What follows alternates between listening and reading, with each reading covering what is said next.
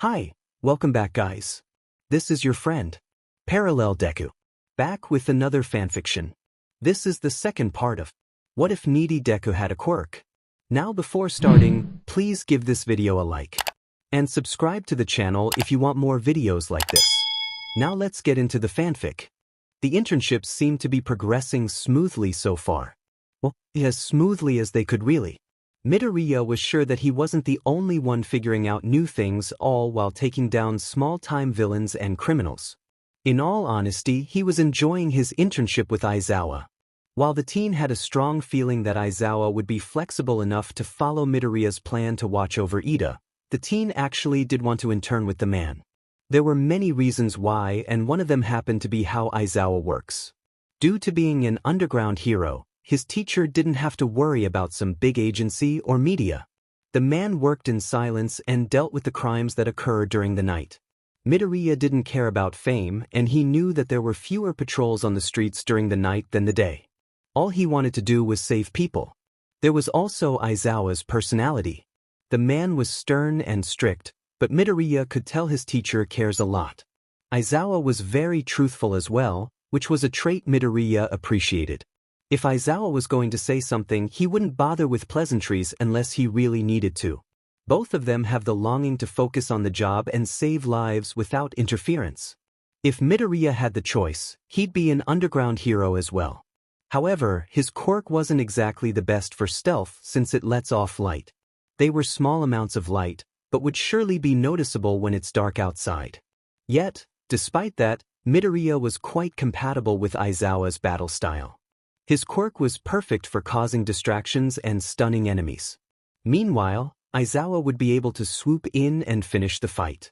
It was working pretty well for both of them. Aizawa wouldn't ever admit it, but fighting alongside Midoriya did make his job a bit easier. He'd typically have to wait for that one good opening and then he'd just have to end the fight as quickly as he could. There was always the risk of a fight being drawn out, and if that happened, then Aizawa would slowly fall into a dangerous position. His style was like a snake. Wait for the moment, strike, and it's done. With Midoriya's quirk, it was easier to gain multiple openings during a fight for the man to charge in. That electricity would make the criminals turn their backs to him, and it could stun the villains long enough for Aizawa to capture them. It was perfect really despite the small flashiness Midoriya's quirk emitted. There was also the fact that Midoriya's more combative quirk made up for Aizawa's less combative erasure.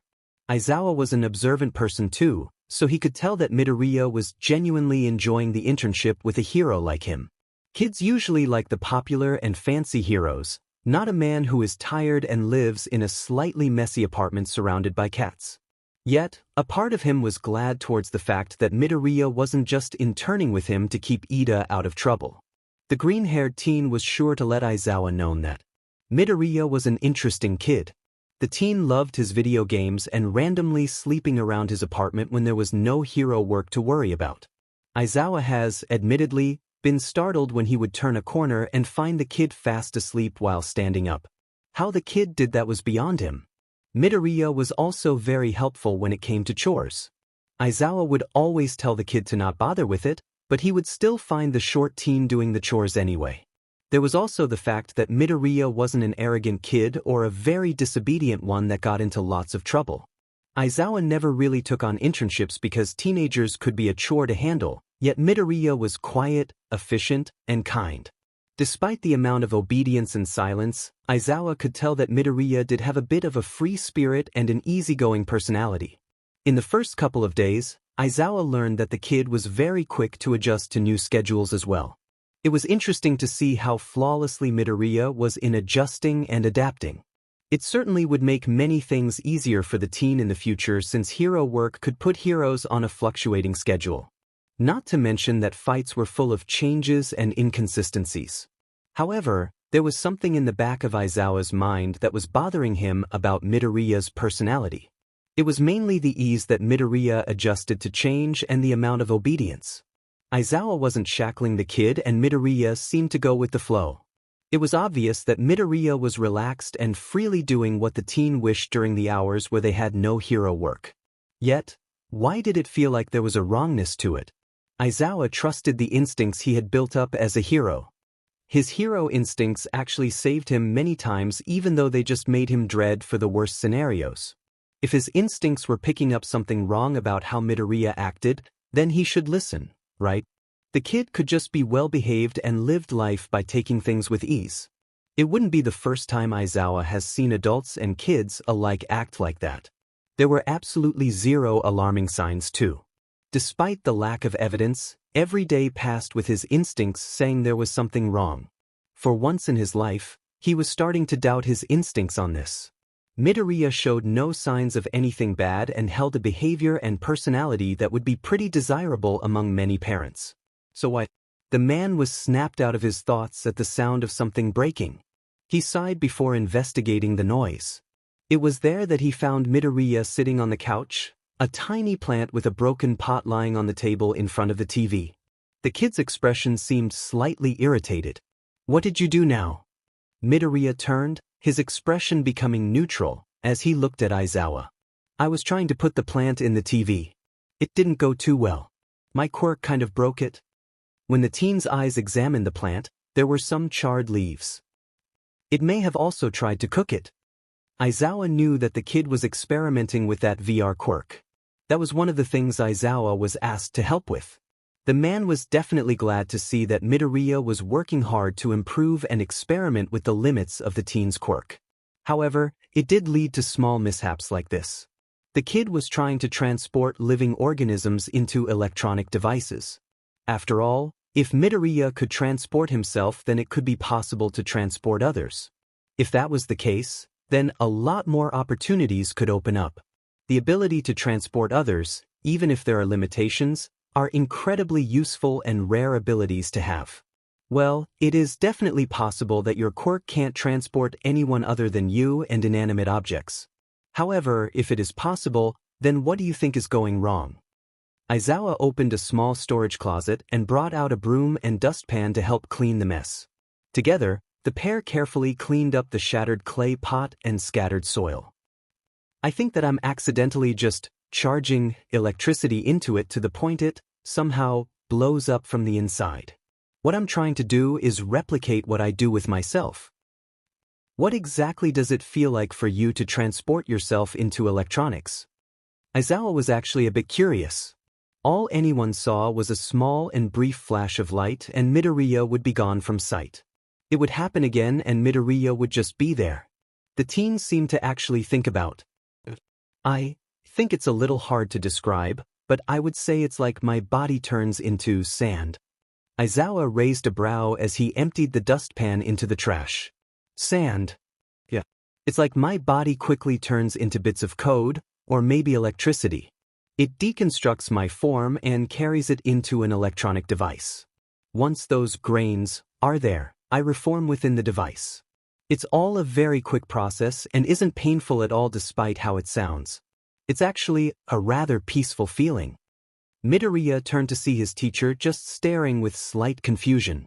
The teen couldn't help himself from giving Aizawa a small smile. "It must sound weird for you, right? I think it would sound weird to anyone because Kachin always told me that it was a small light and I'm gone. A small light again and I'm back. It's nothing like how I describe it." "So, you were pretty much trying to recreate that deconstructing process with the plant." Aizawa noticed the teen give a nod. "Yeah. It's easy to do it with objects and myself, but I guess living things have too many fragile functions and parts to transport safely. That doesn't mean it's not impossible though. It could just mean that I need to learn more control and care." The man checked the time and sighed. "Well, how about you take a break for now? I got some paperwork to do so you can spend time playing with the cats or something. After, we can start practicing on that shield of yours." The teen nodded and the rest of the day continued as usual. When the pair didn't have hero work, they just hung around at the apartment. Sometimes Aizawa had chores that required him to leave the house, so he left Midoriya in charge. Sometimes, Midoriya would end up tagging along, especially when Aizawa had to visit the grocery store. At first, Midoriya was stunned at the lack of food and seemed to just stare at Aizawa when the man said he lived off his juice packs. Before Aizawa knew it, the kid had chosen food at the store and had been making them both actual meals. The hero remembered the first time Midoriya got groceries and left Aizawa to cook. Aizawa wasn't the best chef around, but he thinks he made Midoriya understand why Aizawa lived off juice packs. What can he say?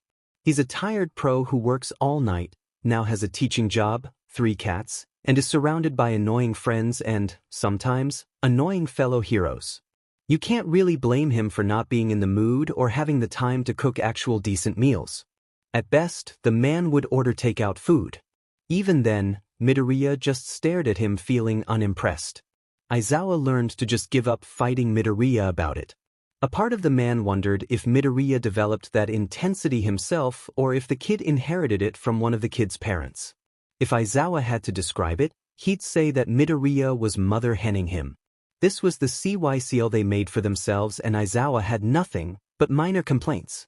Like when Midoriya became too reckless during patrols, especially if a civilian was involved in a fight, or when Aizawa told Midoriya to not help him, and yet the kid was helping Aizawa anyways. The pro hero could easily see himself getting used to this routine if it was permanent. Midoriya just fits right into his life without much trouble.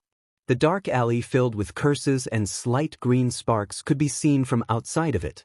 The sound of something impacting against another could be heard as bodies fell unconscious. Other than that, it was a peaceful night beside the fact that there was a swift takedown. Midoriya and Aizawa were quick to tie up the criminals they caught before contacting the police. The criminals were taken care of before they knew it. Midoriya glanced at his teacher. "One more sweep before we take off for Hosu." Aizawa nodded. The pair worked perfectly together as they leaped across the rooftops, watching for danger below them in the dark of the night. The moon shone brightly among the stars. Emerald eyes watched the scenery pass on by from the train's window. The teen glanced back at his phone, disappointed at the lack of response from Ida. "Everything all right, kid?" Midoriya turned to Aizawa with a shrug. "Ida still hasn't been responding to my texts. He's usually very punctual and responds within the first minute or two when he reads a text. It's concerning." His teacher just pinched the bridge of his nose, slightly slumping in his seat. "Don't worry too much, problem child. We're gonna check up on him again. I'll try and see if I can sneak a conversation with Manuel while we're at it." The short teen could only give a silent sigh. There wasn't much else they could do as they waited for the train to arrive at Hosu. It wasn't until a few minutes later did the kid cause Aizawa to become alarmed. Midoriya was just sitting there normally while playing a game on his phone until the teen suddenly jolted up in his chair. "Midoriya! Midoriya! What's wrong?" Aizawa placed a firm hand on the kid's shoulder. The green-haired teen had those emerald eyes narrowed in focus. "There are too many broken things nearby." Couldn't Midoriya sense when something was wrong with electronics? That was causing some concern. "You mean electronic devices, right? How many are damaged?" Aizawa didn't like the ominous answer as those emerald orbs gained a tint of worry. "Too many." The civilians on the train began to gain the pair's attention. "What is that? Are those fires? Isn't that Hosu? What's going on?" When the two looked out the window, their bodies tensed at the sight of rising flames. A part of Hosu City was ablaze, the orange glow lighting up the city in the darkness of the night. No one liked the ominous dark shadows that were created due to the flames. Before the pair could do anything, the train let out an announcement about staying seated before the train just jolted to a sudden stop. Midoriya felt one of Aizawa's arms wrap around his waist to keep the teen from barreling forwards. The man himself used his other hand to grip the seat to try and keep him and the kid from falling over. A chorus of screams was accompanied by the left side of the train being torn open to create a hole. Midoriya and Aizawa only saw a bleeding hero try and get up before a nightmarish sight appeared before them. A Nomu. There was another Nomu. It was just like the USJ, except this one didn't seem to be as bulky and strong as the one they saw in the USJ. It was still an abomination to look at, but it was skinnier and had less muscle to it. "Stay here." Midoriya couldn't even protest as Aizawa immediately went into action. The man charged, flying forward with a strong kick, and his quirk activated as his scarf hovered around him. Aizawa and the Nomu ended up flying out of the train. Midoriya quickly gripped the sides of the train's broken wall as he tried to see where Aizawa went. He briefly noticed the man's scarf disappear into the night and towards the buildings. The teen leaped out of the train, ignoring the civilians behind him that tried to tell him to stay. Midoriya carefully landed thanks to his quirk and was swift to find a functioning camera within the city. Once he found one, he was quick to switch around and examine the situation. It wasn't just that one Nomu on the train. There were multiple Nomus. Midoriya at least saw 3 or 2 more wandering around and causing chaos. The short teen was about to exit the cameras to go help the other heroes but stopped when he noticed a camera pick up a moving figure. Midoriya replayed and slowed down the footage he saw and was stunned to see the form of Ida running in the opposite direction of the fighting. Ida wasn't going to, was he? Midoriya mentally apologized to Aizawa and the heroes who were fighting right now. As the teen exited the cameras, he ran towards the direction he saw Ida. The hero killer Stain, that man attacked in alleyways. That was Midoriya's best bet. Sorry everyone, but if Ida is doing what I feared, then I have to go to him. Everyone, please hold on. Midoriya could only hope that this night would not end with many causalities and bloodshed. The internships were approaching fast and that left a lot on Midoriya's mind. At least he got Aizawa to agree with the internship and the patrols nearby Hosu. Both of them were going to make it a secret mission to keep an eye out for Ida. He could only sigh and hope life can continue on smoothly. Yet when does it ever? That's what brought him to spend some time at a nearby local park, his bag resting beside him on the wooden bench. The short teen's gaze stayed on his DS screen. It was an old one with 3-dimensional functions and themes. Currently, Midoriya was concentrating on adding more stuff to the museum. He spent lots of time building his town, but there were still things he needed to collect in order to 100% it. Due to his intense focus, the short teen didn't even realize someone was making their way over. Ichai Midoriya? Emerald eyes took a moment before looking past the screen. Midoriya blinked, the only sign that the short teen was surprised. Oh, hello Amajiki-senpai. Midoriya looked on in confusion when his seniors suddenly bowed, both hands held out to present the carefully held Game Boy. I meant to give this back to you, B, but I forgot when I bumped into you. Sorry again about that. Then I was talking with you and, helping you out, not that it was a problem. And no, not at all. Tia tried to find you at school, but then I couldn't find you anywhere and I thought you must have written me off as a thief, or, something, and I really should have just given it to a teacher so you could have gotten it back sooner. I'm such an idiot for not thinking that, and well, I'm sorry, I didn't mean to steal something valuable to you. The green-haired teen could only blink. That was some bad anxiety. Amajiki's anxiety was definitely worse than his own. Midoriya was quick to save his game and close the device so it would be in its sleep mode. With careful hands, the green-haired teen took hold of the Game Boy with an awkward silence. Amajiki felt so stupid right now. He got his hopes up when he was wandering around the area that Midoriya seemed to live in and saw that mop of curls at a park bench. When he actually ended up approaching the gaming teen, Amajiki was feeling himself slowly clam up. All he managed to get out was a sloppily said greeting before doing the only thing his mind could think of. Of course, that ended up bowing out of apology, giving the younger teen's device back, and giving a horribly choppy explanation. Where was that confidence he felt before when he first noticed Midoriya sitting here? As the green-haired teen took the device back, Amajiki's hands were quick to go to his sides. His eyes stayed clenched shut as his body filled with nervous trembling. He quietly gulped when their fingers made brief contact and the sound of the device turning on reached his ears. Now, here it was, the moment Midoriya would find out he messed with the younger's game. What kind of elder is he to go poking around Midoriya's things? Amajiki was bracing himself for the eventual lashing of words. Did you like it? Amajiki took the risk as he opened his eyes, his head tilting up to view Midoriya's expression. The young teen's gaze was focused on the Game Boy's screen but seemed to be absolutely expressionless. He didn't like the fact that he couldn't tell what Midoriya was feeling right now. The short teen spoke up again. Did you like the game? Amajiki did actually, not that he would have needed to lie. Even if he did, he found that it would be best to be honest. He's just lucky that he actually did have fun. He couldn't imagine having to say it was good when he actually didn't like it. He wasn't sure if Midoriya would be mad at him. I found it really fun. Amajiki's dark eyes watched nervously, his body slowly going back to standing up normally, as Midoriya seemed to search through his bunny-like backpack. The elvish teen waited patiently until his eyes caught sight of a very familiar game card. Midoriya had pulled out an exact copy of the game that was already in the Game Boy. Why did the teen own two? Midoriya seemed to take one look at Amajiki before answering the question in the elvish teen's mind. Due to the amount of content in these games, they often only have a single save file. If you really want more than one save, you have to buy another.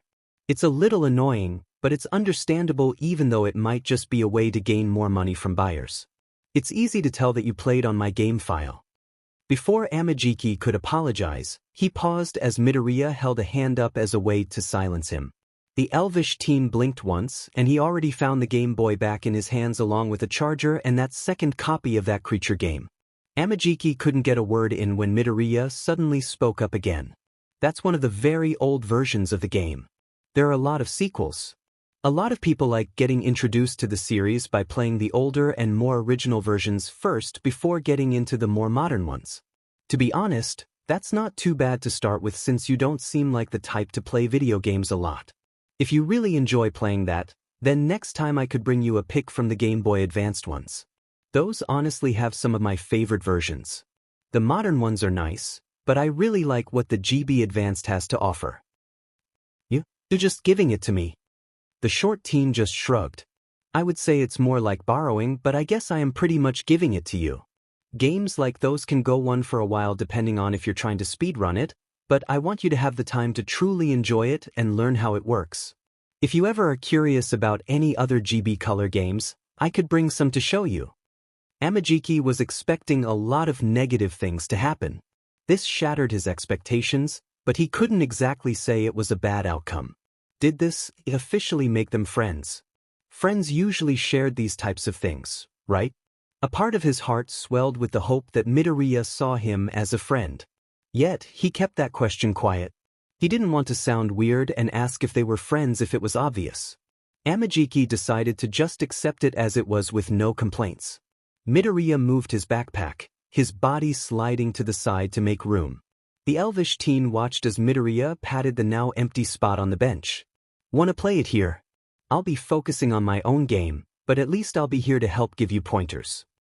Amajiki never found himself as excitable. There was very little in life that made him feel like a kid on Christmas morning. Yet, this invitation and an unexpected amount of kindness was something that brought him lots of joy.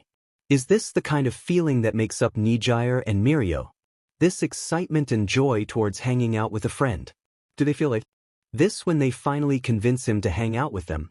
If so, maybe he should be less reluctant to spend time with them in public. It was a unique and wonderful feeling. It was nothing like that crippling anxiety and uncertainty that plagues him constantly wherever he goes. Together, Midoriya and Amajiki had sat on that park bench with their focus on their own games. Due to the green-haired teen's quirk, the low battery was not an issue. Midoriya occasionally answered some of Amajiki's questions and sometimes paused his Animal Crossing game to look over at Amajiki's screen. Other than the exchange of a few gaming-related words, it was relatively silent between them. Despite that silence, though, it felt like both of them had talked for hours. Midoriya snuck another look at the progress Amajiki had made. The elder was surprisingly a quick learner with it and was making quick progress. The short teen had to look away before he got caught staring. I never experienced something like this before. Sure, there was Bakugou, and now Kirishima and Todoroki, who he played games with, but it wasn't anything like this. So Amajiki was truly enjoying that old game that many would scoff at due to its age. Midoriya knows his friends enjoy playing his games, but it just wasn't the same. Playing party games or multiplayer games were different from focusing on an actual series. Midoriya could tell that neither of his friends would enjoy playing a single-player game like the Pokemon series. Sure, there would be fun, but there wouldn't be a lot of dedication. All of the short teen's friends had their own hobbies or never paid too much attention to learning more about games. Emerald eyes glanced to see that elvish teen from his peripherals. Amajiki looked so peaceful. His senior was truly appreciating and enjoying such an old game that pretty much had to be played alone. Midoriya never had met someone who seemed to enjoy a game as much as he did. Amajiki was the first to outwardly look calm, but have that happy glint in his eyes. It was a lot like how the green-haired teen enjoyed his games. The short teen enjoyed it in silence, and it seems that's how Amajiki enjoyed his games too. Seeing someone focus on the screen of a game, especially an old classic, was a pure and rare sight for Midoriya. His chest felt giddy whenever he turned to see what Amajiki was doing next. Midoriya had never felt such a fulfilling sense of elation and pure happiness. It was like Amajiki was that friend he just connected with on some sort of spiritual level. Midoriya's cheeks gained a light dusting of pink as he turned back to his DS screen. Midoriya was so glad to have befriended Amajiki. He hopes that Amajiki feels the same. For the next few hours that Midoriya had free time with, the short teen could completely forget about Ida, Stain, and the upcoming internships. Remember, you are permitted to wear your costumes in public when on duty. You are representing our school, so I expect the best behavior from all of you. You got it, sensei. Ashido cheered. The girl sighed at the glare she got. Yes, Aizawa-sensei. Aizawa's gaze gave one last sweep of his class who had gathered at the station, costume cases in hand along with their own luggage. Other than that, remember to stay safe. That applies to every single one of you. Don't go and do something stupid, and remember to listen to your instructor. They are there to help guide you into gaining more hero work experience, not to put you in unnecessary danger. Everyone stood in silent acknowledgement, which left Aizawa to nod at them with satisfaction. You are dismissed. Midoriya and Uraraka had walked up towards Ida, the tall teen turning to see his friends going him concerned expressions. Ida, if you ever need to talk to someone, we're always here to listen, you know. Uraraka had spoken up, her fingers nervously weaving together. Yet again, those emerald eyes had locked onto Ida's. Please, Midoriya had spoken, stay safe and don't get yourself hurt, okay? We're all worried. A part of Midoriya felt his heart freeze and drop with sorrow when Ida had flashed a fake smile and spoke empty reassurance. Uraraka soon had to leave, as did Midoriya. As everyone went their separate ways, Uraraka and Midoriya had given their own glance back at Ida's retreating form. Midoriya's heart filled with worry. He really wished he could spend time playing games by Amajiki's side. Aizawa was an underground hero, so it really just left him to bring Midoriya to his unimpressive apartment. He had no fancy or expensive hero agency of his own that he could bring the kid to, and that was fine with him. He was sure that Midoriya would be fine with a simple and comfortable environment as well. The second he had unlocked the door to his apartment, there was the smell of cats and a chorus of meows. Midoriya's face had taken a confused expression. Are you just going to stand there, or are you going to come in, problem child? Midoriya took his first steps into his teacher's apartment. It was a little bit cluttered, but it was not too bad considering what Aizawa was like. What really caught the green-haired teen's attention, though, were the three cats that were wandering around the room. One appeared to be a calico whose fur pattern resembled that of a tiger. The second cat seemed to be a light-haired mainsin with very messy and fluffy fur that reminded Midoriya of the colors in that special coffee art. Was it latte art? Midoriya wasn't sure, since he wasn't too big of a fan of those types of drinks. He was more of a tea person. As the cat's head turned towards the teen, Midoriya honestly felt like the cat was constantly set off. In a way, it reminded him of Aizawa when the teen had told his teacher his plan to keep Ida from getting killed. It was that sort of "I'm done" expression. It was also a tad on the chubbier side. There was a small voice in the back of Midoriya's head that whispered, "Extra thick," at the sight of the moody creature. The teen was quick to move on to the next cat after that. The third cat was a simple tabby cat with different shades of orange and blonde. Midoriya noticed how it had a scar on its left eye that left the animal half-blind, as well as a small chunk that was missing on the right ear. It was way less noticeable on the left, since a very tiny bit was missing there. Maybe Aizawa found this one in a bad place within an alley. Welcome to my home, problem child. When Aizawa saw Midoriya look at the cats with curiously, the man sighed as he introduced his pets. The calico is called Stripes, the tabby is Espresso, and the main CN is Mood. I was shot down when I wanted to name him A-hole or BSRD. They're all males. Midoriya blinked at the last one. I guess everyone had to have some way of expressing humor. Aizawa rubbed the back of his neck as he began to lead Midoriya around his apartment. Come on kid, I'll give you the grand tour. Don't expect it to be like the fancy stuff on TV though. You can set your costume case by the door. That is how Midoriya found himself beginning his internship with Aizawa Shota. The internships seemed to be progressing smoothly so far. Well, as smoothly as they could really. Midoriya was sure that he wasn't the only one figuring out new things, all while taking down small-time villains and criminals. In all honesty, he was enjoying his internship with Aizawa. While the teen had a strong feeling that Aizawa would be flexible enough to follow Midoriya's plan to watch over Ida, the teen actually did want to intern with the man. There were many reasons why, and one of them happened to be how Aizawa works. Due to being an underground hero, his teacher didn't have to worry about some big agency or media. The man worked in silence and dealt with the crimes that occur during the night. Midoriya didn't care about fame, and he knew that there were fewer patrols on the streets during the night than the day. All he wanted to do was save people. There was also Aizawa's personality. The man was stern and strict, but Midoriya could tell his teacher cares a lot. Aizawa was very truthful as well, which was a trait Midoriya appreciated. If Aizawa was going to say something, he wouldn't bother with pleasantries unless he really needed to. Both of them have the longing to focus on the job and save lives without interference. If Midoriya had the choice, he'd be an underground hero as well. However, his quirk wasn't exactly the best for stealth since it lets off light. They were small amounts of light, but would surely be noticeable when it's dark outside. Yet, despite that, Midoriya was quite compatible with Aizawa's battle style. His quirk was perfect for causing distractions and stunning enemies. Meanwhile, Aizawa would be able to swoop in and finish the fight. It was working pretty well for both of them. Aizawa wouldn't ever admit it, but fighting alongside Midoriya did make his job a bit easier. He'd typically have to wait for that one good opening and then he'd just have to end the fight as quickly as he could.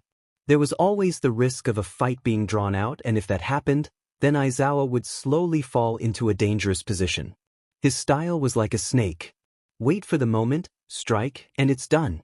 With Midoriya's quirk, it was easier to gain multiple openings during a fight for the man to charge in. That electricity would make the criminals turn their backs to him, and it could stun the villains long enough for Aizawa to capture them. It was perfect really, despite the small flashiness Midoriya's quirk emitted. There was also the fact that Midoriya's more combative quirk made up for Aizawa's less combative erasure. Aizawa was an observant person too, so he could tell that Midoriya was genuinely enjoying the internship with a hero like him. Kids usually like the popular and fancy heroes, not a man who is tired and lives in a slightly messy apartment surrounded by cats. Yet, a part of him was glad towards the fact that Midoriya wasn't just interning with him to keep Ida out of trouble. The green-haired teen was sure to let Aizawa know that Midoriya was an interesting kid. The teen loved his video games and randomly sleeping around his apartment when there was no hero work to worry about. Aizawa has, admittedly, been startled when he would turn a corner and find the kid fast asleep while standing up. How the kid did that was beyond him. Midoriya was also very helpful when it came to chores. Aizawa would always tell the kid to not bother with it, but he would still find the short teen doing the chores anyway. There was also the fact that Midoriya wasn't an arrogant kid or a very disobedient one that got into lots of trouble. Aizawa never really took on internships because teenagers could be a chore to handle, yet Midoriya was quiet, efficient, and kind. Despite the amount of obedience and silence, Aizawa could tell that Midoriya did have a bit of a free spirit and an easygoing personality. In the first couple of days, Aizawa learned that the kid was very quick to adjust to new schedules as well. It was interesting to see how flawlessly Midoriya was in adjusting and adapting. It certainly would make many things easier for the teen in the future, since hero work could put heroes on a fluctuating schedule. Not to mention that fights were full of changes and inconsistencies. However, there was something in the back of Aizawa's mind that was bothering him about Midoriya's personality. It was mainly the ease that Midoriya adjusted to change and the amount of obedience. Aizawa wasn't shackling the kid and Midoriya seemed to go with the flow. It was obvious that Midoriya was relaxed and freely doing what the teen wished during the hours where they had no hero work. Yet, why did it feel like there was a wrongness to it? Aizawa trusted the instincts he had built up as a hero. His hero instincts actually saved him many times, even though they just made him dread for the worst scenarios. If his instincts were picking up something wrong about how Midoriya acted, then he should listen, right? The kid could just be well-behaved and lived life by taking things with ease. It wouldn't be the first time Aizawa has seen adults and kids alike act like that. There were absolutely zero alarming signs too. Despite the lack of evidence, every day passed with his instincts saying there was something wrong. For once in his life, he was starting to doubt his instincts on this. Midoriya showed no signs of anything bad and held a behavior and personality that would be pretty desirable among many parents. So what? The man was snapped out of his thoughts at the sound of something breaking. He sighed before investigating the noise. It was there that he found Midoriya sitting on the couch, a tiny plant with a broken pot lying on the table in front of the TV. The kid's expression seemed slightly irritated. "What did you do now?" Midoriya turned, his expression becoming neutral, as he looked at Aizawa. "I was trying to put the plant in the TV. It didn't go too well. My quirk kind of broke it." When the teen's eyes examined the plant, there were some charred leaves. It may have also tried to cook it. Aizawa knew that the kid was experimenting with that VR quirk. That was one of the things Aizawa was asked to help with.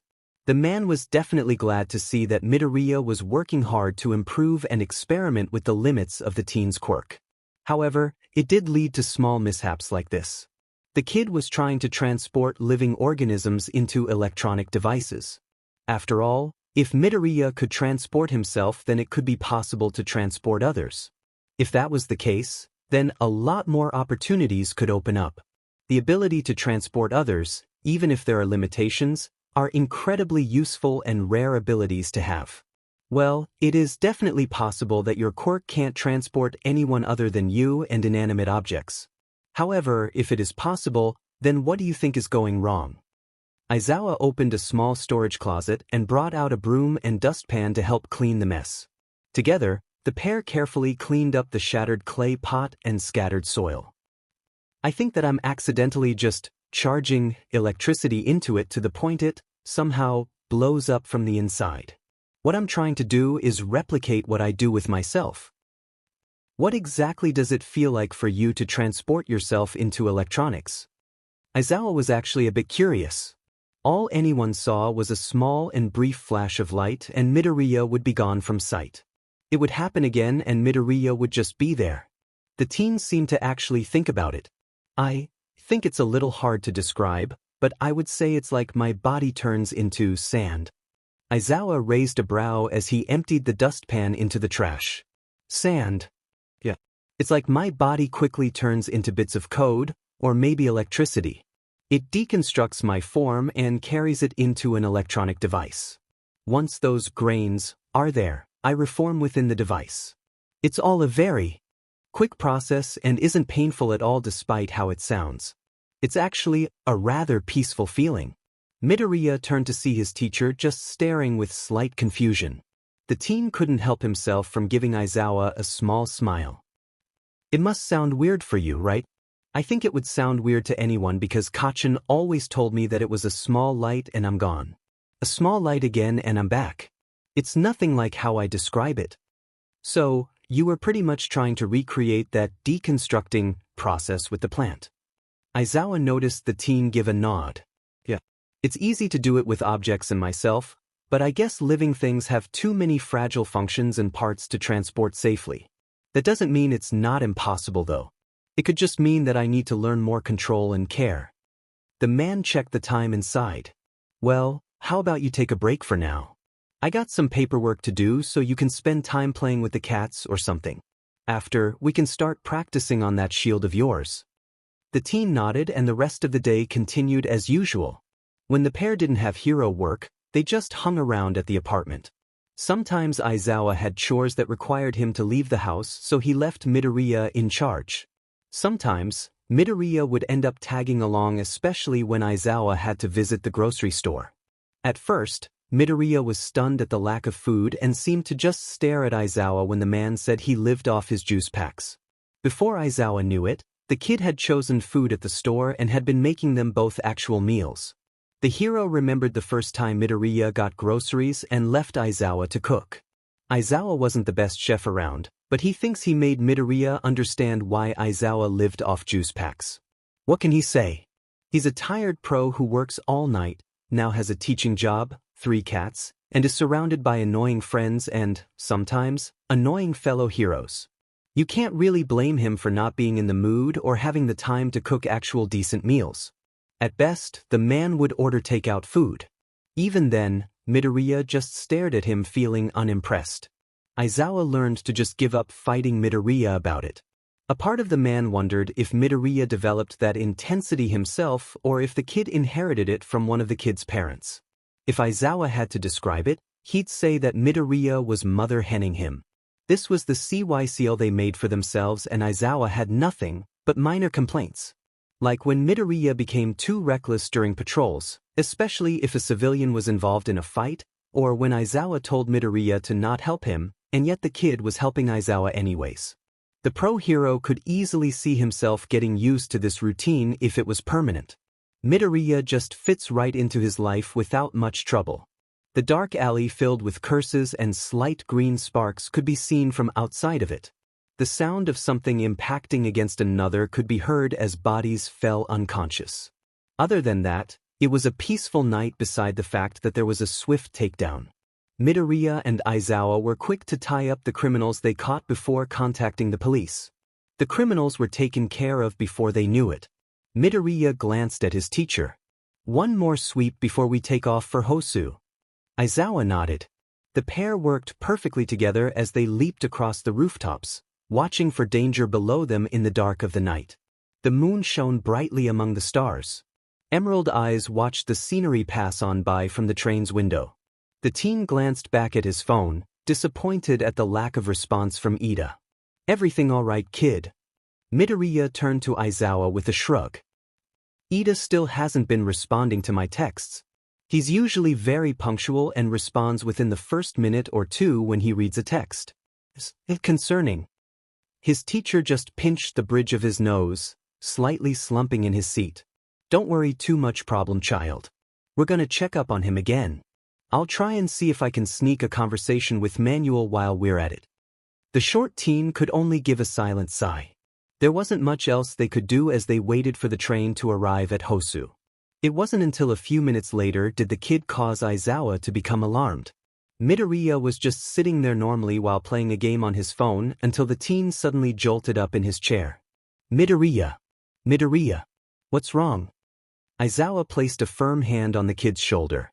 The green-haired teen had those emerald eyes narrowed in focus. "There are too many broken things nearby." Couldn't Midoriya sense when something was wrong with electronics? That was causing some concern. "You mean electronic devices, right? How many are damaged?" Aizawa didn't like the ominous answer as those emerald orbs gained a tint of worry. "Too many." The civilians on the train began to gain the pair's attention. "What is that? Are those fires? Isn't that Hosu? What's going on?" When the two looked out the window, their bodies tensed at the sight of rising flames. A part of Hosu City was ablaze, the orange glow lighting up the city in the darkness of the night. No one liked the ominous dark shadows that were created due to the flames. Before the pair could do anything, the train let out an announcement about staying seated before the train just jolted to a sudden stop. Midoriya felt one of Aizawa's arms wrap around his waist to keep the teen from barreling forwards. The man himself used his other hand to grip the seat to try and keep him and the kid from falling over. A chorus of screams was accompanied by the left side of the train being torn open to create a hole. Midoriya and Aizawa only saw a bleeding hero try and get up before a nightmarish sight appeared before them. A Nomu. There was another Nomu. It was just like the USJ, except this one didn't seem to be as bulky and strong as the one they saw in the USJ. It was still an abomination to look at, but it was skinnier and had less muscle to it. "Stay here." Midoriya couldn't even protest as Aizawa immediately went into action. The man charged, flying forward with a strong kick, and his quirk activated as his scarf hovered around him. Aizawa and the Nomu ended up flying out of the train. Midoriya quickly gripped the sides of the train's broken wall as he tried to see where Aizawa went. He briefly noticed the man's scarf disappear into the night and towards the buildings. The teen leaped out of the train, ignoring the civilians behind him that tried to tell him to stay. Midoriya carefully landed thanks to his quirk and was swift to find a functioning camera within the city. Once he found one, he was quick to switch around and examine the situation. It wasn't just that one Nomu on the train. There were multiple Nomus. Midoriya at least saw 3 or 2 more wandering around and causing chaos. The short teen was about to exit the cameras to go help the other heroes but stopped when he noticed a camera pick up a moving figure. Midoriya replayed and slowed down the footage he saw and was stunned to see the form of Ida running in the opposite direction of the fighting. Ida wasn't going to, was he? Midoriya mentally apologized to Aizawa and the heroes who were fighting right now. As the teen exited the cameras, he ran towards the direction he saw Ida. The hero killer Stain, that man attacked in alleyways. That was Midoriya's best bet? Sorry everyone, but if Ida is doing what I feared, then I have to go to him. Everyone, please hold on. Midoriya could only hope that this night would not end with many causalities and bloodshed. The moment the hero killer entered his sight, Ida had ignored every instinct of his that screamed at him about how deadly this was. Ida couldn't care. All that he knew was that Stain was here in Hosu and he couldn't afford to let that criminal get away. Stain was called elusive for a reason. I finally found you, hero killer. Stain looked up, surprised to see a child in armor suddenly appear on the scene. The man was able to follow his instincts and avoided the powered kick that was aimed at his face. Stain's gaze narrowed at the armored teen before him. He didn't even need that helmet removed to tell that this child was full of resentment. What brings you here, kid? Ida's gaze was like that of steel. I am here to stop you in the name of Ingenium. The hero killer was more unimpressed by the second. So this was all about the turbo hero, Ingenium. Stain instantly knew that the main purpose of this teen was revenge. It was also obvious that this teen was also a hero in training. Stain could feel the rising disgust within him. Here was another fake hero in the making. Ingenium, he's the one I attacked more recently, no? Why you disabled him. He was an incredible hero and you crippled him. He can't even save lives anymore. But why did you do that to him? He didn't deserve it at all. The villain before the teen just huffed. I needed to send a message. You're fortunate that I didn't end up killing him instead. The glasses teen felt himself go still at the words. At the same time though, those very words just acted as more fuel for the fire that was trying to claw its way out of his chest. Fortunate. Fortunate. It shouldn't have even happened at all. He was a true hero and you ended his time as Ingenium. Ida had spat out in disbelief. That's why his brother was hurt. Tensei was just a message. Did it even matter in the first place if Ingenium was seen as a true or fake hero? Ida felt tears prickle the corners of his eyes as he gained a burst of speed. Stain immediately brought his swords out to parry the swift attack, Ida's helmet being knocked off of his head. There was nothing but pure emotional pain on Ida's face. He looked so very sorrowful, yet he was so very vengeful. How dare you? How dare you act like I should be grateful? Ida could feel his voice breaking, his throat pulsing with pain as he shouted. The tears began to fall, his vision becoming blurry. I'll stop you here so you can never hurt anyone like Tensei again. Tisk. Stain ended up pointing one of his blades towards a slumped-over figure. You think you're being a hero. Yet, the only reason you came here is to get revenge on me. Not once did you even think of the victim who needs saving. When Ida's gaze followed where Stain pointed, he felt himself freeze at the injured hero who was being supported by the brick wall of the alley. The hero, native, had BLD running from his wounds. This hero was no doubt the hero killer's next target. I didn't even notice him, Ida thought with growing horror. The teen didn't even give the injured hero a second thought. In fact, he should have known that Stain was targeting someone in the first place. The hero killer wouldn't just be in an alley with his weapons out for no reason. Ida's mind was full of conflict. One part of him was just full of grief, another was full of volcanic anger, and another was beginning to fill with doubt and regret. It was so very easy to despise Stain for what the villain did. He made it so Tensei can no longer be a hero. He made it so Tensei can't save a life and smile about it. He made it so Tensei can't even stand anymore. Even if the hero killer only meant for Tensei's injuries to be a message, Tensei nearly died anyway. If the paramedics were even a second too late, Stain is right. What kind of hero is he?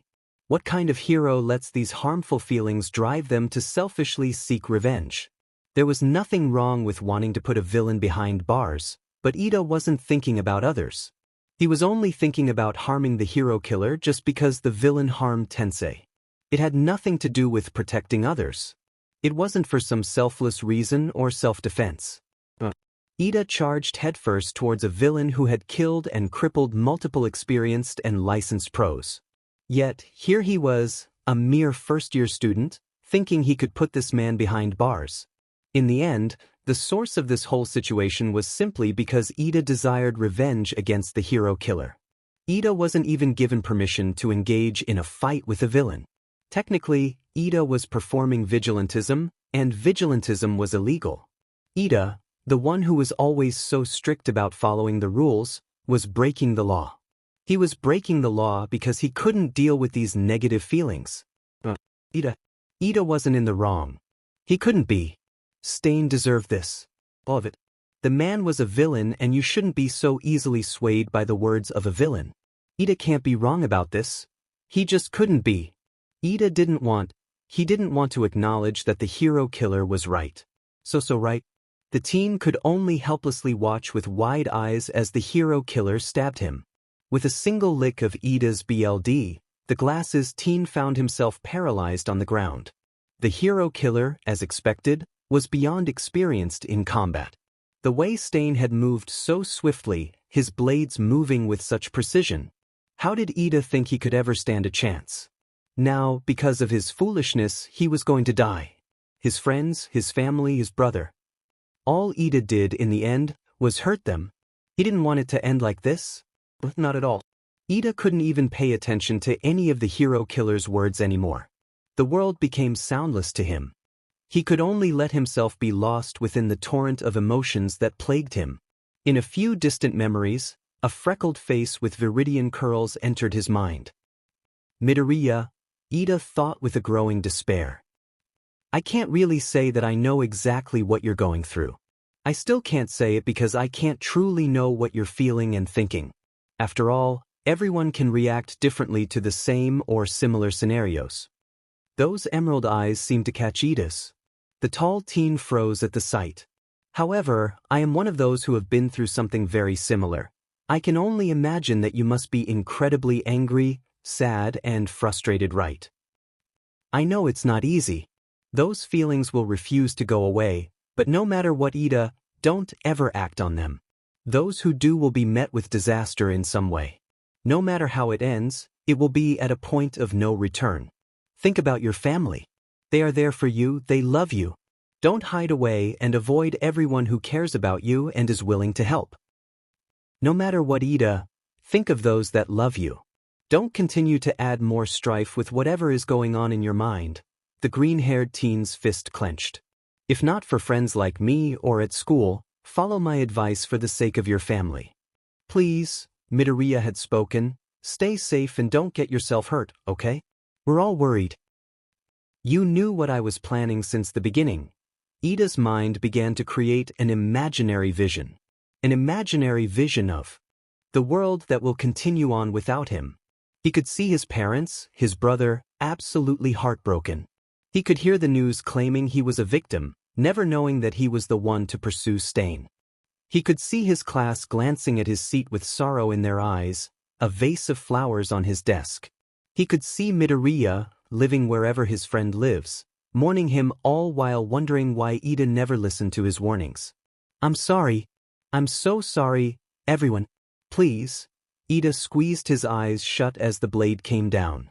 Forgive the selfish me. He faintly heard the crackling of electricity off in the distance.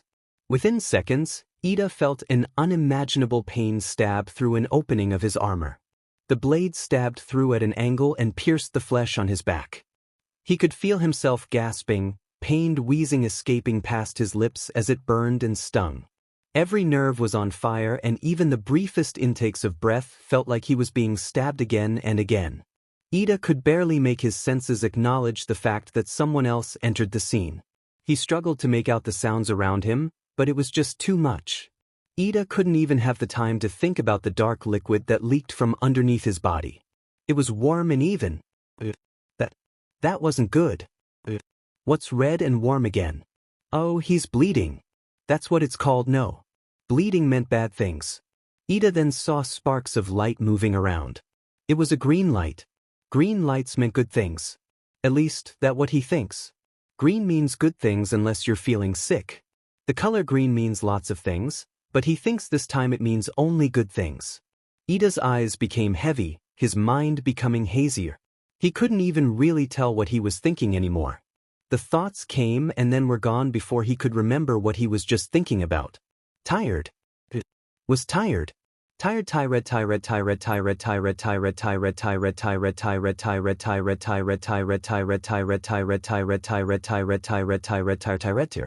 It was dark out, so that means it's nighttime. It's nighttime and he's tired. That means it's also bedtime, like his parents and Tensei always said. As Ida's consciousness slipped away, he felt like he was a child again. Where was he? There was no need to worry. What's happening? He'll wake up in the morning like always. Ida will see the smiles of his family at breakfast and wish his brother good luck on patrol. Just like it always should be. In the midst of the raging fires and the chaotic battles, a primal scream filled the night air. The origin of the desperate cry was too far away. It cut through the air only to be left unheard. Ida. Daddy.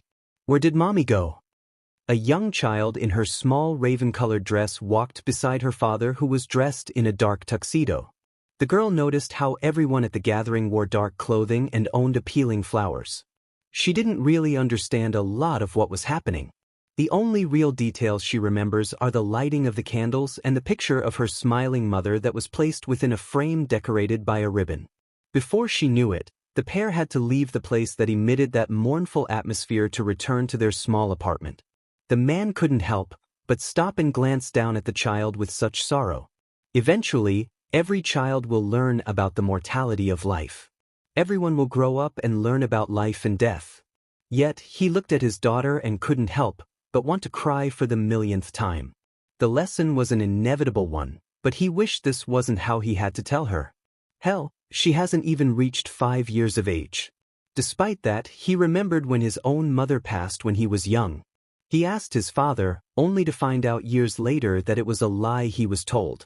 His mother was dead, and it was nothing like how his father explained it to him. Sometimes, the truth hurts and it can be extraordinarily painful. However, leaving someone to live with that lie only to find that truth on their own hurt even worse. The man couldn't lie to his daughter as he crouched down and hugged her close to his chest. Sometimes, at random, people just end up being taken away. Every day there are people who go and leave this place behind. Every day there are people just as sad as you and me. Those emerald eyes looked confused. Where do they go? If you don't want to go somewhere, then can't you just not go? Why did Mommy have to go? Not everyone has a choice. His hand messed with those viridian curls. Some go away early and some don't go away until they are really old. Some even leave willingly. Once they go though, they can't ever come back. I'm sorry. If I had a choice, if your mother had a choice, she wouldn't have gone. The pair sat on the dirty ground, not caring about the possible stains in their formal and expensive clothing. Tears were shed and cries were left unheard. Why can't she be here? That's just how life is, sweetie. None of us can truly control it. I don't get it. What is it? Why is it taking away people? The dam broke and the man couldn't stay strong. He was weak. He was weak like always. You'll hear it a lot when you get older. We call it death. It's when living things like you and me just stop talking, breathing, and feeling. Though they do say that those who go are brought somewhere. Is that place a happy place? No one is really sure. The man sighed and glanced at the sky. However, everyone likes to believe that it's a very nice place where pain and hurting don't exist. It's what many are taught too. So, Mommy is safe and happy. Even without us. The man just blinked as his daughter became concerned at the distant look in her father's eyes. He just kept staring desperately at the sky. I hope so. I really hope so, because she deserves that and more. Inko deserves so much more. You deserve so much more. You and Inko would have been fine if I were to perish in her place.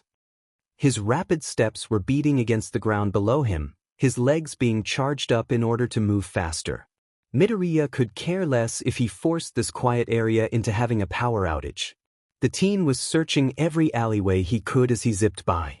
Midoriya couldn't waste time. He needed to find Ida now. Who knows what his friend is getting himself into? Besides, he needed the electricity, so he had enough to keep up this quick pace. He also needed more just in case he needed to fight as well. His quirk was allowing it to be possible to move incredibly fast, but it still didn't feel fast enough.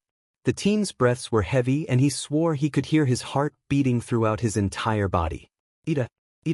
Where is Ida? He had already run by many different alleyways, all of them so far coming up short. He needed to find Ida soon. He couldn't keep wasting time like this. Midoriya felt his mind freeze when the sound of metal reached his ears from a distance. His body immediately headed in that direction, hoping that it was not a red herring, that it was Ida and not some random person or animal. The teen turned towards the alley ahead of him, the one that let out another clash of metal. He turned and quickly examined the alley. Midoriya felt like the world froze as time was sent into a crawl.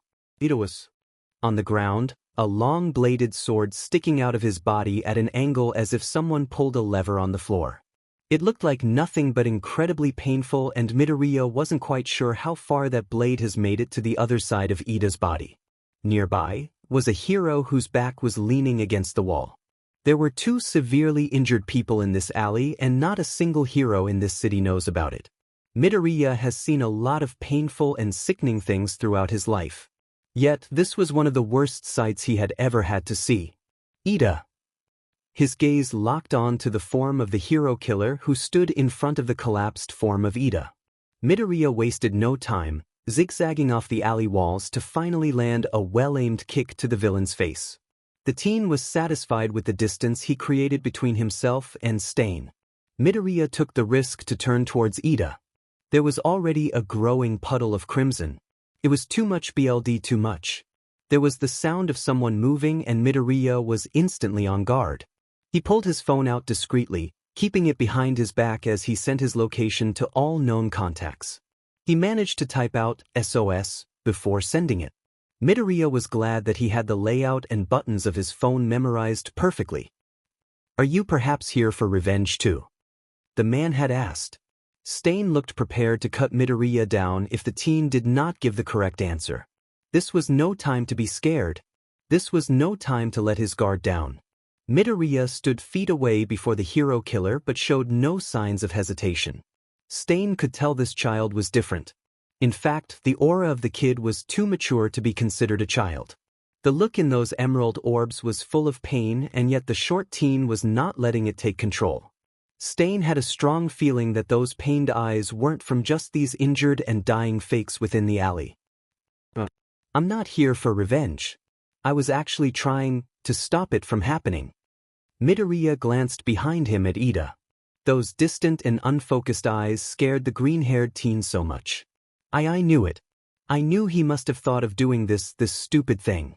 I tried the best I could to stop him without making it obvious. Yet, I wondered, should I have just made it more direct? I don't know. Either way, there's nothing I can do about it now. Stain could only observe. The teens was obviously creating a barrier to prevent too much emotion from spilling out. Yet, the kid was announcing a strength that was unexpected. If Stain had to describe it, he'd say this kid was a predator wearing the skin of prey. However, it was not like that in a bad way. It was protective, determined, and confident. Those emerald eyes were haunted by something, and yet here that child stood bravely like a soldier. Your eyes speak of something dark.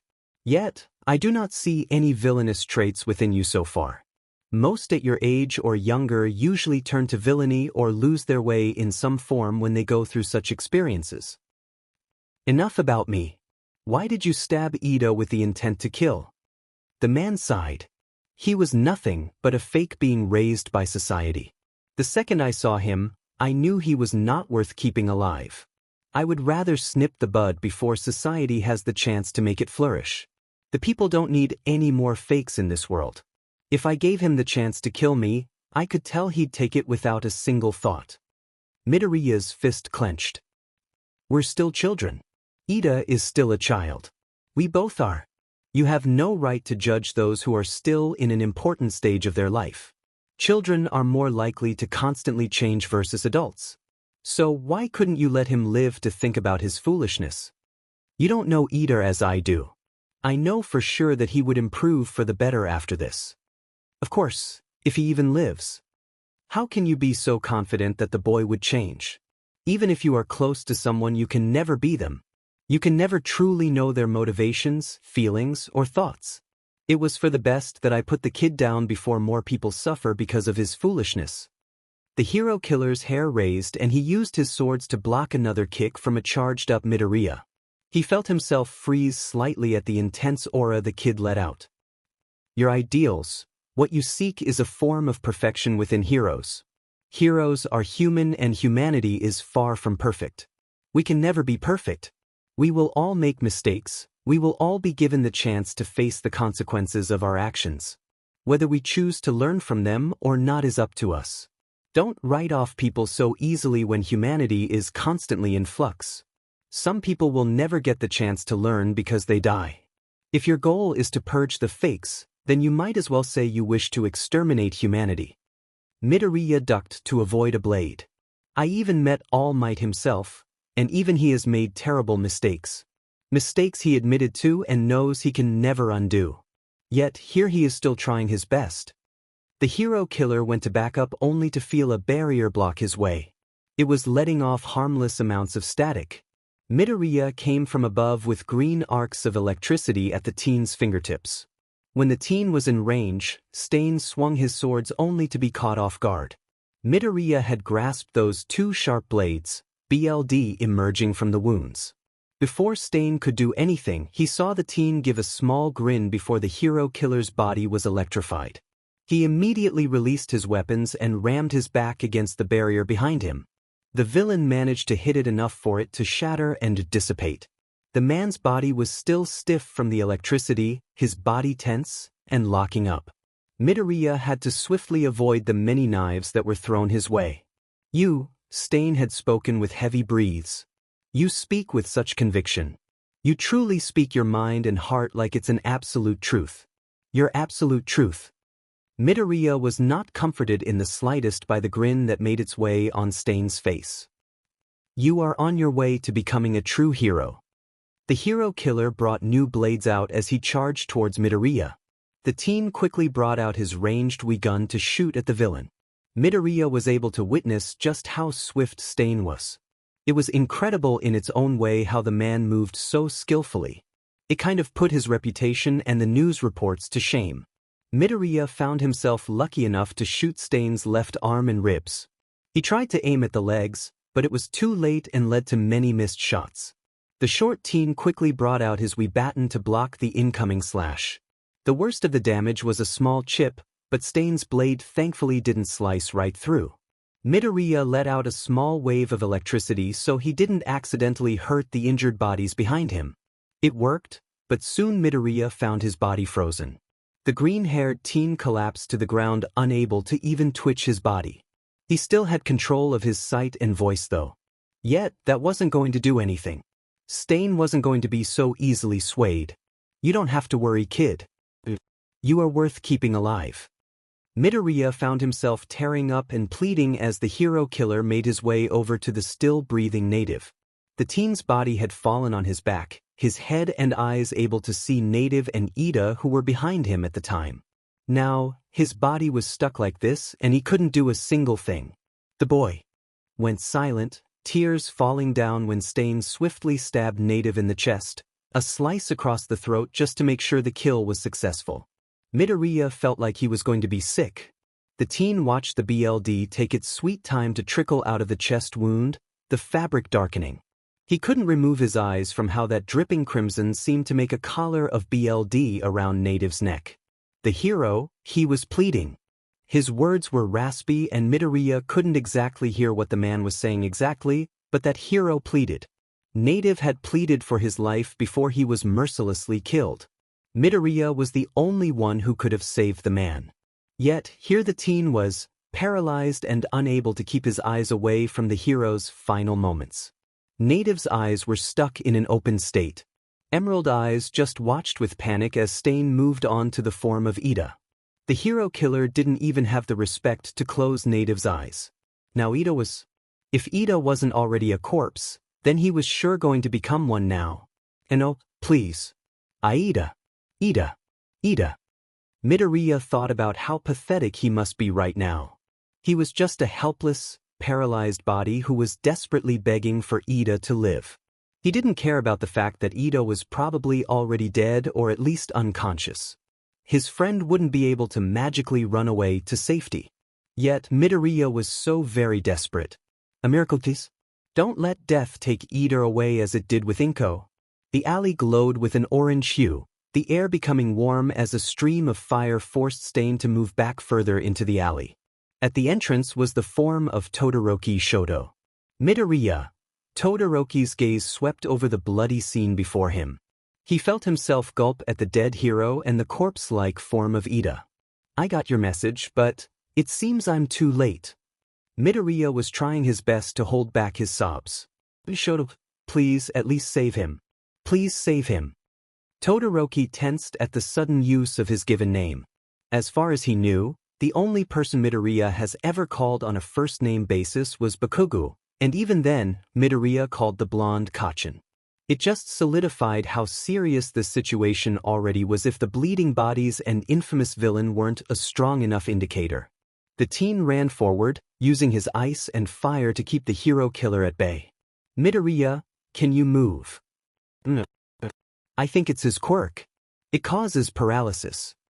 Midoriya's gaze wandered to the BLD on his hands and the BLD that ran down the weapons he held after grabbing Stain's blades. I think he has to ingest BLD for it to work. I don't know about its limits though. Don't worry. Todoroki instantly regretted those words when Stain had leaped above his ice and the cold teen was too slow to avoid the knives that became embedded in his arm. He bit back a shout of pain as he gritted his teeth. H-heroes should be on their way. He let out another burst of flames. Midoriya hated how he could only watch Todoroki fight all alone. That's when Midoriya blinked in surprise at the fact his fingers moved. It wasn't much and he still felt sluggish, but he was regaining feeling in his body. He was regaining movement. As Todoroki fought the hero killer, Midoriya kept himself in the background. He continued to slowly check on how much of his body could move without alerting Stain. A painfully long few minutes had passed, and Midoriya felt confident that he could move his entire body with ease. Todoroki. Midoriya winced at how his throat croaked with pain. He was overusing his voice. Take Ida and go. What? Midoriya quickly stood, something that stunned Todoroki, dashing towards Stain as he absorbed as much electricity as he could from nearby devices. Trust me. Todoroki still felt hesitant, but the way Midoriya had commanded him with such confidence made him listen. He didn't like this at all, but he trusted Midoriya. Todoroki was quick to carry Ida out of the alley, hoping his friend will be okay. What do you think you're trying to accomplish? Stain questioned. Fighting someone like me by yourself is a reckless mistake. Instead of going for a hit as Stain had expected, Midoriya had jumped over him and latched onto his back. Before Stain could react, Midoriya had grasped whatever visible metal weaponry there was and glowed with green electricity. Todoroki paused as he carefully put Ida down. His gaze stared at the alley he had moved a good many feet away from. There was a diamond beacon of green light and electric sparks. He barely could pick up the sounds of the hero killer's pained shouts. By the time a couple of heroes had arrived, The light show ended and the air felt full of static. It was like the world's most dangerous lightning storm became condensed in one small alley and just set off like a bomb. Todoroki and the heroes quickly ran to see what had happened, only to see a passed-out hero killer collapsed on the ground and an exhausted Midoriya whose body had ended up rolling a little farther away. Those emerald eyes seemed to be in a daze as Midoriya locked eyes with Todoroki. Safe. Todoroki could barely hear his friend's voice. Midoriya found himself passing out, his body still letting out tiny electric sparks and occasionally twitching. Midoriya had never attempted to release so much electricity at once, but at least it meant the hero killer was taken out. The short teen made sure he didn't kill the man, but it was certainly more than enough electricity to keep Stain from being a danger. The green-haired teen's last conscious thoughts were if Ito was alive. Midoriya's world went dark. The world was a void, his body weightless within the abyss. He wasn't entirely sure how long he has been floating here. In fact, he had very little thoughts and very little feelings. There was an emptiness that accompanied him here and he had no real way to respond to it. Then, it felt like he was being cushioned, as if the ground finally faded into existence. He could feel his body lying on something somewhat soft. More feeling returned to him and he found that he didn't particularly like it. The next sensation he felt was pain. There was pain and something sticking to his body in different areas. They were slightly hugging the areas where he could only feel that hurt. Then, he began to feel his eyelids move. It was like an irresistible tug. Midoriya Izuku has opened his eyes only to be met with bright surroundings in an equally brightly painted room. Midoriya! The green-haired teen groaned as he tried to adjust to the light. He eventually could keep his eyes open, though they were still forced to squint. Someone spoke to him. He knows that voice. Todoroki. Midoriya turned his head to the right side of his bed. Todoroki was there sitting on his own hospital bed nearby Midoriya's. The cold teen had bandages wrapped around him but looked relatively fine. Midoriya's eyes decided to try and look at the state of his own body. There was an 4 and he did have a lot more bandage wrappings than Todoroki did. The green-haired teen winced when he tried to move. His wounds did not like that. Todoroki watched as Midoriya tried to examine the injuries. You had some burns. The doctor said that they were electrical burns. They likely came from your light show stunt back in the alley. Midoriya nodded absent-mindedly before weakly lifting an arm to lift his shirt. There were bandages wrapped all around his abdomen and her chest was wearing an actual bra. Usually, she wore a couple of layers of sports bras and a binder. She wore them so there'd be a sports bra, binder, then another sports bra. It was never comfortable forcing her chest to flatten like that, but at least she didn't have to make it too tight on herself. When wearing clothing, she definitely could still see a slight bust since the binder was very slightly loose, but it could thankfully be mistaken as muscle. Midoriya found herself lucky to not have a huge chest. When Midoriya glanced over towards Todoroki, she noticed that her classmate had turned his head away. The green-haired teen could only blink in confusion. She was covered, wasn't she? It's not like her chest was bare, so what was the problem? Todoroki. Was he embarrassed? Midoriya. Give a warning next time. If you say so. Sorry. It's fine. But I don't get how you managed to hide that. Todoroki didn't mean to get a glance. Midoriya just lifted her shirt all the way without a word. From what he saw though, Midoriya's chest wasn't that big. However, it wasn't exactly small. The cold teen wasn't the best judge at female chests since he never paid it any attention, but he'd take a guess and say that Midoriya was slightly larger than average. Either way, the green-haired teen definitely had a noticeable chest that society would label as attractive. Much to Todoroki's embarrassment, a lot about Midoriya was considered desirable. He bet Midoriya would look even better with longer hair. Todoroki had no romantic feelings towards Midoriya, but he sure hopes that no one takes advantage of the girl for her looks and personality. The cold teen decided to leave those thoughts behind. It wasn't exactly the time to think about Midoriya's possible love life and the possible suitor Todoroki will have to threaten. Why is my abdomen wrapped up? Midoriya's soft voice has questioned. The green-haired teen could tell this injury was different from the others because of how there were small red splotches bleeding through the wrappings. Oh, Todoroki shivered at the memory. The moment when they were so close to losing.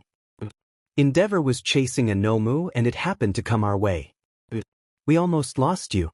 It just picked you up and was carrying you away.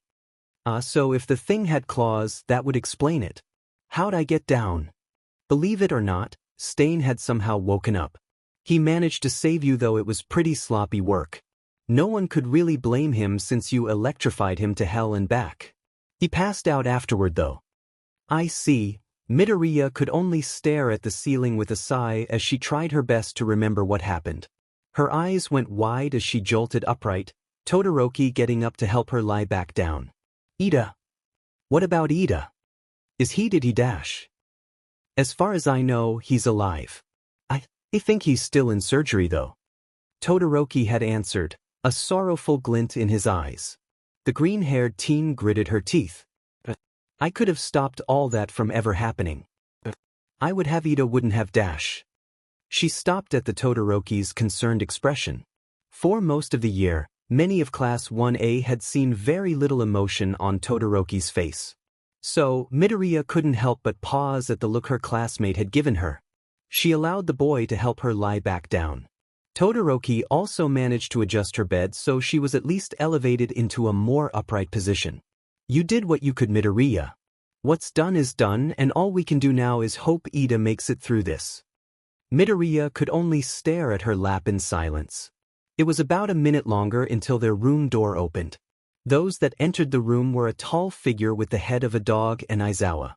Midoriya turned to face her teacher only to get a sigh from the man and a "we'll talk later" expression. The green-haired teen wasn't surprised. She was told to stay on that train. Aizawa cleared his throat before speaking up. This is Hosu's chief of police, Tsuragami. Please listen to what he has to say until the end. Todoroki and Midoriya sucked their gaze to the chief with wide eyes. Todoroki stood up from his bed, Midoriya attempting to do the same before Tsuragami spoke up. You may stay seated, woof. The two teens blinked. Woof. Tsuragami's eyes seemed to take their appearance in before nodding. You must be the UA students who brought down the hero killer, correct? There is something I must say regarding the hero killer we arrested. He had fairly serious injuries which were mostly horrendous electrical burns as well as burns caused by fire. He is now receiving treatment under strict guard, woof. Since you are UA students, I'm sure you have already been taught about the time when quirks were still becoming the norm. The police had to attach high importance to leadership and standards in order to make sure quirks were not used as weapons. That is what then brought the profession of hero to fill that gap, woof. To now be in a society where an individual's use of force and power that can easily kill others, actions that normally would be appropriate to denounce, to now be accepted officially is thanks to the efforts of early heroes who followed the ethics and rules of the profession, woof. Even when up against the hero killer, having uncertified individuals cause injuries with their quirks without specific instruction from their guardians or supervisors is a clear violation of the rules.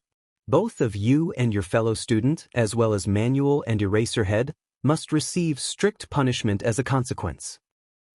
Excuse me. Midoriya turned to see Todoroki begin his march towards the chief. Todoroki, please. No. The Demon Mud is saying that we should have followed the rules and let Ida die. By the time I got there, we already lost Native and we possibly could lose Ida.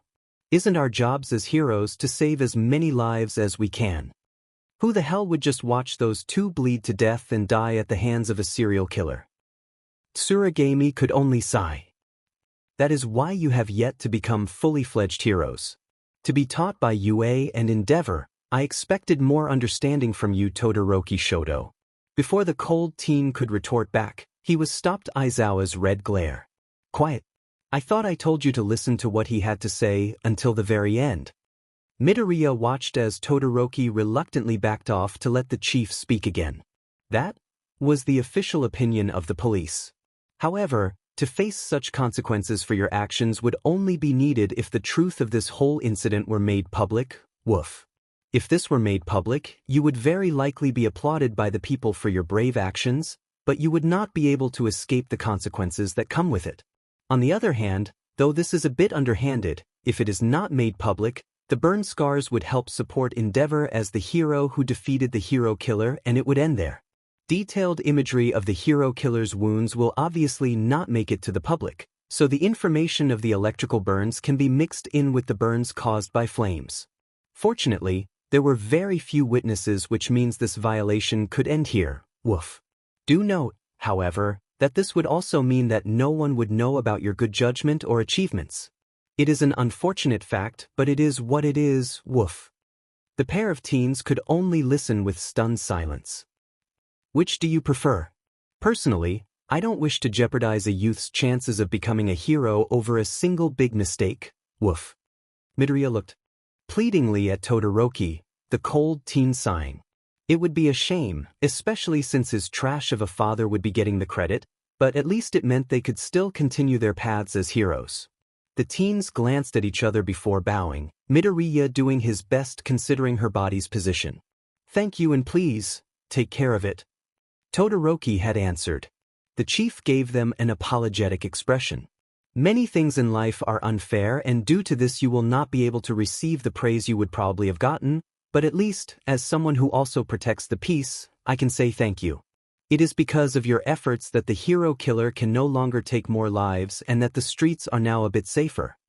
Everyone stared at Tsuragami with surprise as the chief bowed to them all. Midoriya could only fall back onto the hospital bed with a sigh. This entire situation was stressful, and Ida was likely still in surgery too. She could honestly care less about the credit. All Midoriya wants is for everyone to be safe. The next few days would be full of nothing but recovery. Todoroki ended up being discharged from the hospital a day or so before she was given the green light, so she had to spend some time in that hospital room alone. Midoriya did manage to get updates about Ida though. The glasses teen is still due for more surgery but has been resting at the moment. The green-haired teen was scared when she was notified that Ida's heart had stopped during the hospital ride that awful night for over a minute, possibly nearing 2. There is also the chance that part of her classmate's body is paralyzed as well. Whether it would be reparable or permanent had yet to be seen.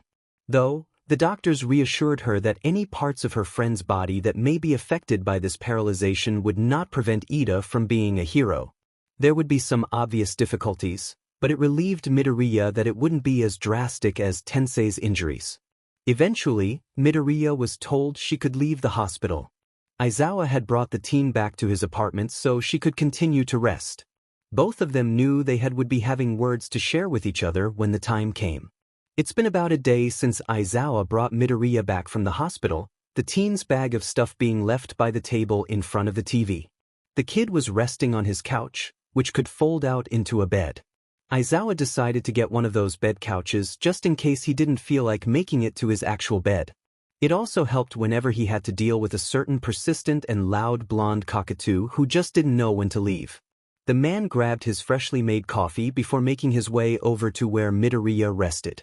Aizawa settled down on the unoccupied space next to the short teen, all while thinking about how to approach the Midoriya on her recklessness. Screw it. He'll just do it like he always has. You do realize that what you did could have gotten you killed as well, right? Midoriya inhaled deeply. I know it was risky. More than just Ida and Native could have died that night. DMN problem child, have some self-preservation. You ran in there knowing you could very well die and only sent back up at the last possible moment. Midoriya's eyes were met with the man's phone, the screen showing the location Midoriya had sent within that alley, a small SOS written below. I'm sorry, sensei, just Aizawa ran a hand through his messy locks. Don't apologize to me, problem child. All I want is for you to understand how DMN reckless you were and to promise me you won't put yourself in such danger again. The thing is that it's not just me who has to worry about your safety, but every single classmate of yours in UA. All of us teachers have to worry about all of our students' health. I don't know if you've seen it or not yet, but you've been slowly worming your way into the hearts of all your classmates. Did you even think about how they'd be affected if they lost you as well? Midoriya just kept her gaze stuck on her lap, her eyes not having the courage to meet with her teacher's eyes. People worry about you, problem child. I don't want to have to attend a funeral because my students decided to go get themselves killed. Besides, you made this plan so we could deal with the whole Ida issue together. Yet you just ran off all alone and could have died. What were you thinking? Thinking you could go against someone who had killed multiple experienced and licensed pros. All of you are only first-year students. Powerful quirk or not, you should have at least brought someone. I swear. You're gonna give me gray hairs before I even reach 32. Aizawa had taken a deep breath, pinching the bridge of his nose. He eventually took a sip of his coffee to try and relax. When he turned to check on Midoriya, the girl was refusing to meet his eyes. It would take an absolutely brain-dead moron to not tell she was full of guilt. Okay, so maybe he was being a bit harsh, but it wasn't like anything he said was false. They got into this mess together and Midoriya decided to run off and break her own plan. He was being genuine about the funeral part. Aizawa never wished to visit the funeral of a student he taught. He never wants to see a reality where the first class he has had in a while breaks down. He sees potential within all of them and he does care about keeping them alive and well. At least, as alive and well one can get in the hero profession. He kept this class and he sure as hell was going to make sure every single one of the problem brats makes it to graduation. Midoriya, the teen still refused to look at him. She was like the epitome of SBMSSV. Was actually a little disturbing. Aizawa has seen children become quiet like Midoriya.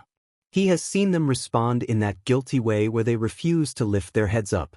While Midoriya seemed to replicate those exact same signs and body language, there was just an aura to it that didn't feel normal.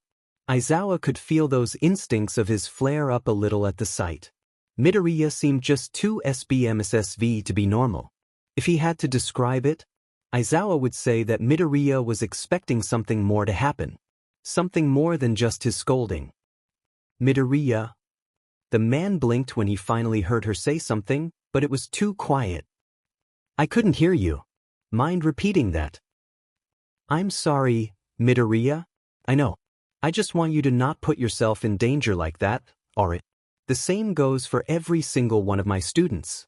Besides, even though I told you to stay on the train, a part me knew you'd jump off it because that's just how you are.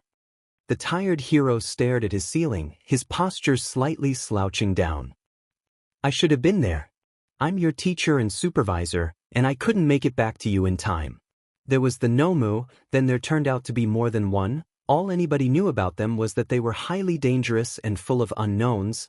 Then I had to find a way to return to that train that was on a bridge just as high as some of the tall buildings, and then I had to find out you were gone. Every single DMN thing was an issue, an obstacle. Meanwhile, you chased Ida and were fighting for your life, Todoroki ending up dragged into the mess as well. All I want is for you to stay safe. All I want is for all of you to stay safe whether I'm there to help you or not. Those emerald eyes finally revealed themselves, staring into Aizawa's with what looked like surprise. That's all. Aizawa just raised a brow. Pretty much. What? I just thought you'd give me some sort of repercussion for what I did. She watched her teacher sigh. I think you've been through more than enough considering what you had to go through that night. All I can do is hope that such an incident won't be repeated by you or anyone else in your class. A silence emerged between them, Aizawa sipping at his coffee all while trying to think of something to break the award atmosphere. Well, he was wondering about something. So, you're biologically female. Midoriya startled slightly at the topic. Yeah, any particular reason? Trans. The response came out so naturally past her lips. Midoriya knew what to say and she couldn't help but feel strange at the fact that she was used to using that as an explanation. In the end, though, it would only ever be an excuse. A lie. Aizawa just hummed in acknowledgement. That was fine, he really had no issues with that. Everyone comes from different backgrounds with different lifestyles, so it wasn't an issue for Aizawa. The man wasn't one to judge someone for those types of life decisions either. If being trans is what Midoriya wants in life, then that's fine as long as it didn't stop the teen from keeping up in his schoolwork. However, excuse him if he was a bit surprised when he walked into his student's hospital room only to see she obviously had noticeable female BRTs that certainly weren't there before. Especially when he was absolutely sure the file he read on Midoriya clearly stated the teen was male. In all honesty, it was the first time he ever learned that a supposedly male student was a girl.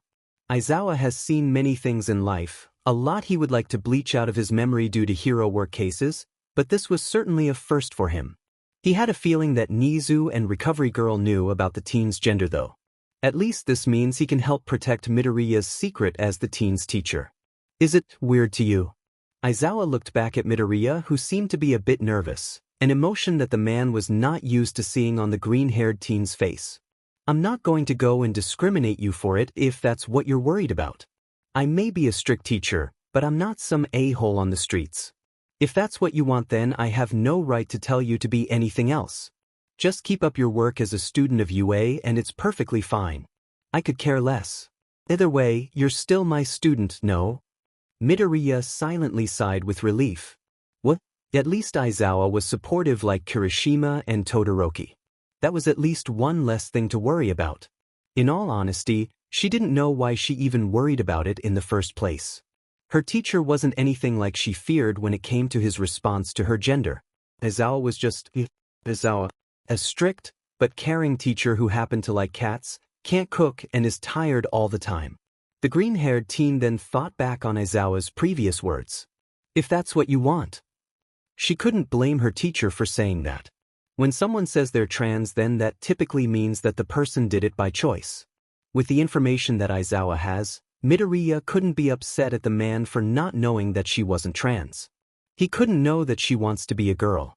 He couldn't know that she never had a choice. He could. Midoriya swept those thoughts away. That was dangerous territory her mind was treading in. Besides, ever since her father found out she was attending UA, Bakugou's life has been on the line. Her friend's entire family were at risk of being killed. She isn't sure if she could ever recover or forgive herself if something happened to the Bakugous. While she was lost in her thoughts, Aizawa's hero instincts just screamed at him to at least ask one last question. Whether the response he got was satisfactory or not didn't matter. He just needs to ask. He just needed some kind of response. Midoriya, if you don't mind, may I ask you one last thing? The girl tilted her head at him with confusion. Aizawa said in a breath. Here goes nothing. Is everything okay at home? Midoriya internally froze while she looked completely calm on the outside. Aizawa-sensei. That wasn't the face of someone who knows, but the look within Aizawa's eyes were full of suspicion. He didn't know, but he suspected. That didn't comfort Midoriya in the slightest. He can't know. He can't. Yet, a part of her brain was begging her to spill every little secret out to Aizawa. Her mind so desperately wanted to finally release these terrible secrets that have been hidden for months and years. He's a pro hero, he knows how to fight back. That little voice in her mind whispered to her. He's not like them, he's not like the others. He won't end up like them. Midoriya shoved those words away. Stop treating him like some sort of god. Like he can just solve every little problem. He's still human, pro-hero or not. He has feelings, he has friends, he has a life, and people to protect. He's still human, he isn't some sort of cure. It felt like minutes have passed when it really was just a couple of seconds. She needed to answer now. The green-haired teen knew what she had to say. After all, she learned the hard way what happens when she tells. Midoriya didn't want anyone to suffer because of her. She didn't want the reason to be because of her own desires to be whisked away from Hisashi. The teen couldn't bear it if those around her suffered because of that selfish longing. As she calmly stared into her teacher's calculative gaze, she could tell Aizawa would listen to her if she approached this to him seriously. Yet it was too risky. If she really wanted to escape, she would have to wait for the perfect moment like any other prisoner. Choose the wrong moment to strike and you can find yourself paying a hefty price. Everything's fine. Aizawa watched as Midoriya gave a genuine look of confusion, her head tilting slightly as her brows furrowed in thought. Why do you ask? Eventually, the end of the week had arrived and the internships have been completed. Midoriya knew she'd have a lot of explanation to do once she finally reunites with Bakugou. There is the rest of their classmates who have no doubt heard the news, but it was Kacchan she was worried about. The blonde had sent her so many angry and worried texts that she tried to answer back to only for the blonde to read it and begin spamming her about self-preservation. Needless to say, anything she texted would fly up and off the screen into the message history. The rest of her classmates were a little better about it. They texted their concern and she was able to assure them that they'd be seeing her back in class. By the time she answered all of them, she almost missed the text from Amajiki. Midoriya kind of forgot they had traded numbers back in that park. She hopes her anxious senior wasn't driving himself crazy with worry. Anxiety and Amajiki didn't seem to clash so well. Midoriya had simply responded to him and their conversation was surprisingly short. It seemed that Amajiki just needed some confirmation that she was okay. A part of her wondered if he didn't keep texting her because of his social anxiety. She definitely planned to meet up with him during the lunch PRD. If All Might needed to speak with Bakugou and her, then she'd have to decline. Midoriya really wanted to spend time with Amajiki after surviving all of this chaos. It was when the teen was fully dressed normally and walking into the classroom when it happened. "There you are, you trouble finder magnet F-." Bakugou had yelled once his gaze spotted those familiar viridian curls. Some of the students startled when the boy suddenly stood with his booming voice, the chair screeching and his hands releasing small explosions on his desk. Just as I expected, Midoriya thought, sweat dropping when Kacchan marched over to check her for injuries. The short teen could hear how some of her classmates were warning Bakugou to be careful since she was known to be injured. If she had the chance to say anything, which she couldn't with Kacchan fussing over her, she'd let her class know that the blonde was actually being very careful with her. Though, it did kind of look like he was ready to wrestle with her. Her green gaze caught sight of Todoroki, who seemed to be doing much better. He gave her a small wave which she did her best to return. Before she knew it, Kacchan embraced her in a soft hug, ignoring some of the many surprised expressions from the others. Midoriya expected that kind of reaction. Not many saw Kacchan be polite, kind, or affectionate. Diamante Izu. What the hell were you thinking? You know what, scratch that. 'Cause I know for sure you weren't using that smart-as-hell brain of yours when you decided to follow Glass's effing Hansel and Gretel crumb trail to the effing hero killer. I already gave a stern talking to the half-N, half-BSUD, but do you even have a single clue how worried I was during my whole internship? Best Jeanist had to give me this stupid FANG fancy haircut to try and distract me. Now that she actually got a look at Kacchan, she did see something that was not quite right.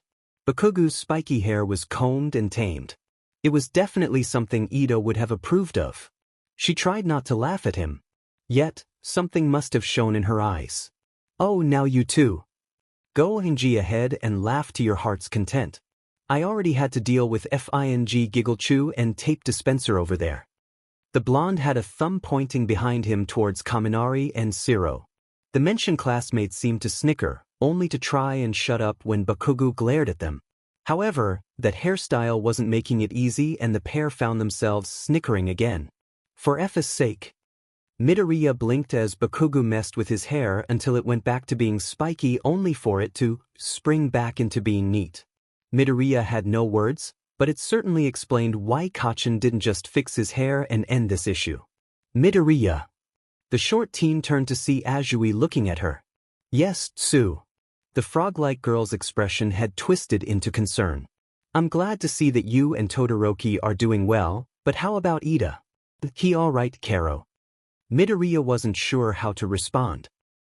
From what I last heard, he's alive, but still recovering. He got hurt really bad, so I'm not sure when he'll be able to return. The rest of the class had tuned in to the conversation Azui had started, many wanting to know what happened to Ida. I see. Azui had mumbled. Oh, Uraraka had let out sadly. At least he's alive. Until he comes back, I'll be sure to copy down notes for him. I can't imagine what it was like to confront the hero killer in person. That must have been terrifying. Speaking of the hero killer, have you guys seen the video that's been floating around? Kaminari piped up. Video? Jairu questioned, a finger twirling around one of her ear jacks. It's all over the internet and the police are struggling to remove it. It's on the hero killer's arrest and ideals and all that stuff. On top of the Hosu incident, this is pretty much the next hot topic. Kaminari explained. Kirishima rubbed the back of his neck, uncomfortable with the current subject. Dude, I don't think we're supposed to be watching that stuff. I mean, the police are trying so hard to take it down for a reason, you know. I guess. Kaminari shrugged.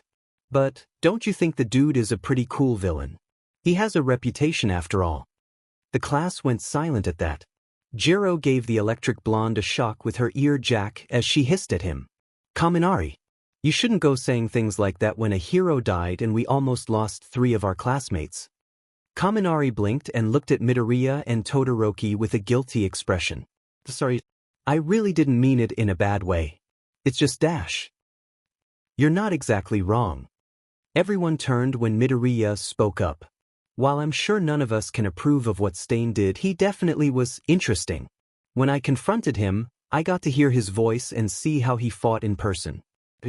He had such certainty in his tone and moved so skillfully. He truly knew what he was doing. I'm sure Kaminari didn't mean to praise the hero killer for the bloodshed and murder that man has caused, but I will agree that the hero killer was right and impressive in many other ways. I feel like you can still call a villain impressive or interesting all while disapproving of their actions. It's like when you disagree with something, but you can still point out the pros to it. I think it's fine to point out the interesting parts of the bad things or people in life. The class had no words for that as an awkward silence settled within the room. Midoriya certainly wasn't wrong. Even when they didn't like some idea or person in life, there was always some sort of small quality that could be acknowledged with a positive attitude. The hero killer was a villain who was feared and committed bloodshed, something no one in the class could support.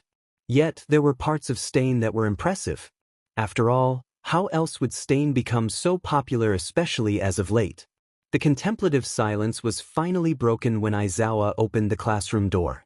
Alright, get in your seats. Class is starting.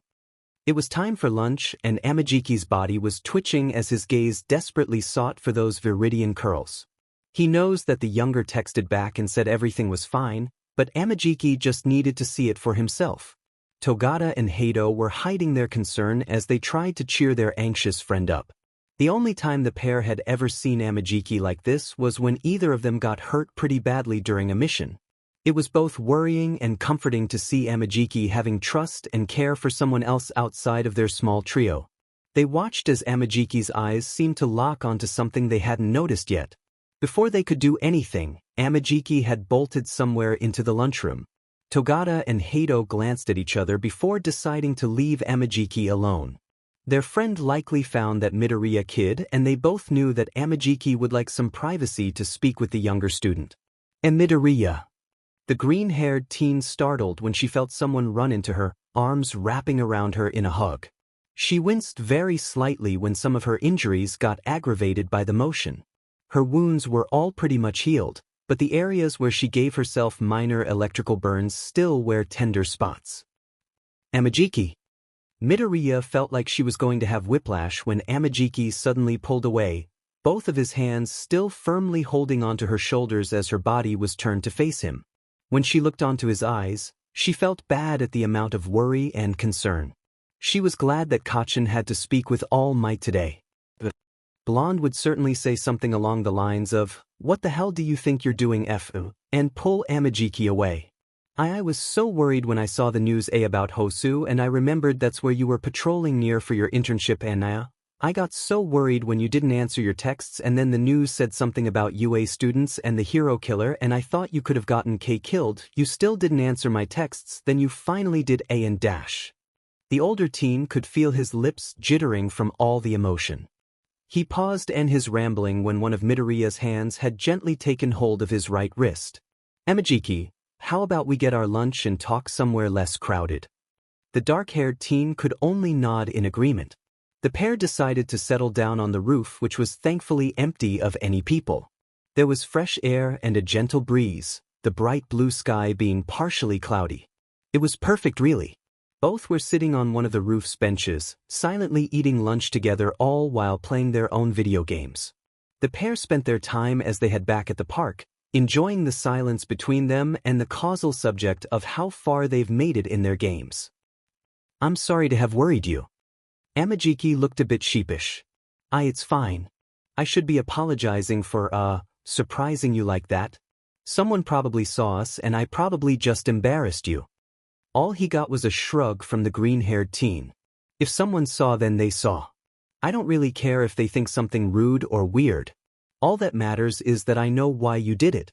What it means to anyone else who saw is meaningless and not worth worrying about. Alright. Amajiki stuttered in response. And so, they spent their lunch PRD on that quiet rooftop where they played their games and ate their food. It was peaceful and exactly what both of them needed after the chaos that came with Hosu. Midoriya and Amajiki had never felt such a calming peace that seemed impossible to break. For now, they were both happy. Everyone, I am sorry to have worried you, but I have now returned. Everyone turned to see Ida bowing at the entrance of the classroom. They were all quick to crowd around the glasses teen once he made it back to his seat. Ida felt a little overwhelmed by the amount of attention his absence has caused, but it made him feel charmed that his fellow classmates cared so much about his well-being. Ida, what? Did something happen to your hand? Uraraka had questioned, her eyes following the tall teen's limp left hand. Ida used his right hand to adjust his glasses, silently gulping with nervousness. About that. I appear to be suffering paralysis in my left hand. I also have phases of numbness in my left arm as well. The doctor had informed me that I was lucky it was just my hand and not my entire arm that ended up paralyzed. I am sorry if it is a worrying sight for all of you. Hey man, it's fine. It's a little bit strange, but at least you're here with us. Kirishima attempted to chime in. Everyone in the class murmured agreement. Is it ever going to get better? Shinso had quietly asked from his seat. The purple-haired teen wasn't quite used to talking to Midoriya's other friends, despite sitting with them at lunch now, but he at least wanted to say something. I was told that there was a possible chance it could recover, but I was told it was slim. However, the occasional and minor numbness throughout my arm does have a better chance of improving. Other than that, please do not worry. This may limit me in some ways, but it will not become a major obstacle when it comes to becoming a hero with the rest of you. Again, I apologize greatly for worrying you all and causing such disturbance. Through a small gap in the crowd of his classmates, he managed to spot those familiar viridian curls. Ida felt a small part of him shrink sadly when he noticed that Midoriya wasn't even looking towards him. It was like his friend was completely ignoring him.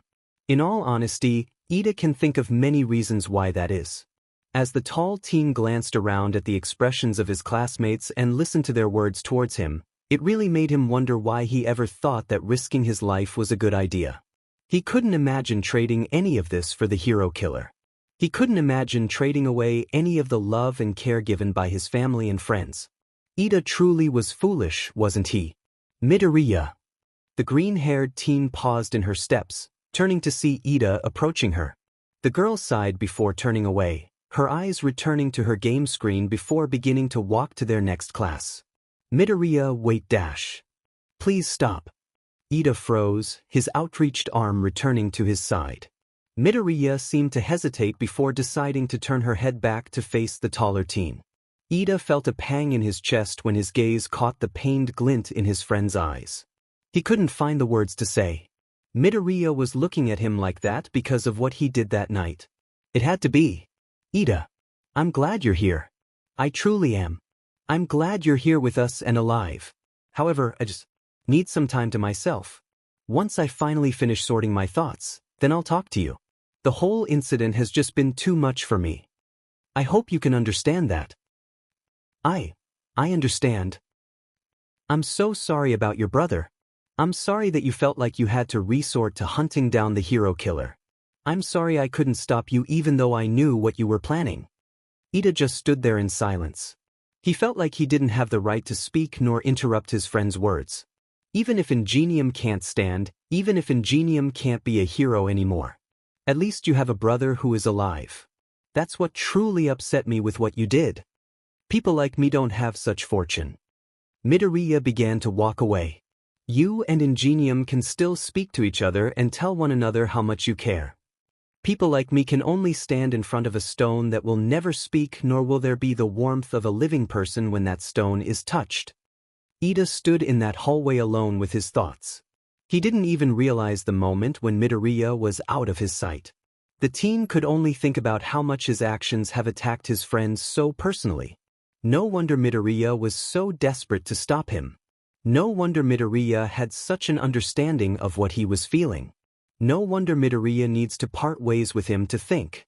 Ida found himself full of even more regrets, his feet hurrying once the ringing of the bell reached his ears.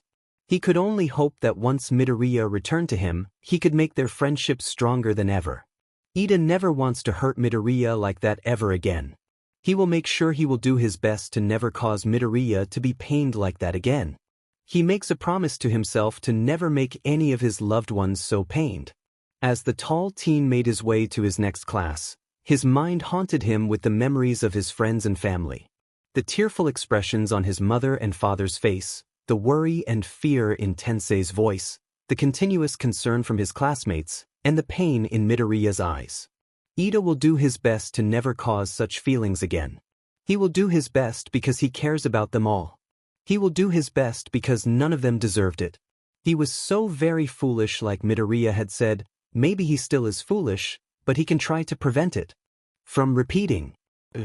Ida will use this mistake in order to learn and do better in the future. He will become a great hero with nothing but the smiles and happiness of his family and friends. Ida refuses to let this stop him. Hey, Midokuen. The school day had finally ended, Midoriya and Bakugou packing their things when Ishido had suddenly called out. The pair watched as the girls skipped over Kaminari, Shiro, and Kirishima following their energetic classmate. Midoriya blinked out of confusion. You like to play games and stuff, right? I was wondering if you and Bakugou would like to walk to a nearby arcade together. Bakugou sighed, his eyes glancing over to the green-haired teen. As he expected, his childhood friend had a peak of interests reflecting in those emerald orbs. Arcade. Ishido nodded cheerfully. There's a pretty decent one we can get to by train. Thankfully it's not too long of a trip, but I thought it'd be fun. Midoriya whipped her head towards Bakugou with a pleading look. When the blonde looked down on his friend, he couldn't help himself from comparing the short teen to a begging child. Midoriya was staring at him with those puppy eyes and even giving a tiny tug at his uniform sleeve. Fine. Let's just effing go. He could hear Midoriya's soft voice let out a tiny yay. Bakugou couldn't help but cackle at the extras who thought that it was a smart idea to invite Midoriya on a trip to an arcade. Needless to say, the innocent green bunny had kicked butt. Ishido, Kaminari, and Shiro looked like they were ready to dig a hole and never emerge from it. Kirishima had a hand to his chest, knowing the feeling all too well whenever he played games with Midoriya at Bakugou's house. How did you do it, Midokuen? Ishido had wailed dramatically. Midoriya could only tilt her head in confusion as the pink girl shook the short teen by the shoulders.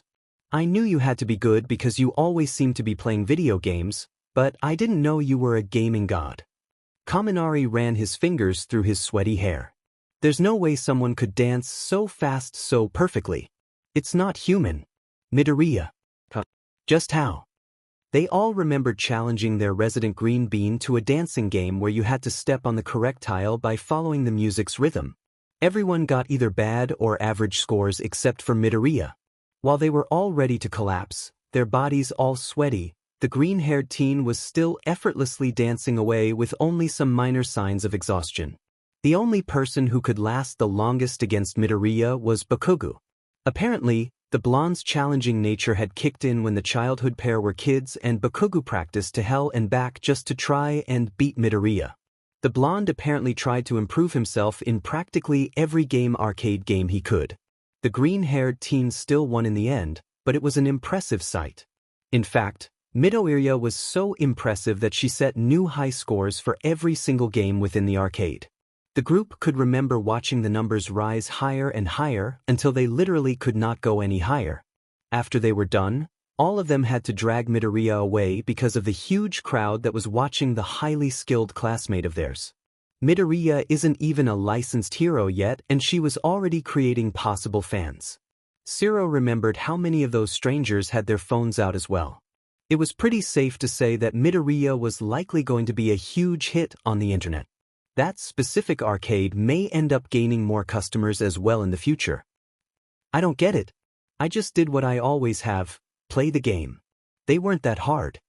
Ashido, Kaminari, and Siro had just gone rigid as they stared at Midoriya, who had spoken those words so innocently. What do you mean the games weren't that hard? They exclaimed in unison, disbelief lacing their voices. Bakugou snickered at the trio's misfortune. Get used to it, you extras. When it comes to games, digital or not, he'll kick your butt. Kirishima went over to the three, parting their backs and trying to comfort them. I know the feeling, dudes. The feeling you get when Midoriya wrecks you at a game is not a very manly feeling. However, you got to admit that his skills are manly as hell. As they all walked together to the train station, they noticed how Midoriya seemed to have a bounce in her steps.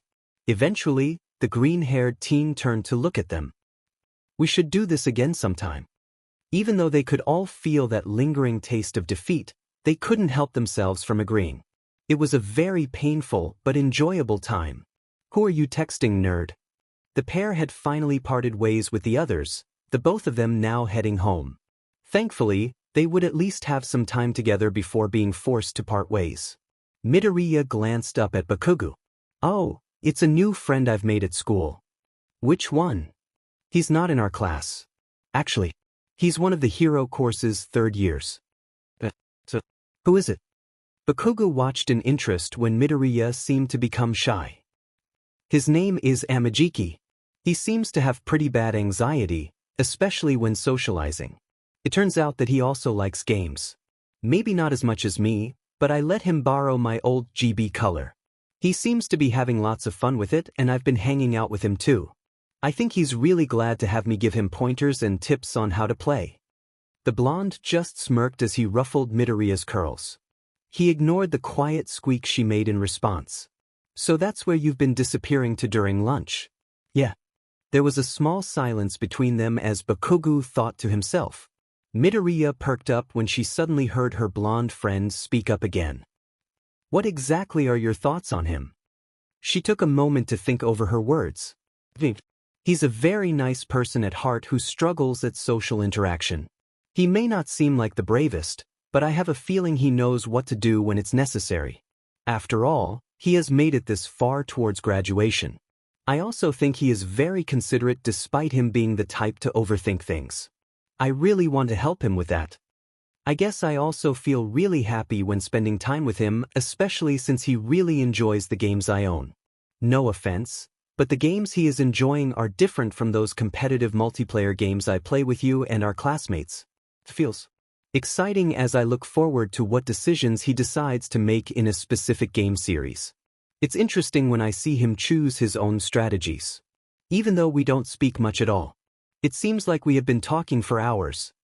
I'm actually really happy to have him as my friend. Bakugou listened closely, his gaze lingering on Midoriya as she spoke. He felt a small swell of pride in hearing the green-haired teen's opinions of this Amajiki. To think that before you, all Midoriya had was him. Now, his friend was slowly gaining more and more friends besides just him. The blonde couldn't help the feelings of jealousy that sprouted in his heart, but he guessed that was only natural since it had only been Aizu and him for years. Bakugou would never admit it, but he was so glad, so proud, and so ecstatic that Midoriya was gaining more friends and people to care for. He was grateful to see how their classmates all cared for Aizu. He was grateful that Aizu now had more than just him to trust, to lean. Amajiki, a third-year hero course student, why? Bakugou didn't know much about emotions. Emotions were something he pretty much SCKD at.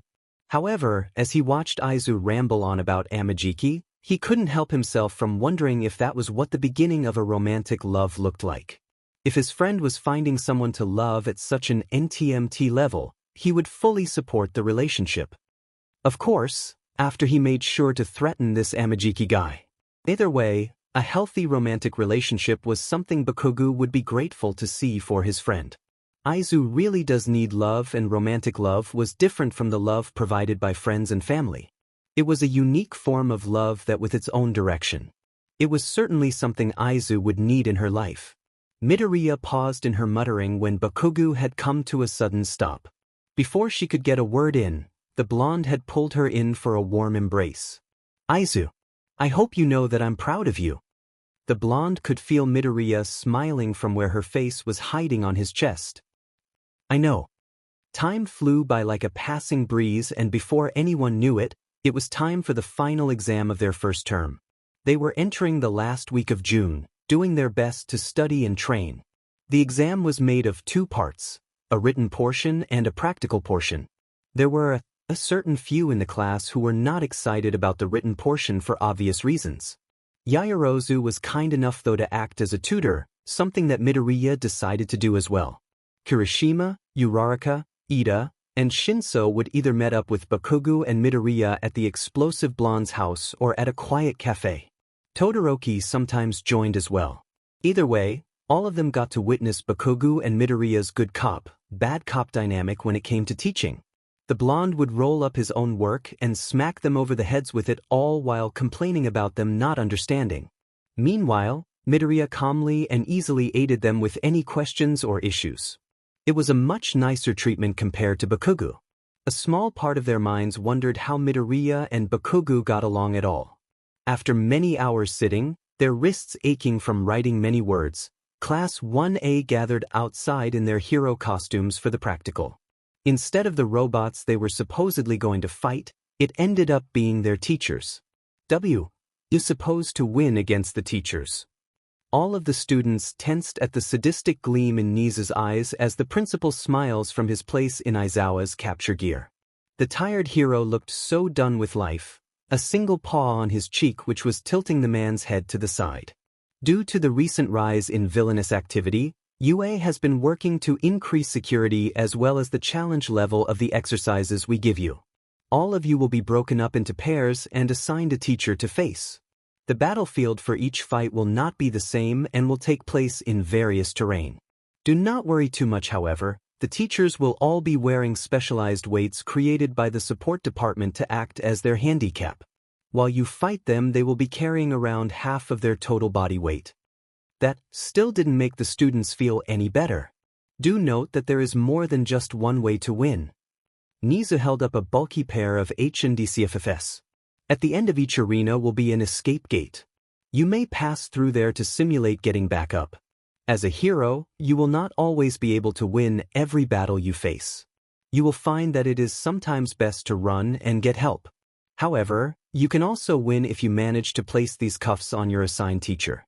This will mean that you have captured them in battle. Wearing a teacher down until they surrender is also a viable way to win. I expect you all to do your best, Aizawa spoke up. Midoriya wasn't even listening to the matchups, the girl lost in her thoughts. She knew she had a strong quirk, she knew she was skilled, and she knew she was a capable individual.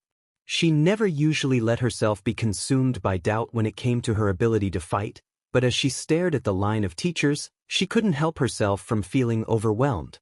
Class 1A has gone through things no other class in UA had ever gone through, and she had a feeling her class was one of a kind in many ways.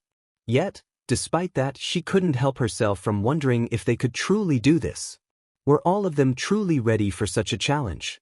The practical for why your end-of-term exam is today, right?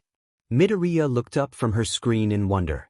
Amajiki rarely imitated a conversation that didn't relate to their games. The elvish teen seemed to notice her attention and turned away, his face beginning to gain a slight blush in embarrassment. I just wanted to wish you good luck. I don't really know a lot about what you can do, but I bet you can pass. Midoriya swore her heart was swelling to the point of becoming painful at the sound of Amajiki's mini pep talk. She had never heard her senior take such initiative before, nor had she ever heard him say something so encouraging. It was different from his more shy and pessimistic approach to things. A part of Midoriya wondered if this new development was because Amajiki had been hanging out with her. Even if it's not because of her, it was still very sweet and a wonderful improvement to witness. Amajiki felt like he needed to protect his sight when Midoriya gave him such a bright and pure smile. Thank you, Amajiki-senpai. No problem.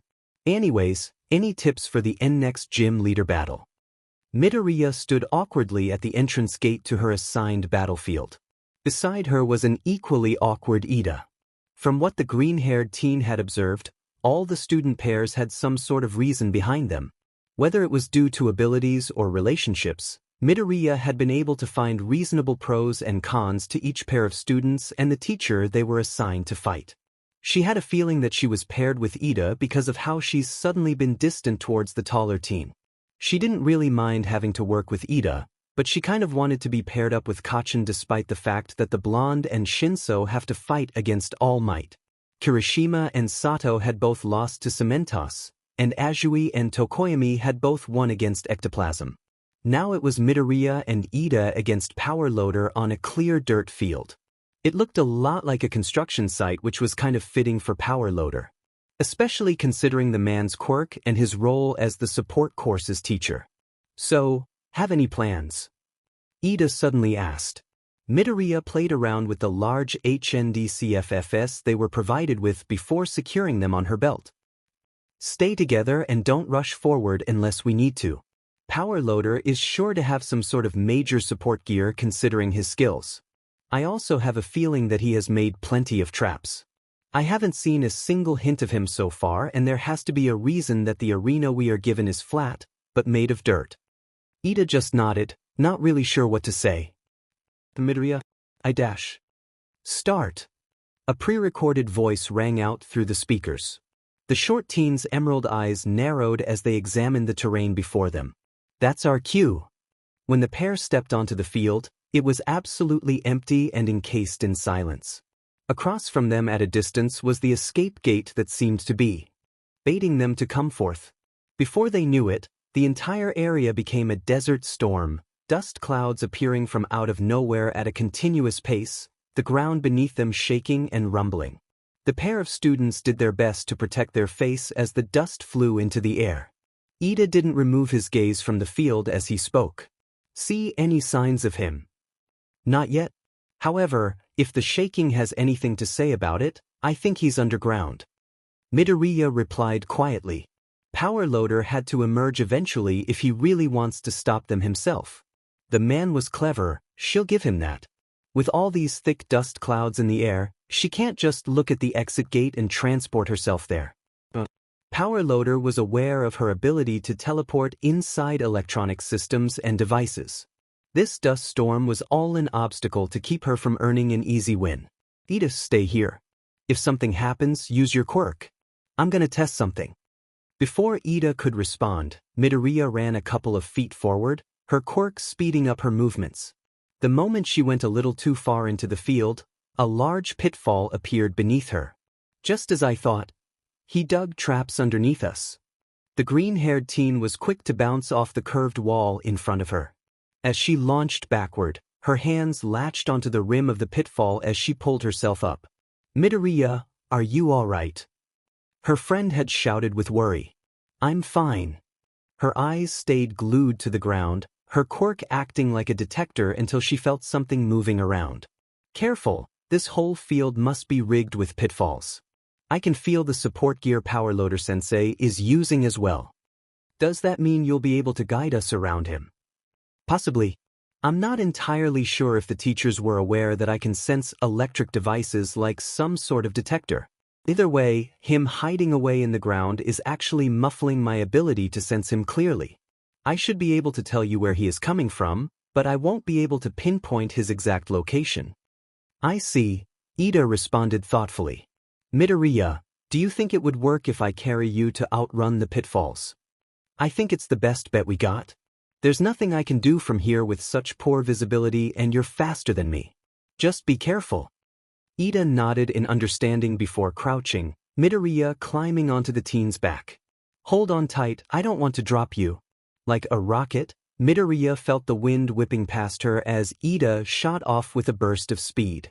Both of them could barely see, but they could definitely hear the sound of more pitfalls being triggered just as they ran by.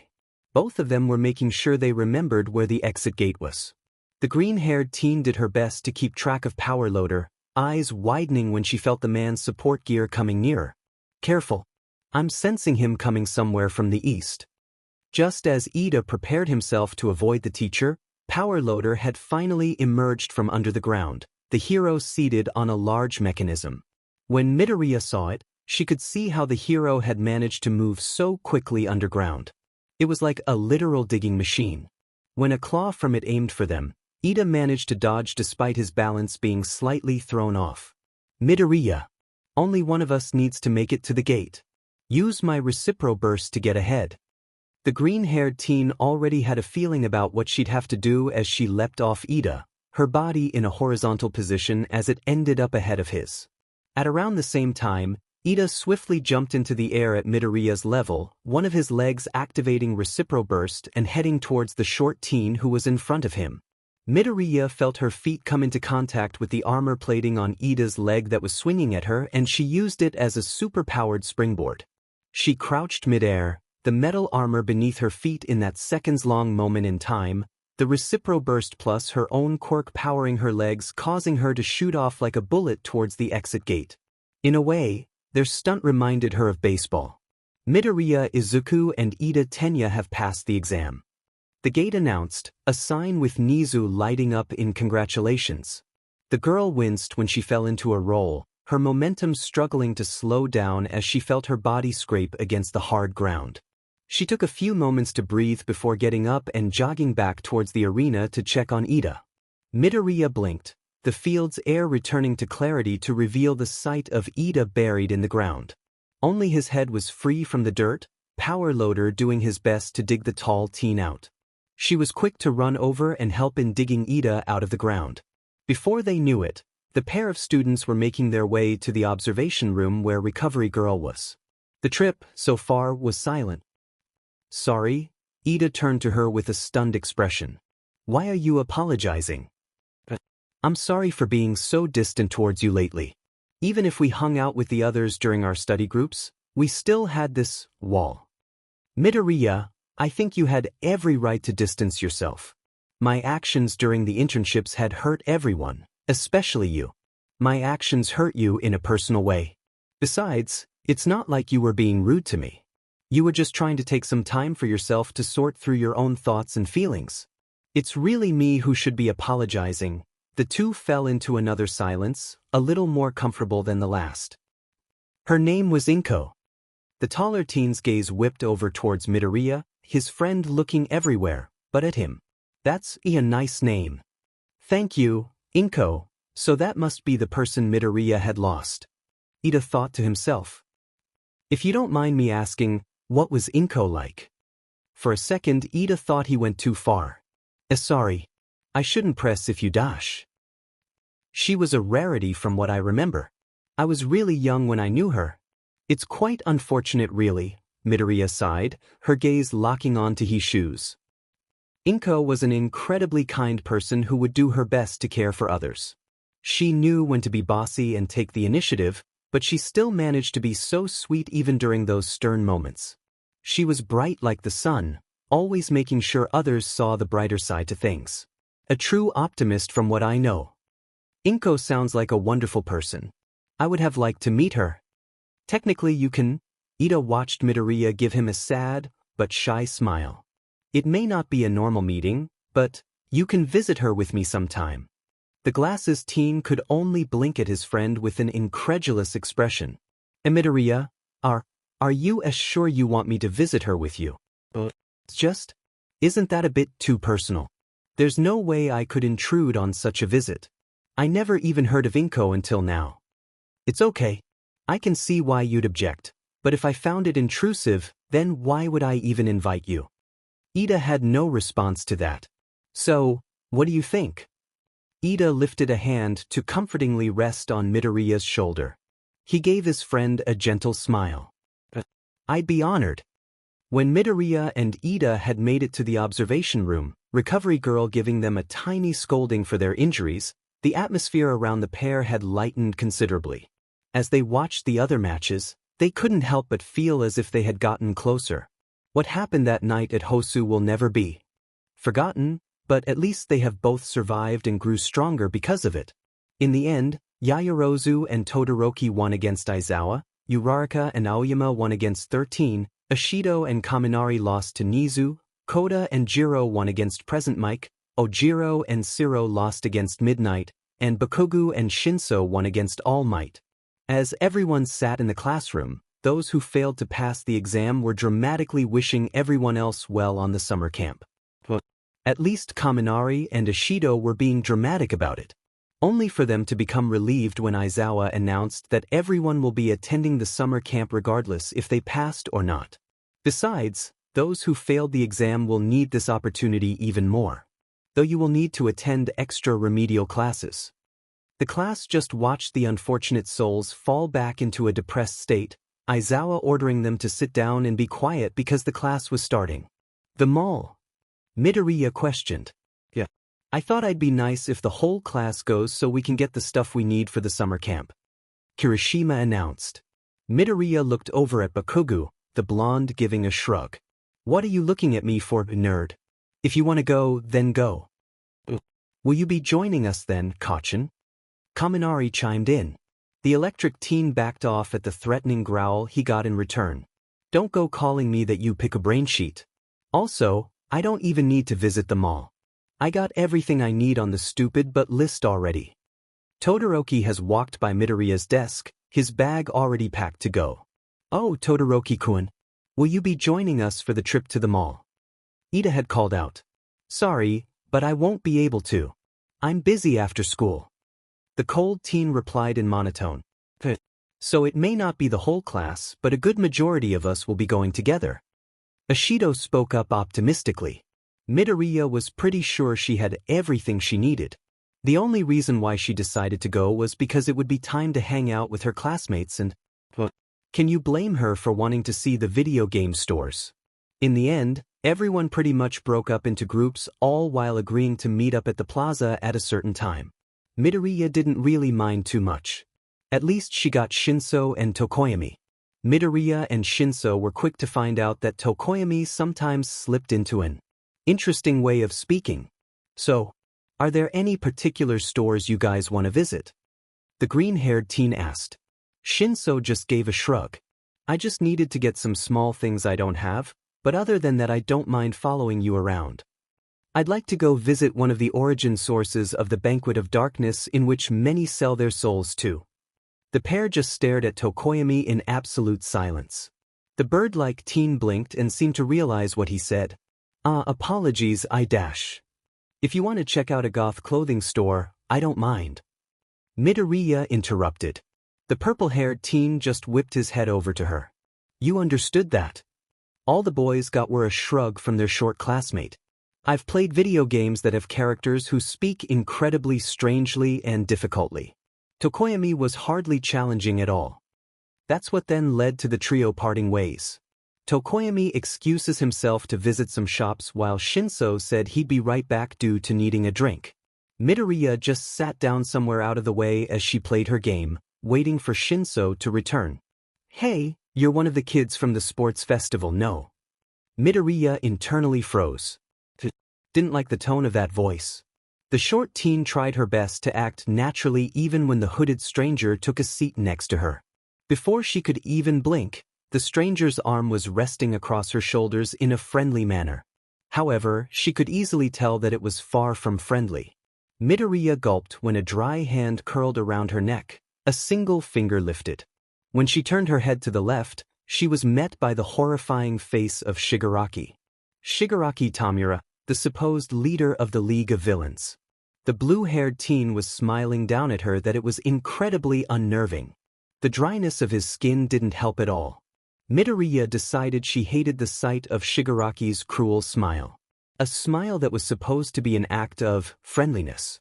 Yet it was nothing more than an act for show. Well. Looks like you remember me, little hero. I can certainly say that I remember you quite well too. So, how about we act like a pair of good old friends and have a talk, A talk between two fellow gamers. Midoriya paused her game, facing Shigaraki in silent defeat. She might as well listen to what he has to say. After all, she could learn something valuable. Not to mention that he could kill her and the other civilians around them. Midoriya just listened as Shigaraki complained, her expression wincing slightly when the villain would tighten his grip on her neck during his rant. As much as she didn't like him, she could tell that Shigaraki has been through a hell of his own. It takes one to know one after all. A part of Midoriya wonders if she even wants to know this villain's story. Then, he asked her why everyone was idolizing Stain instead of acknowledging everything he's done. The answer was quite the simple one. People like a character who has understandable reasons and explanations as to why they do the things they do. Stain is no different than those video game antagonists that actually have story versus the easy-to-write villains that are evil just because they are evil. As if that's the whole reason they are just pushed into the story, the only reason they exist. The hero killer is a villain who has done horrible crimes to bring his ideals to life, but even if no one approves of how he carried his ideal world out, at least we can understand where he was coming from. He makes sense. You simply are spreading a message of chaos, but there are no ideals of conviction. You simply cause chaos for the sake of causing chaos. If you want others to recognize you, then you have to ask yourself what you truly want from your actions besides the obvious. What world do you see? What people do you see in it? What beliefs and impressions do you want to imprint on the public? Stuff like that. After all, not many really care for a badly written antagonist. Shigaraki had gone silent at her explanation. A part of her tensed, ready to enact her defense plan just in case. She was disturbed when the young villain had begun to laugh, something new glinting in his crazed eyes. Midoriya really didn't want to help him become an even worse villain, but she needed to say something. I see now. I see now. He cackled quietly with a wide grin. Are a truly fascinating player. Oh, how you'd be so valuable on my team. Midoriya froze when she felt his other hand grip her chin in order to make her look at him. Her heart raced and beat at a rapid pace. The only time someone had picked up her chin like that was when visions assaulted her, pulling her attention away from reality. She could feel the disgusting touches and the ways they just pulled her body like a puppet to command. Vile words spilled from their mouth and all she could do was accept it.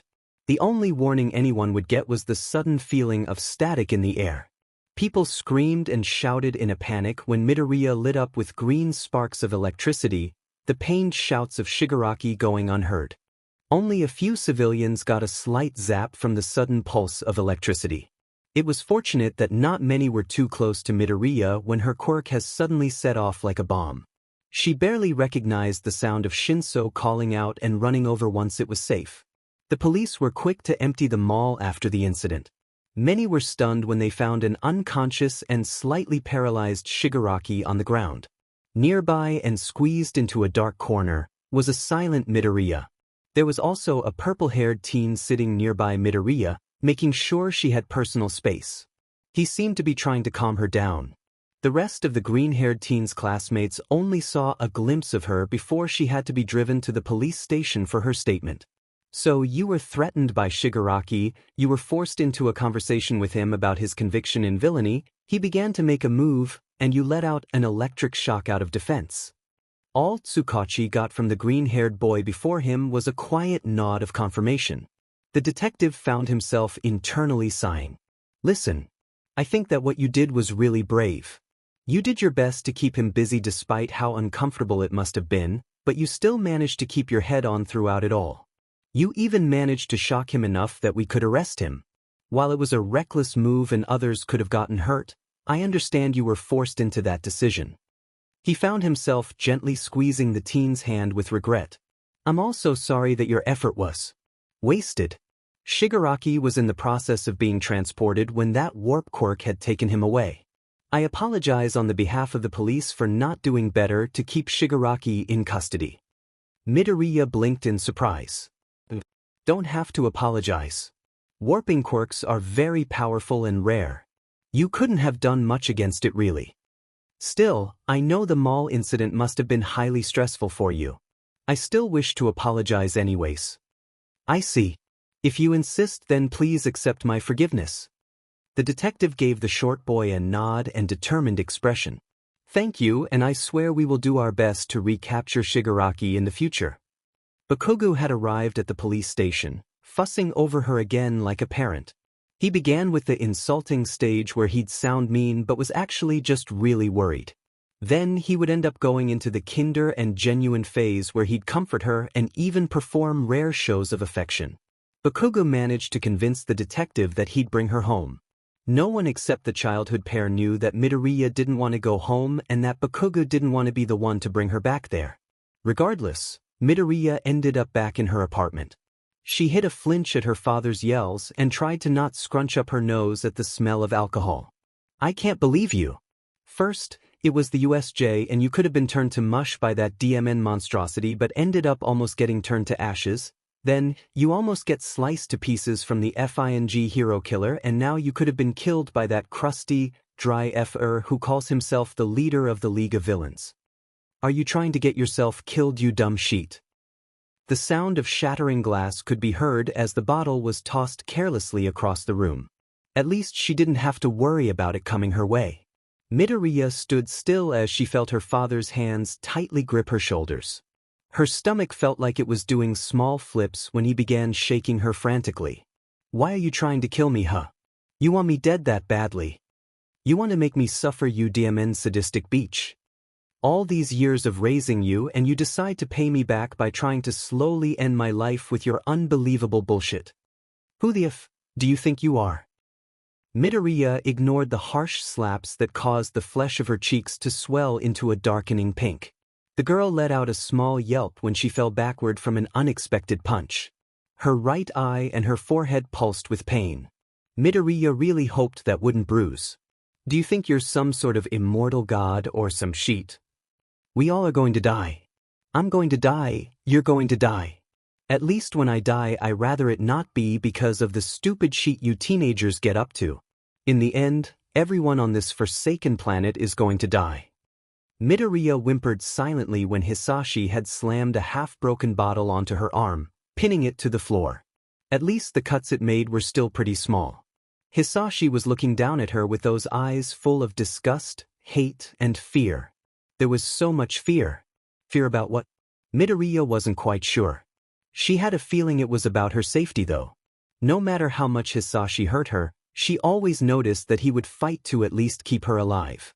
It might be due to the fact that if something were to happen to her, he wouldn't be able to continue living. Despite it all, the man was willing to murder himself if it meant living a life without her. Midoriya has known for a very long time that she could have lived her life without Hisashi. She knows very well that she never needed to rely on him. Yet the same could not be said for her father. Even when he became brutal, he relied on her existence. He depended on her living existence. Without her, he was nothing. Hisashi will vent his frustrations, but he would still live as long as she did. Somewhere deep inside the man's broken mind, Midoriya knew he still cared about her well-being. Even if it had gotten twisted to hell and back along the way. The man had left her alone for the rest of that day. It took her a while to get the first aid kit out and wrap her minor wounds. She even got some ice packs from the freezer just in case. By the time she finished, Midoriya had found her father passed out on the couch. She decided to just go to bed. As she laid there in her nest of blankets, the only thing she had were her thoughts. Midoriya had then realized how she had been thinking of herself lately. Midoriya hasn't been referring to herself by male pronouns. Everyone else around her has, but within her own mind, she has been calling herself by she and her. It's a wonder how Midoriya hasn't accidentally given her gender away. She wondered if this all began because of the friends she has been making at UA. She wonders if this all began because she felt so herself around Amajiki. This was a dangerous train of thought. He couldn't keep thinking of himself like that anymore no matter how comfortable it makes him. Midoriya can't afford to forget her his place. Bakugou's red gaze lingered on the quiet form of his childhood friend. Ever since the mall incident in Kiyoshi Ward, he's noticed that the green-haired teen has been a little out of it. To most, Midoriya just looks like he always does, sitting around and quietly playing his games. Yet, Bakugou isn't like most other people. He knows when something is up with his friend no matter how hidden the signs may be. He remembers the conversation they shared as he, unfortunately, had to bring Midoriya back home. The short teen barely shed any details on what exactly happened and it made Bakugou wonder if something was kept unsaid. Either way, seeing Midoriya not himself was beginning to PSS him off. The whole class will soon be sent over to the summer camp, so something should be done now while it still can. He needed to cheer the nerd up and he had an idea how to do When Bakugou went up to him and said to come over to the blonde's house, Midoriya simply agreed. It wouldn't be the first time they hung out together. When Midoriya followed Bakugou and realized that the blonde was taking him down the longer and more scenic route, that's when the green-haired teen began to feel confused. When Midoriya was brought into Bakugou's home and noticed Sato, Jiro, and Aoyama in the kitchen, the short teen was absolutely puzzled. Kachin, what are you waiting around for, nerd? These extras ain't gonna bake treats for the whole class by themselves. It was then that Midoriya realized why his childhood friend seemed to be leading him around. The blonde must have been buying the others time to reach Kachin's house before the pair arrived.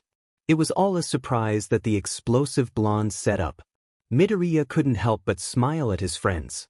Leave it to Kachin to cheer him up. All right. Can I at least make some of them video game related?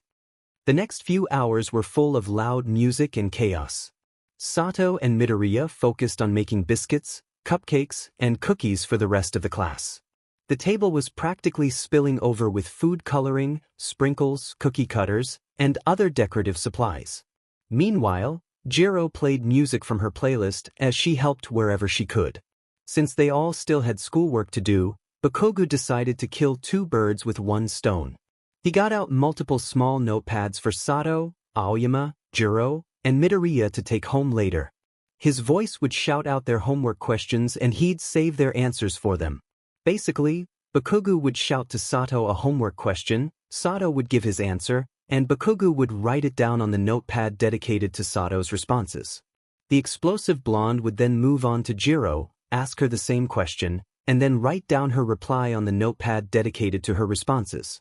When Aoyama tried to cheat by changing his answer, all the sparkling blonde got was a heated glare.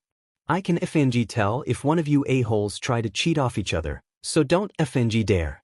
I'm not that stupid. If the question happened to be more of an essay question, all the blonde would do is write down the main points to each of their explanations. It basically meant that everyone would have to use those jotted notes to remember what they said for an answer and actually write it out themselves once they got back home. It was a little annoying, but at least it was quicker to know what to write than to waste time thinking too much about what to write.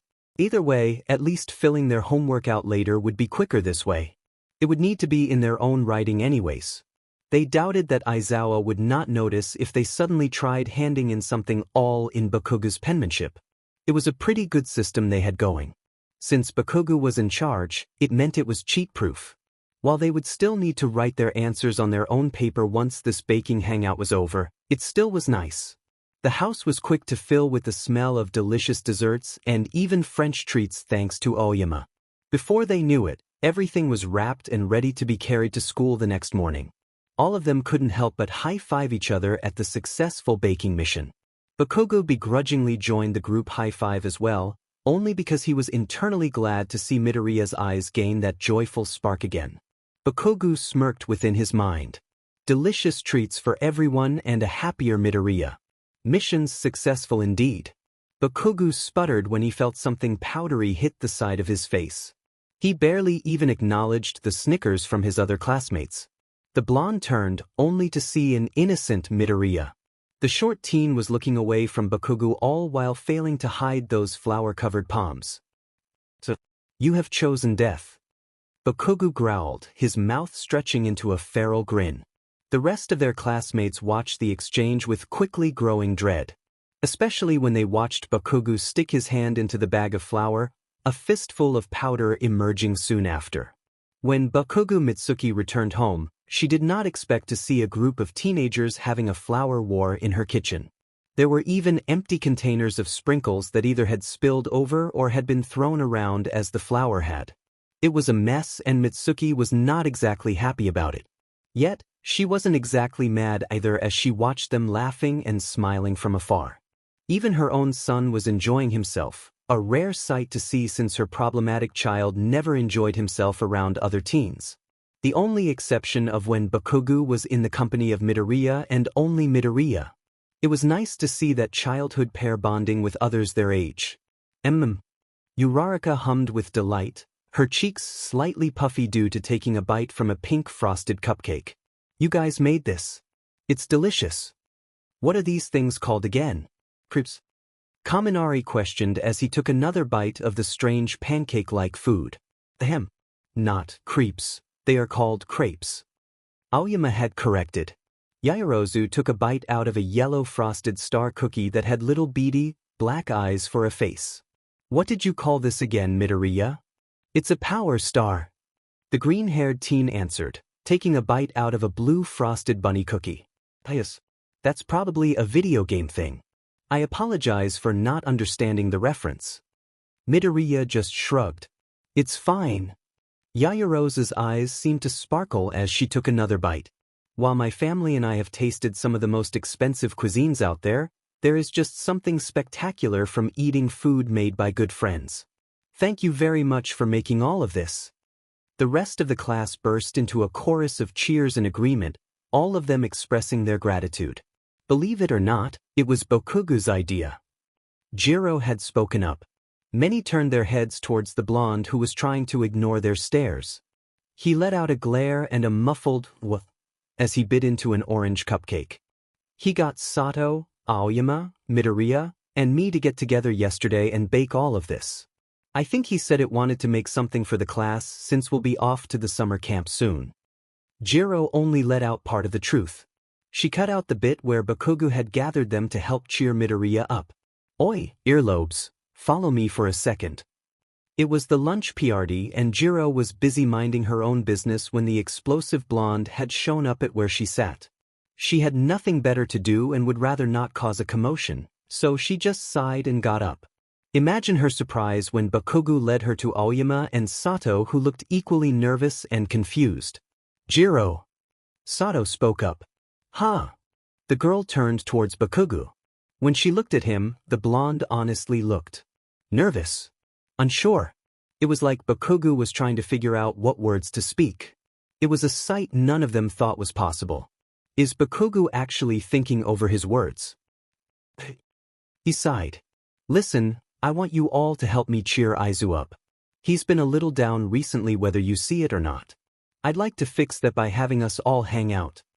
The trio blinked in surprise. What did you have in mind? Sato questioned. Even if they were all confused by Bakugou's behavior and request, they were all willing to make plans to help out Midoriya. I brought you because I thought we could all bake something together. Hell, every single one of us will be off on that summer camp trip, so we might as well make enough stuff for the whole class. I don't FING know. Let's just say as an excuse that it's an end-of-term exam celebration. Why this is quite unexpected from you. You want us to help you cheer up Midoriya-kun all while giving a treat to the rest of the class. Aoyama commented with a smirk. Yeah, whatever. The sparkly blonde fixed some stray strands of hair. Anyways, isn't baking delicious desserts more of Sato's thing? I don't consider myself the best baker around. I dunno. Midoriya would like to spend more time with you all and you just happen to be someone he hasn't been able to spend much time with. Besides, I thought you could put yourself to use and make some French desserts or whatever the French treats there are. Those purple eyes seemed to sparkle. Ah, I see. I can do that. Certainly, if it's for Midoriya-kun. He's been nothing but kind to us after all. Then it's settled. Also, don't share a word of this conversation to anyone, got it? I don't want people to start thinking I'm some sort of soft FING pansy. Also, don't let Aizu know. This is gonna be a surprise for him. When school's over, get your buttes to my house while I stall to give you all time. How are we supposed to know where you live? Jiro piped in. For F's sake, give me your phones now. I'll text you my DMN address. Ah, so he really does care. Ashido sang out with a smile. Afra-kun eyes. I could give less of a sheet. Despite Bakugou's growl, everyone could tell that there was an emptiness to his words. Some held their smiles back as to not trigger the blonde while some couldn't help it. But what's with the DMN smiling? The irritated blonde paused when he heard the quiet giggles of his best friend. When he glanced over, the green-haired teen's mouth was closed as his friend chewed on a bit of cookie. Of course it takes me hanging my pride on a DMN fishing lure to cheer her up. Bakugou internally groaned with annoyance. Either way, at least she's happier. I guess it's worth it. Now to make sure these FING extras stop ruining my tough reputation. Though he would never admit it, he was glad that everything turned out fine. So screw him for actually trying to be nice and give his classmates something to be happy about in the process of helping Aizu. He loved his pride, something that allowed him to declare himself as skilled. Something that allowed him to know when he's outbested someone else. He couldn't help himself from loving his pride and strength. His ability to overcome the world's challenges. Yet, despite that, he loved and cared about Aizu just as much as a brother-in-law, but BLD could. Even more than his pride. If it meant choosing one or the other, he'd shatter his pride and sell its remains for free. Bakugou would do whatever it takes to make sure Aizu's story reaches the good ending route. He was using gaming terms, wasn't he? Demanded Aizu. Stop infecting others with your nerdiness. Sensei. The class exclaimed when the tired man walked in. Aizawa looked completely baffled, especially once his vision was full of nothing but the desserts being offered to him. With a sigh, he at least accepted a cupcake and small cookie to satisfy the students. Thanks, problem children. Now get back to your seats. Class is about to start. Meanwhile, Aizawa mentally thought about how good these treats actually were and couldn't wait to rub it in Namuri and Hisashi's faces.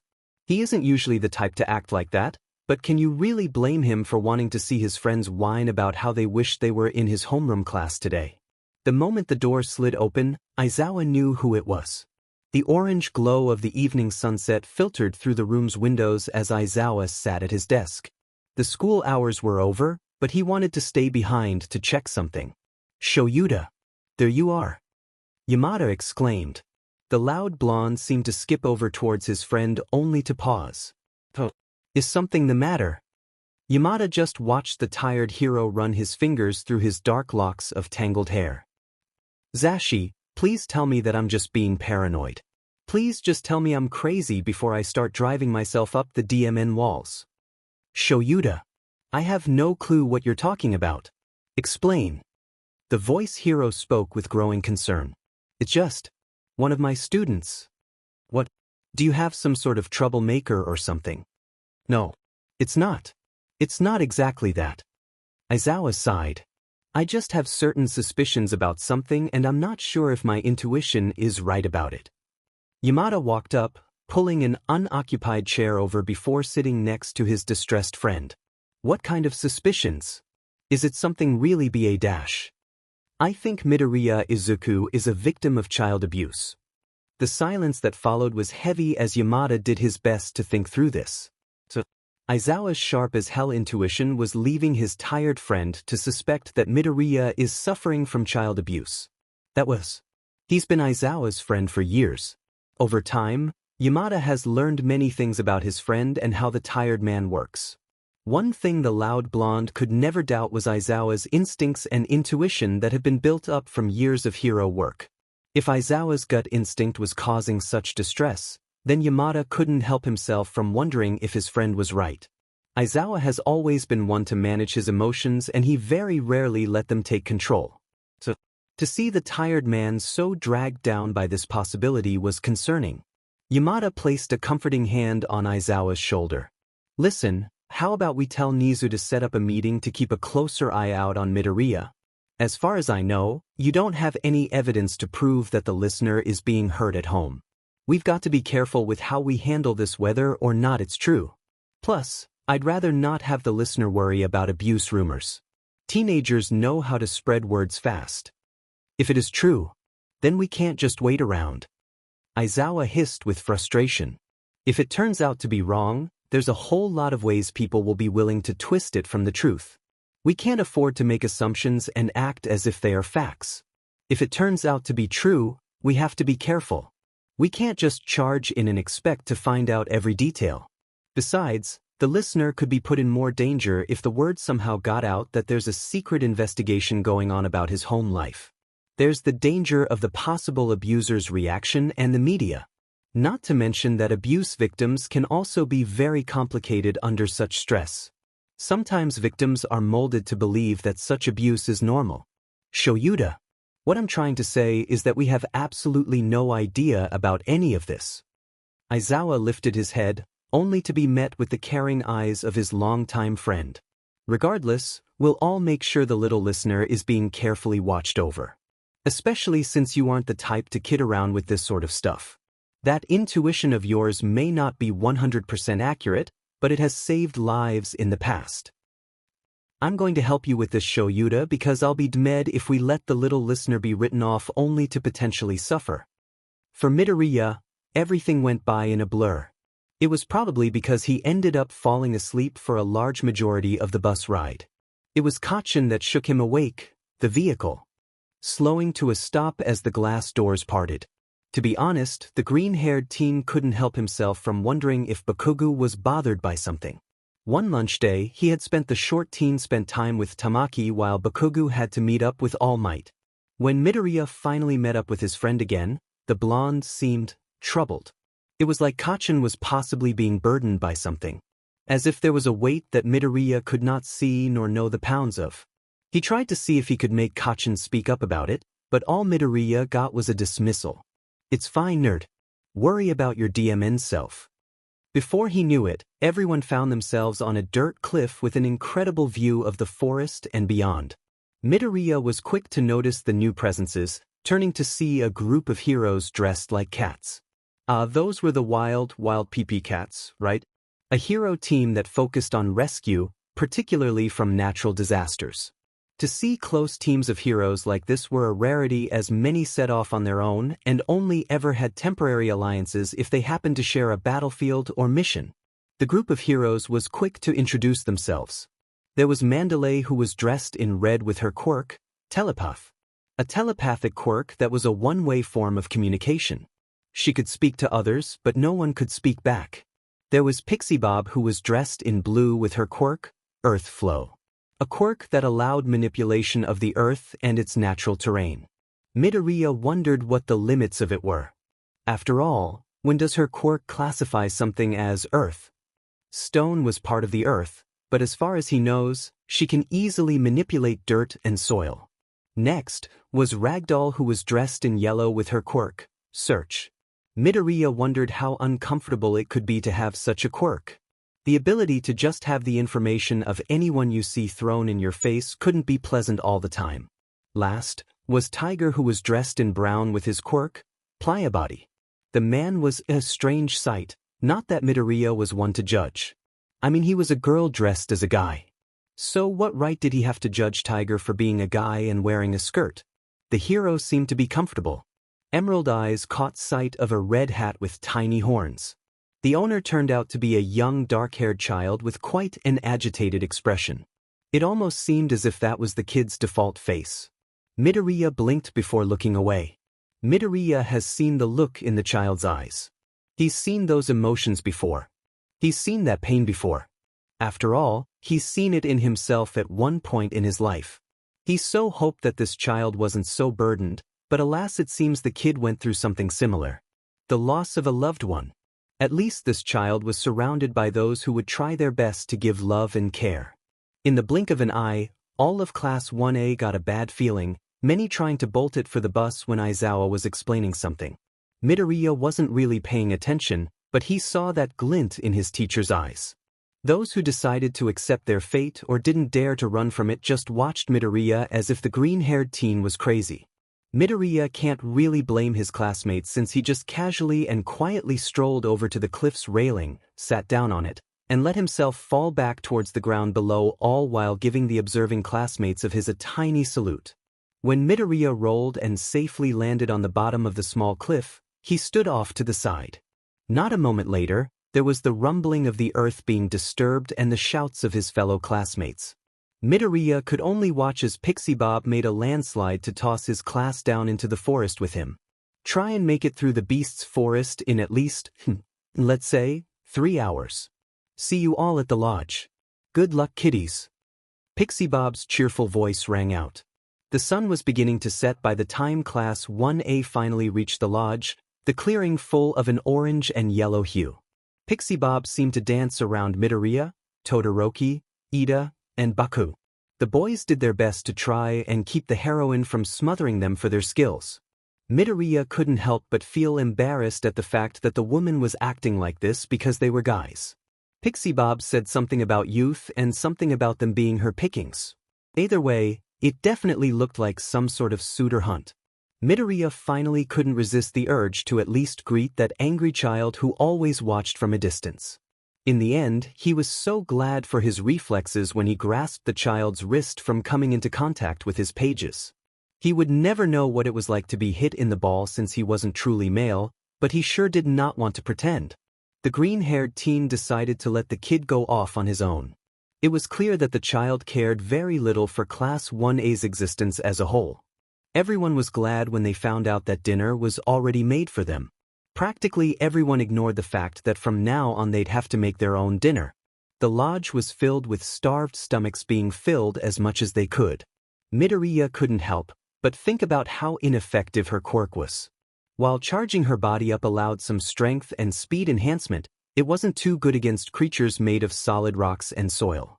That stuff hurt to punch. The most he could do was kick, and even then, he had to keep his attacks weaker. After all, he had only so much energy and electricity stored within him. The green-haired teen thinks he might have drained everyone's phones. Oh well, at least they can be recharged. Still, Midoriya found himself struggling just as much as Kaminari.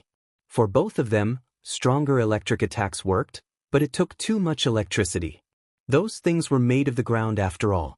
Electricity wasn't exactly going to be very effective and conduct. Their quirks allowed their electricity to have somewhat of an explosion-like effect, but Midoriya and Kaminari's quirks mainly relied on conductivity and the actual electric shocks versus the force that comes from using it. Since Midoriya could give powerful kicks at the least, Kaminari decided to help the short teen by becoming Midoriya's battery. Thanks to Kaminari, Midoriya could help his other classmates have shields and even use those shields for temporary platforms. He could even fight back, unlike Kaminari. They made a pretty good team-up actually. Their quirks worked well together to make up for one of them could not. Soon, the night sky arrived and Class 1 as assigned bedtime was nearing. There's hot springs. Some of their class cheered in awe. Midoriya felt himself sweat drop. Oh dear. Good quality hot springs were a wonderful luxury. It was something Midoriya has never experienced before and he so wanted to know what it was like to soak in one. Midoriya sat on a lone bench, Kacchan taking an empty spot next to him. You want to use the hot spring, right? All Bakugou got was a small nod in agreement. Maybe. You should tell them. I can't. What about Hisa-dash? Who the F cares about him? Bakugou growled. Besides, just tell everyone to keep it a secret. You'll still be able to pretend to be a guy. Them knowing and then keeping it a secret won't change that. The blonde just sighed at the uncertainty in the green-haired teen's eyes.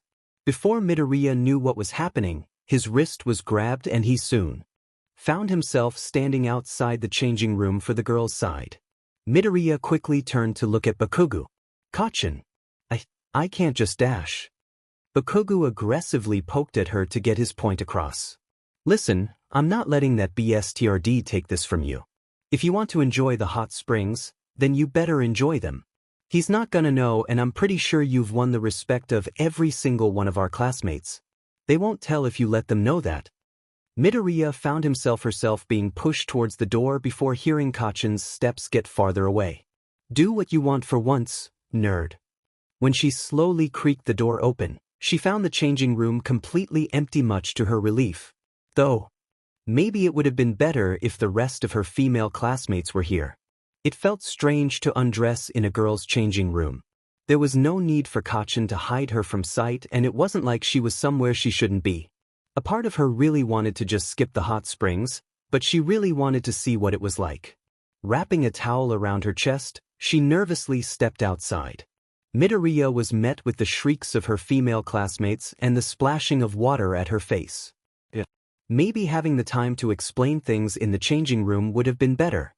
With some shouts from Kacchan through the large wall that separated the two hot springs and Midoriya trying to explain things, the girls finally calmed down.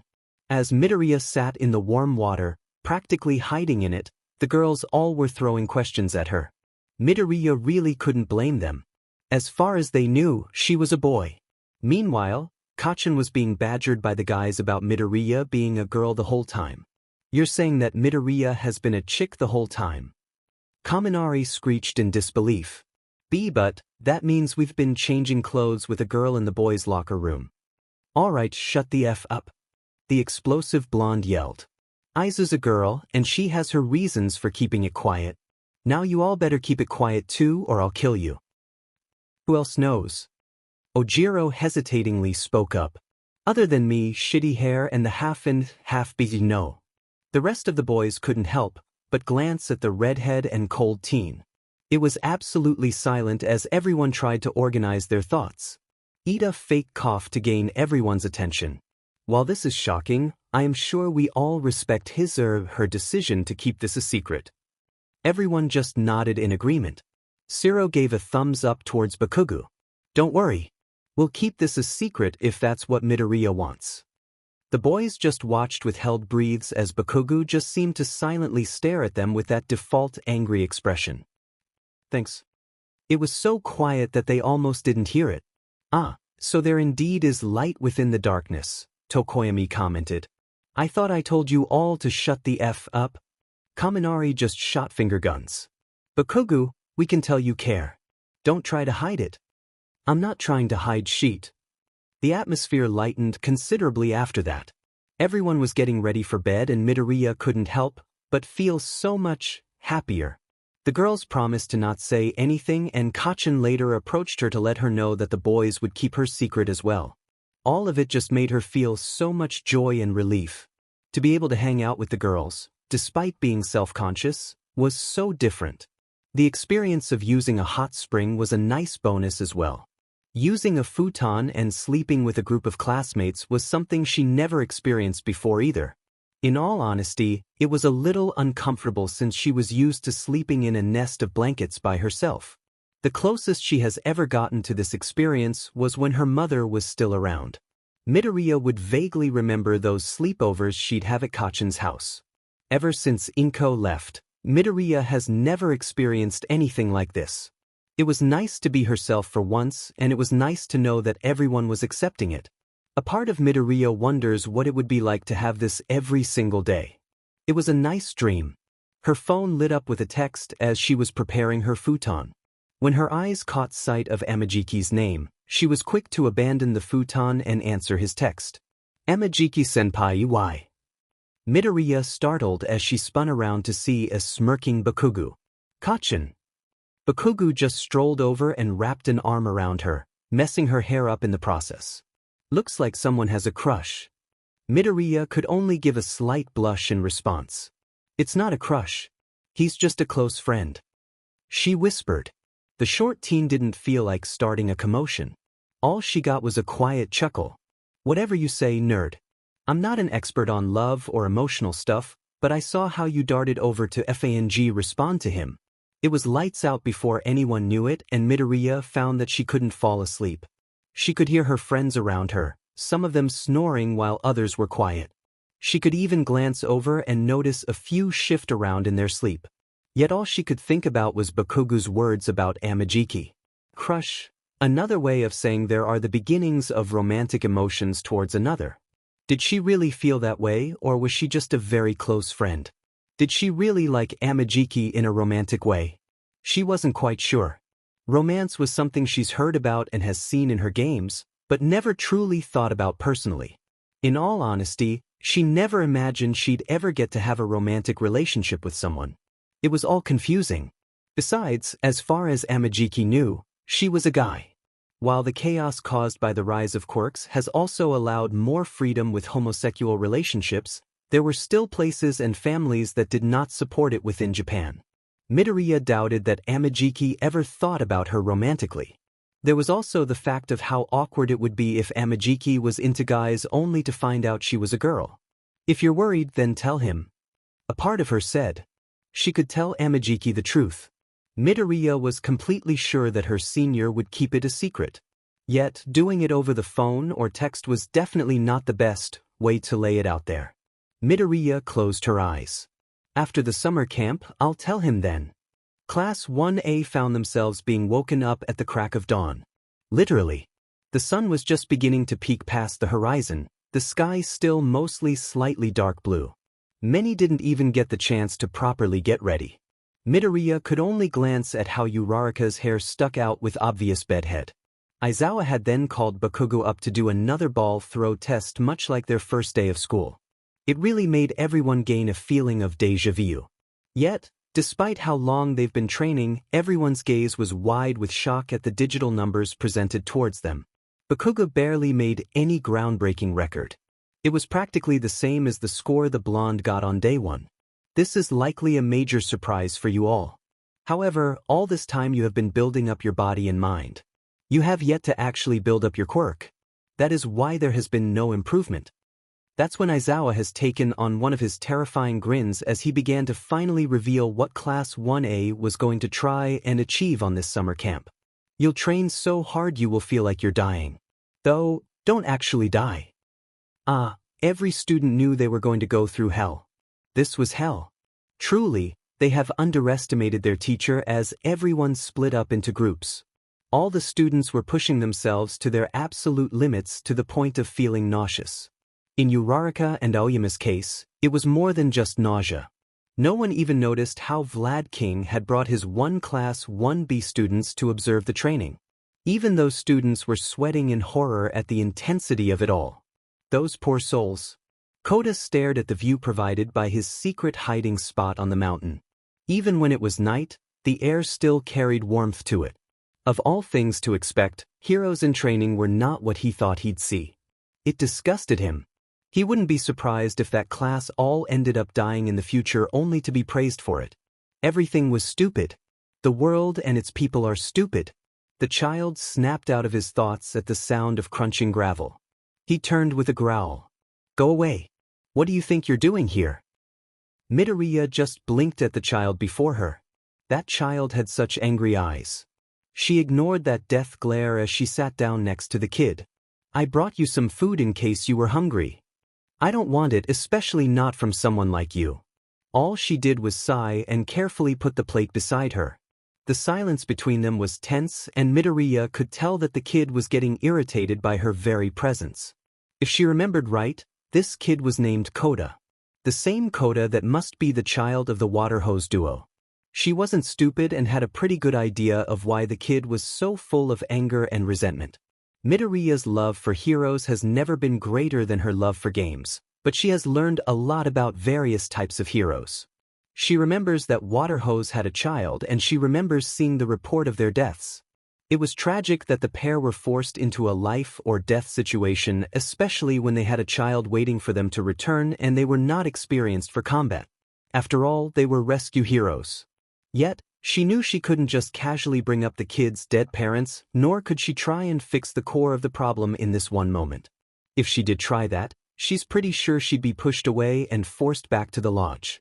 Instead, Midoriya decided to do what she did best. Kota heard the teen beside him move and he was about to shout at her again, only to get a face full of a lit screen. Midoriya let it drop and Kota instinctively caught it. When the boy got a better look at the device, it seemed to be some sort of handheld gaming system. He's played video games before, but he's never seen anything like this in stores. That's an old system from the pre-Quirk era. I'm a collector of sorts. When Kota actually paid attention to the game's title screen, he noticed how pixelated it was, a blue, hedgehog creature in the center of it. Before he could speak, Midoriya leaned over and gave him a small, yet kind, smile. I can teach you how to play. It can be a pretty fast-paced game. Think you can keep up? Like hell he was going to let this old-looking game beat him. Like I'm gonna let this old junk be difficult for me. Just watch. Many failures later led Kota to finally give in and asked for Midoriya's help. He still hated the fact that this guy was trying to be a hero like the rest of those older kids. However, maybe this one with Viridian curls wasn't so bad despite it. The food went cold, but neither of them cared as they spent whatever time they had that night to play outdated video games. It was pleasant. In fact, it was probably the most enjoyable thing he has done since. Either way, for once, Kota could forget about the world around him. It was a nice feeling. A part of him wondered if this was why Midoriya liked these games as well. A test of courage. The class questioned. Class 1B were already given time to hide forest and they're gonna do their best to spook you kiddies. Pixie Bob announced. All right everyone, Mandalay spoke up, slips of paper in her grasp. Take a piece of paper and that will be your partner for this game. Also, no switching teammates. Many of their classmates got dragged off by Aizawa though, his scarf literally forcing those students who failed the exam back to the lodge for the remedial lessons. In the end, Midoriya ended up alone. Yet, she didn't mind it at all despite Bakugou protesting that she should have someone to watch her. The green-haired teen did her best to reason with the blonde. Kachin, we're just walking through a forest with other classmates. I'm not going to get into some sort of trouble. With that, Bakugou hesitatingly backed off. The wild PP cats then began to call out pairs to go, waiting a bit before sending the next pair in. As Midoriya waited with the others, her nose scrunched up at the sudden scent of something. What's that smell? It's heavy. Like someone burnt food. Midoriya looked around until her emerald gaze caught sight of an ominous blue glow in the distance. However, it wasn't just a glow. Her eyes widened with growing dread when it turned out to be some sort of flames. Pixie Bob. Some students shouted in alarm. Midoriya quickly turned in time to see the hero panic, a glow around her body as she was tugged by an invisible force. She ended up returning, her head being pinned by a rectangular pillar, two villains finally revealing their presence. Well, look what we've got here. The once with sunglasses and the strange pillar-like weapon spoke up. This dash. Midoriya's thought flashed before her eyes until settling on the image of that night playing games with Koda. Villains are attacking us, there has to be more than just these two. If that's the case, we could be surrounded. If we're surrounded then… Koda. Where's Koda? Before anyone could stop the girl, she sparked with green before running off, the villains unable to catch her in time. Midoriya. Ida called out with worry, his eyes quickly losing sight of his friend. Stay back. Mandalay ordered, the lizard-like villain revealing a strange club made of several blades wrapped together. It was obvious to everyone that Mandalay was just as frustrated about Midoriya running off as the rest of them. Those with Ida could only watch with growing fear. How did the villains know where they were? Aizawa had assured them all that the information of where they were going was closely held and only given to specific and trusted people as well as the students meant to attend. This night was becoming a living nightmare, not even the sound of cicadas could be heard. There was just the distant crackling and scent of burning wood. Koda! I've got to reach Koda. Midoriya ran like her life depended on it. She barely paid any attention to the small branches that scratched at her face and body as she ran as fast as she could to Koda's hidden location. There was no doubt in her mind that the boy was there. That's what made it so terrifying when she finally breached through another section of shrubbery only to see a muscular man readying an attack against the frightened form of Koda. In a blur, she wrapped her arms tightly around the kid's body as she tossed them out of the way. She could hear the ground cracking and practically feel the breeze caused by that one attack. If I was just a second too late dash. That hit would have killed Koda instantly. Midoriya took a quick examination of her surroundings, her gaze lingering slightly longer at the sight of her broken phone. Sheet, she thought with rare use of language. With her phone broken, she can't even contact anyone and no one else knows where Koda and she were. Any hope of backup was just as shattered as her phone. This was not ideal. Huh. The man spoke. She noticed how he seemed to really look at her appearance as if trying to remember something. Say, you wouldn't happen to be a Midoriya Izuku, right? Excuse me. Midoriya was confused but was also highly alarmed. This villain she has never met is recognizing her full name and appearance. That could only mean one thing. This villain was informed by another of who she was. If that was the case, then that meant that someone was looking for her. Who could that be? She mentally shivered at the memory of Kiyoshi Ward's mall, the eerie and smiling face of Shigaraki looming above her. Don't play dumb. I recognize that face. You're on the top priority list. Such a shame since that means I need you alive along with that Bakugou kid, but at least there's someone who I can kill. The man's gaze shifted towards Koda. The moment the kid noticed, he hid behind Midoriya even more. They're after Kacchan as well. Midoriya thought with concern. She had a feeling of why someone would hunt her down, but she didn't understand why the villains would want Kacchan. Why, you're the one that killed Mom and Dad. Midoriya froze at Koda's words and took a closer look at the villain before them. It was the man's mechanical eye that truly jogged her memory. You're Muscular, the one who murdered the water hose duo. She found herself softly speaking out loud with widened eyes. The buff man seemed to grin manically before falling into a short fit of laughter. The man was displaying a sort of joy that came with pride. This villain was proud of the lives he stole. It's sick, Midoriya. Glad to see people still recognizing me. Those two were struggling so much against my strength. It was so pitiful really, but their struggle made it all the more enjoyable. Imagine my surprise when I arrive here only to learn they have a brat too. If you move aside, little hero, I'll bring you with me without hurting a single hair on ya in exchange for giving this brat the same treatment I gave his parents. Like hell, I'll let you do that. Koda seemed to stare at Midoriya in surprise. In all his time of seeing the teen and spending time with him, he seemed so gentle. His voice was the kind that you could never imagine being raised in a true yell, shout, or scream. It was a soft and caring voice. A voice that felt like it would break and never be heard again. Midoriya spoke up with such intensity. Meanwhile, Midoriya felt a wave of rare growing anger in her heart. She felt herself remembering the pain the loss of Inko had brought. She remembered how broken Hisashi became, how twisted their loving home had become, and the grief her father and she had gone through. That was from only losing one parent. She couldn't imagine losing Hisashi too when he was still sane. Losing her mother was already soul-shattering. Muscular was not going to lay a single DMN finger on Koda if Midoriya has anything to say about it. She'd kill him before letting this kid suffer. Koda, I'll keep you safe. I promise. As much as you may want to see your parents again, they'd be heartbroken if they saw you so soon. I won't disgrace them by failing to protect their pride and joy.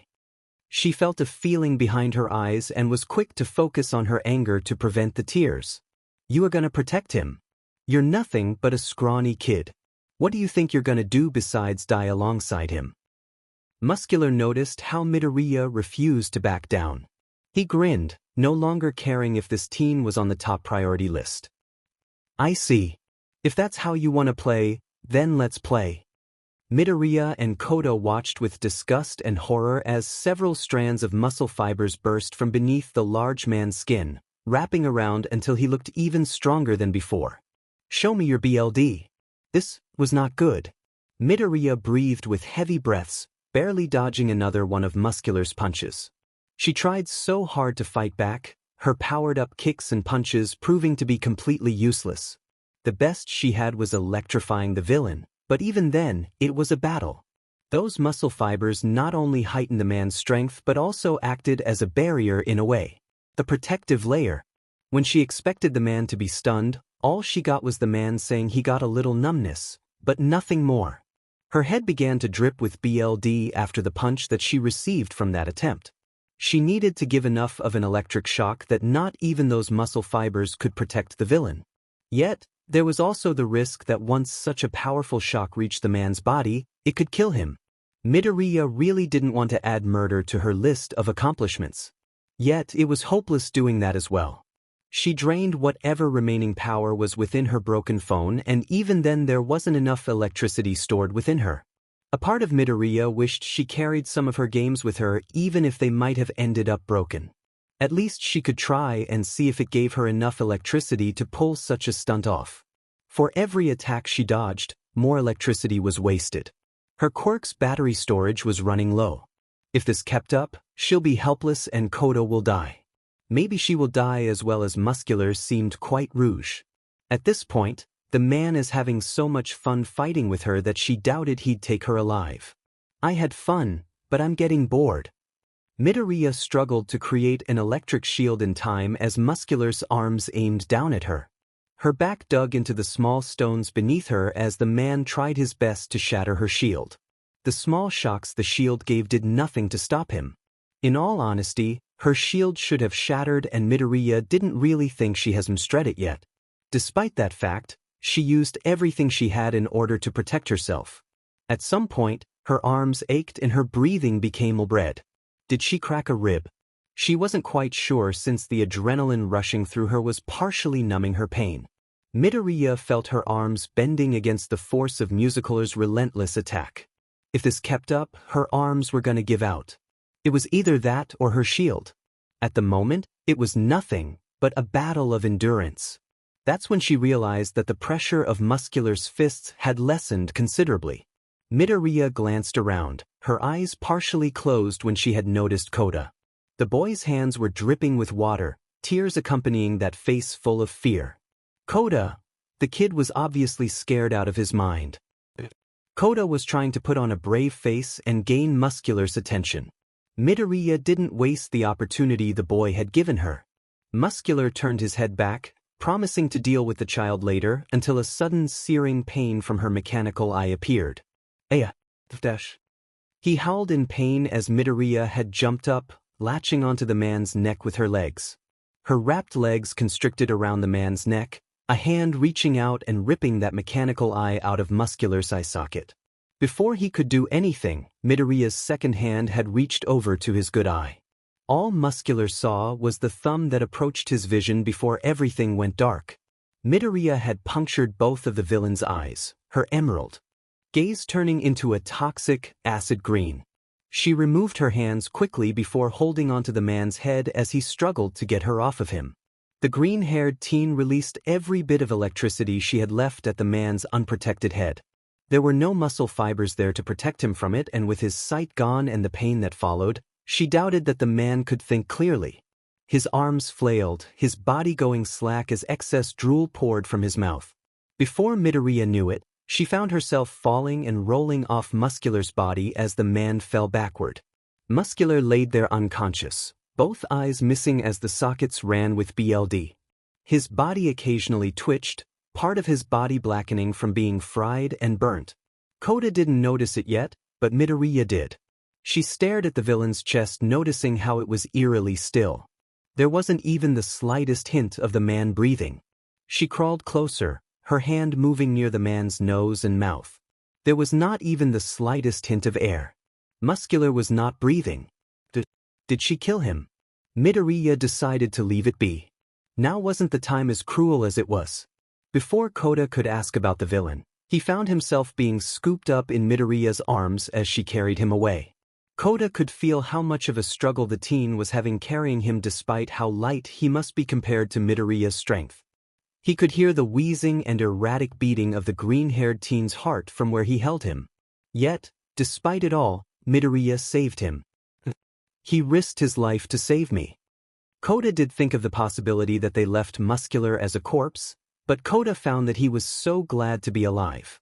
It may have been cruel for him to disregard that man's life, but the fact still stayed true to the fact that Koda lived. Koda Izumi was alive. The child held on to Midoriya even tighter as he hid his cries, his face hiding in Midoriya's shoulder. All the green-haired teen did was gently pat his back in a reassuring manner. Koda swore that the teen whispered a promise to keep his tears a secret. Midoriya was too kind. Koda was quick to find out. Koda Izumi would live to see another day. Aizawa couldn't believe this. Villains have managed to find them, and now they were being surrounded. He cursed when the heavily scarred villain he was fighting turned into a muck puddle. It could have been the man's quirk, but Aizawa doubted it. If he had to guess, that villain had blue flames as a quirk while the one the tired hero fought was some sort of fake. Perhaps some sort of cloning quirk. Either way, he needed to find the rest of the students and ensure their safety. His heart pounded at the thought of even one of them being killed. What did they do wrong? Aizawa was absolutely sure Yue had done everything to keep the students from being attacked. Even Nizu was the one to make the plans to keep the locations secret even from the other teachers. Hell, as much as he trusted Namuri and Hizashi, not even he told them where exactly the students were going. Yue failed these children yet again. Aizawa has failed these children again. That's when he suddenly heard movement, hurried steps approaching him as he prepared to fight, only to see his injured student, Koda, being held to her chest. Sensei. Midoriya, what happened? He rushed over to Butze her injuries. From what he could see, she had a head wound and minor injuries scattered all over her body. He wondered if the green-haired teen had any internal injuries. She probably did with how she held her body up and how it looked like Midoriya was struggling to breathe properly. Midoriya carefully dropped off Koda. "Sensei, I managed to protect him from the villain Muscular. There were also two villains, one who took down Pixie Bob from what I saw before leaving to find Koda. Mandalay was fine when I left. There were two villains. One was lizard-like in appearance and dressed like Stain. The other had short hair with sunglasses and a large pillar-like weapon wrapped in cloth. There were blue flames in the distance, so I assume there are many more villains in the area. We are likely surrounded, and I find out from Muscular that Katsuki and I are on a top priority capture list. I have to go and find my other classmates so I can bring them back to the lodge." Aizawa was speechless and managed to swiftly grab the girl's wrist before she took off.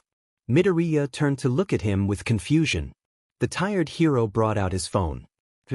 "If you fought Muscular, you probably spent too much of your quirk. Don't drain it all, of course, but take most of the battery if you really are going after your classmates. I honestly want to just drag you back to safety, but I know that you're just going to run off anyway." Midoriya just did as the man said, not even attempting to hide that aurora-like string as proof that she's following his wishes. Once she finally gained a good amount of electricity back, she felt better. The green-haired teen still suffered from her injuries, but the feeling of that electricity running through her body was warm and pleasant. It always made her feel like she's capable of going farther than her limits no matter how exhausted she was.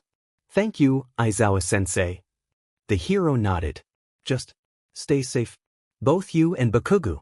Also, find Mandalay first and tell her that I'm giving every student permission to fight back." Midoriya's eyes widened slightly before narrowing in determination. With one last glance towards her teacher and Koda, she ran off. Aizawa and Koda stood there for a moment until the teen was out of their sights. Eraserhead could only pray for her safety and hope he did the right thing. Aizawa knew that Midoriya would never let herself be held back if her classmates were in danger. Oh, how he wished that girl didn't make it so damn difficult to protect her. Things were looking good, and then they instantly began to look bad. Midoriya found Mandalay and passed on Aizawa's message. Midoriya found more of his classmates. Midoriya helped Shoji prevent a rampaging dark shadow from killing everyone. Midoriya found Kachin. Midoriya and her classmates found Uraraka and Azui. Midoriya has Kachin. Che, the girl spun around, the rest of her friend following only to see no Bakugou in sight. None of them found Tokoyami either. The green-haired teen focused on her breathing. It was going to be all right. They were going to find Kachin and Tokoyami and everything was going to be fine. Then, the students suddenly met a villain who stood in the trees. He was quite well dressed and claimed to be a magician. Mr. Compress was his alias, the man playing around with two glowing blue marbles. All that Midoriya cared about was the fact that the villain was holding Kachin and Tokoyami captive within those marbles. Everyone felt a spike of panic once the villain gave a final bow before leaping away at a rapid pace. Todoroki did his best as he released a large glacier as he had done back during the sports festival. They noticed that the villain had managed to avoid capture. "Uraraka, Su. I have a plan." Midoriya had shouted out. Before they knew it, Uraraka had used her quirk to make the group of Midoriya, Todoroki, and Shoji float. Azui wrapped her long tongue around them before whipping them into the air as much as she could. The frog-like girl winced when her toss had aggravated the cut that blonde girl from before had made on Azui's tongue. The two girls could only watch the trio of classmates soar into the air after Mr. Compress. The both of them stared with the hope that their fellow classmates would be able to retrieve Bakugou and Tokoyami. Being tossed so high in the air was an unfamiliar feeling to all three of them. Yet, they were able to ignore it at the sight of Mr. Compress. The man turned and they couldn't help but feel as if the man was shocked. In the end, they ended up tackling him as they all crashed down back onto the forest floor, a large plume of dust lifting into the air once they impacted the ground. Before they knew it, there were more villains where they had landed, which caused the trio to split up. Midoriya's peripherals caught sight of a blade's glint as she dodged the swipe of a knife. There was a blonde girl whose hair was worn in two buns, a school uniform, and support gear on her person. You're Izuku, right? You're much more adorable in person, but I bet seeing you covered in BLD would be even more adorable. Midoriya hid her flinch at the use of her nickname Kachin used. It really didn't help that it was said by a villain who was an absolute psychopath. Electricity lit up the green-haired teen's body as she did her best to avoid the other girl's blade. Crazy or not, that blonde girl really knew how to use a knife. Oh, I haven't even introduced myself. Midoriya's attacker giggled. I'm Toga Himiko, but you can call me Himiko or Himi-chan if you want. Midoriya dodged again to wince as her ribs protested against the movement. That split second of pain was all Toga needed to get a good stab into the short teen's arm. The blonde girl was quick to pin Midoriya down only to be knocked off with a sharp shock of electricity. Midoriya did her best to hold back the burning pain from the stab wound as she rolled out of the way to create distance between Toga and her. Interested? The green-haired teen found herself saying with a huff. Toga seemed to pretend to be sad for a moment before cheering right back up. Izu. That's so mean, but I know that we'll get lots and lots of time to get to know one another. I'm sure you'll warm up to me in no time. Midoriya. It was a moment too late when the green-haired teen realized there was the sound of something behind her. When she turned, all she got was a white and black mask in her vision. She immediately let out sparks of electricity, but despite the man slightly freezing up from it, Midoriya still felt the slightest of pokes. Midoriya's world went dark. Midoriya wasn't sure how long she's been here. It was similar to when she transported herself within electronics, but at the same time, it was oh so different. It was so dark. Nothing could be seen, as if she was stuck in some black hole or endless abyss. It felt cramped. It was suffocating and uncomfortable despite how the darkness made the area feel so endless. She couldn't swim anywhere as she could when within electronics. There were no colorful lights on the cool color spectrum made up of blues, purples, and greens. It was endless but claustrophobic. She had never experienced anything like this before. However, at least this strange space didn't tamper with her mind, as she still found the ability to think and feel. It definitely was messing with her sense of time, especially since she couldn't exactly see anything or hear anything. Yet, at least this quirk, it was letting her have her thoughts and feelings. Then, after what felt like a very long time, she felt a sudden pull. It was like her body was moving, but fading from this dark existence. Before she knew it, her world filled with light. Midoriya took a deep breath as if she somehow had stopped breathing for some reason. She could feel her body being moved into a chair. Her breath hitched, the room still too bright for her eyes, as she felt something click around her wrists, ankles, and abdomen. It was not a malleable material, and it seemed to be metal. Her eyes finally adjusted, and the first thing she noticed was that she was in a bar. The lighting of it reminded her faintly of the orange given off by the setting sun. The second thing she noticed was a worried Bakugou staring at her, restrained in a chair as well. When she looked down at herself, the chair she was in was less bulky as Bakugou's. It was much easier to move, but still was quite strong in appearance. Her hands and even her restraints were wrapped in a thick layer of insulation to prevent her from electrifying anyone. All around Bakugou and her were villains. Was this the League of Villains base? Immediately, static reached her ears from the TV in front of her. That's when she saw the face of a man. He seemed old but still had some youth in him. Yet, he had no eyes and even lacked a nose. It was disturbing to see such an injury. The man's face was practically entirely made of scar tissue. However, before this strange man could even communicate a word to her, she disappeared in a flash inside the TV. The rest of the villains tensed but seemed to not be that worried. "Sensei," Shigaraki spoke up. "All is well, Tamura. That boy won't be able to get anywhere. I wouldn't be so foolish to not prepare for his arrival upon capture. No matter where that boy travels, he won't be able to contact the rest of the world. Let him have that hope until he realized how futile his efforts are." The villains watched as Sensei grinned. Bakugou could only silently curse at the predicament Izu and him had gotten dragged into. Midoriya was frustrated. Her body pulsed with pain and aches. Her skin wore dried-up splotches of BLD from her wounds. Her eye felt like it was being glued shut from the blood that ran down towards it from her head. No matter where she went, she was trapped. There was no way to connect to the rest of the world from within these systems. At the same time though, that man with the heavily scarred face? She had a feeling he was smart enough to make his own systems that did not rely on anything that was open to the public. The electrical systems, every device plugged into a wall, and even the Wi-Fi access was all separate from the rest of the world. Midoriya instantly knew she had no way to get Kacchan and her out of this. At least she could hide in here instead of letting her body physically vulnerable to that bar with the villains. It was a little nice that she could look from within the TV to check on her childhood friend. From what she can tell, the villains were trying to recruit Kacchan. Midoriya couldn't help but think about how foolish the villains were. Are you making yourself at home? Midoriya startled at the sudden pop-up message.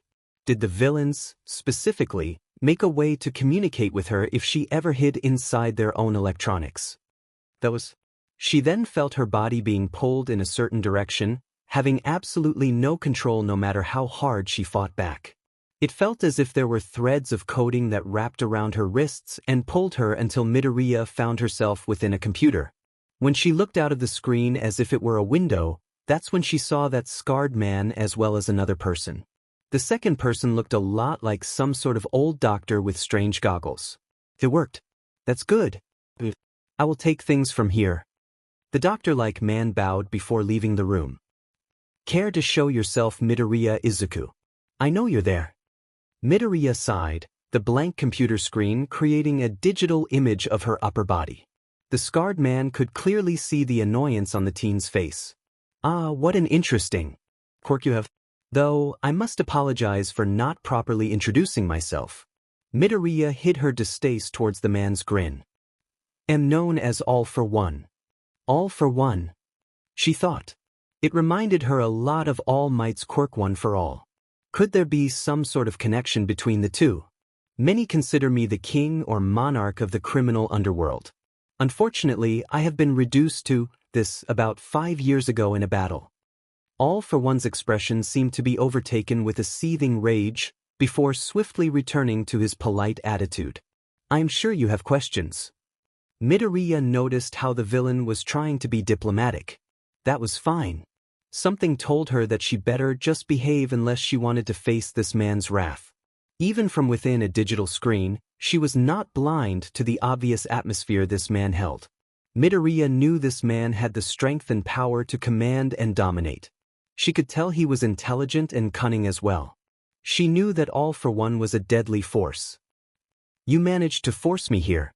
I've been going into electronics for years and I never had someone control where I went so specifically. I was able to find out what your quirk is, and so I made the doctor adjust the systems just for you. After all, we wouldn't let you freely roam our systems if you could take control of it all. Right now, you are just a mouse that walked into a maze. I can simply switch the walls and paths you can go to. There is no escape for you in there. I made sure of it. Midoriya crossed her arms, her eyes slightly distant due to her thoughts. What if I did manage to breach something? You still have a body when you do this, no? You can still feel pain and such. All for One grinned. I do hope you are familiar with the various types of digital viruses. Midoriya found herself frowning in thought. She has dealt with small computer viruses in the past, but she literally has to fight against it in order to make it go away. She didn't like to imagine what kind of horrible viruses this man has made. I see that you know where this is going. Though, it would be interesting to see your hacking capabilities within machines. Either way, try anything and I'll make sure you suffer. Try to escape it by returning to the physical world and I'll make sure that Tamura deals with you. Midoriya was absolutely trapped. Go to the physical world and she'll be useless, suffer, and be unable to get help.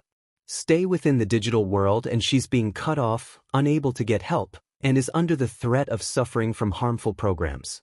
No matter which way she looked, she was trapped just like All for One said.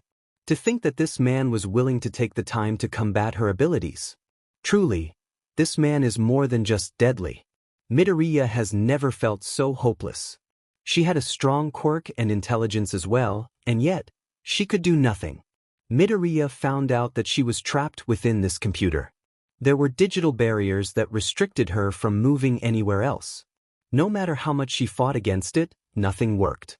The green-haired teen even tried to empty the place of electricity, only to find her connection cut off at a certain point. It was as if there was a system in place that only let her take a certain amount before cutting off access. She thought about taking all the power from this computer but instantly shook that thought away.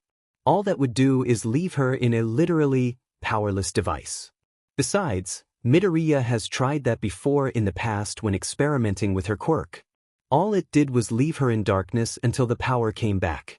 It was not much different than waiting for the power to come back on after a blackout. So, she ended up uselessly hanging out in this computer nearby all for one.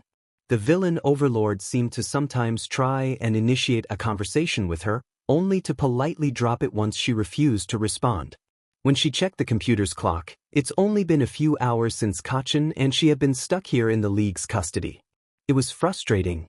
Midoriya has been asleep here for quite a while. There was literally nothing she could do, so she just tried to pass the time by sleeping. However, as she felt herself drowsily waking up, she couldn't help the feeling that something was different this time. Her emerald gaze looked outside from within the screen, noticing how all for one seemed to carry an aura of interest. Midoriya blinked. Was something happening? That's when she sensed something changing. Closing her eyes, she focused, finding out that there is a clear path leading back to that old television in the bar. A large part of her couldn't help but feel like this was some sort of trap. That all for one is letting her have access to there because he wants her there. Regardless, she had to take the bait because she needs to see Kachin. By the time she swiftly returned to that television, she could see the wall across from it burst and crumble. Midoriya instantly reappeared with a flash of light, the cloud of debris fading enough to finally see a team of heroes. In the front of the charge was All Might himself. I am here. Midoriya and Bakugou weren't quite sure what was really going on other than the obvious fact that the heroes were here to capture the villains and save them. Both couldn't hold back their surprise when the green-haired teen had just suddenly appeared. Midoriya was surprised she was actually let out while Bakugou wasn't expecting it at all. However, it did bring him tremendous relief to see her here and uninjured from what he could tell. Yet, of course, life wasn't so simple. The pair could feel something bubbling up within their throats, some sort of semi-liquid. It was strange and highly uncomfortable. When the metallic gray sludge had finally revealed itself, consuming their bodies and carrying their very being somewhere else, it was absolutely disgusting. It felt like they were vomiting, but they weren't. It was some sort of teleportation quirk that brought them to the absolute wreckage that was once a building.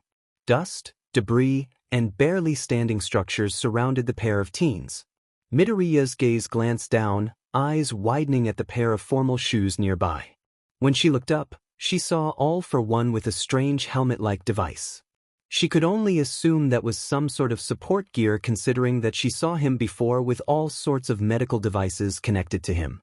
Midoriya had absolutely zero understanding when it came to this man's decisions. That was something that caused a rising wave of frustration within her. When she glanced at Bakugou, she could instantly tell that the blonde could just sense the commanding aura this man emitted. Her eyes blinked, her gaze lingering at her own feet when she suddenly sensed something nearby. It was strange. The moment she arrived here, she could tell every electronic device within her range was destroyed. A part of her knew that All for One was the reason for it, and she shuddered internally at seeing the results this man could pull off with his own hands. Still, if everything was broken, then why did she sense functioning electronics nearby? Were there civilians hiding somewhere in the wreckage? Before she could ponder it, she startled when Bakugou had suddenly grasped her wrist, pulling her out of the way as All Might flew in with a punch aimed directly for All for One. Both of the teens backed up at a relatively safe distance, their eyes wide at the sight of All Might struggling. With the pair both aware of the hero's secrets, they knew that All Might was weakening. However, it still didn't make it any less jarring to see a man of such power and reputation in this precarious situation. Midoriya knew they couldn't just stay here. Kachin, we have to get away now. All Might will be forced to hold back because of us. We'll only get in the way. She hissed with a whisper. All she got was a small grunt of acknowledgement. Yet, as soon as they turned to run, they found themselves only moving a few feet before becoming surrounded by the rest of the league. Leaving so soon, Izuku-an? Toga seemed to sing with a cheer. That's when then led to Midoriya and Bakugou working together to try and clear the way for some sort of escape. She would use what power she had to help act as a defense, even creating openings for the blonde to use his explosions. Sometimes, Bakugou would use the propulsion and force from his quirk to swing Midoriya around like some sort of living taser. Linking arms or hands for spinning attacks or momentum, launching the green-haired teen at a villain for her to hit only to return like a boomerang. It was just how they fought as a team. The villains could watch on with slight wonder, at least, those who cared to pay attention. Midoriya and Bakugou showed no hesitation when fighting together. They had absolutely no uncertainty with every move they did, especially their combos. They held a spark of trust as they went with the flow of the battle, adjusting and thinking on a similar wavelength as if they were one unit.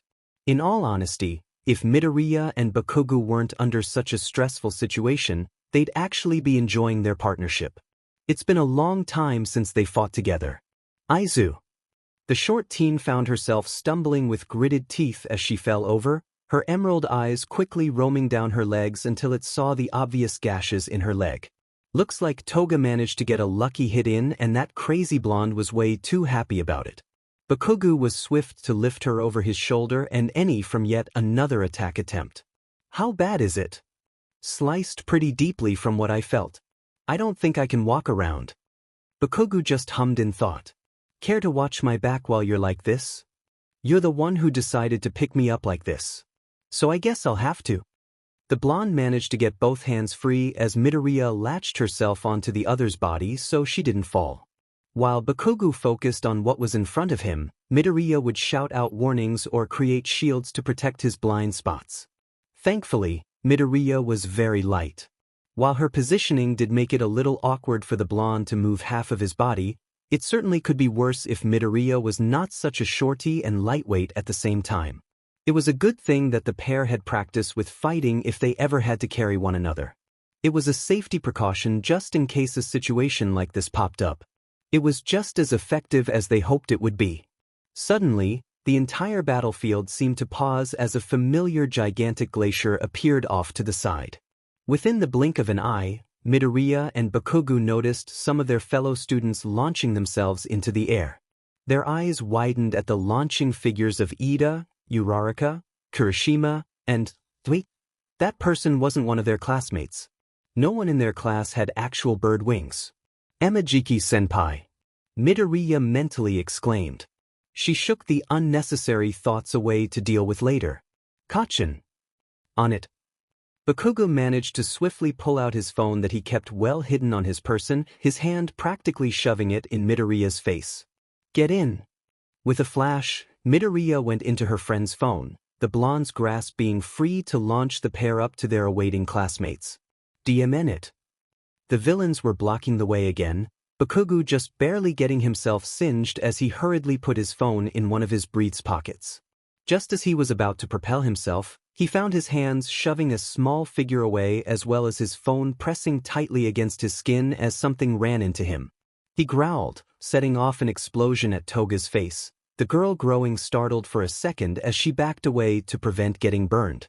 Bakugou knew he had an opening so he took it, the air whipping his spiky hair around, the loose fold of his clothing billowing from the strong gust of wind. Kirishima successfully grasped the blonde's reached-out hands with cheer.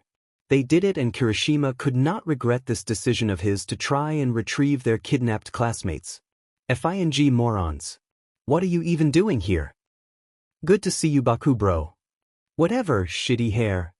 Their escape was nearly ruined if it wasn't thanks to Mount Lady's interference.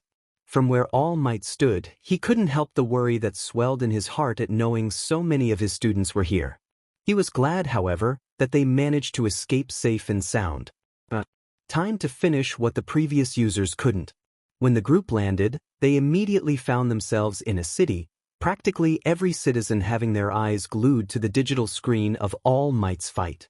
It wasn't until a few minutes later did the other members of the unofficial rescue team show up.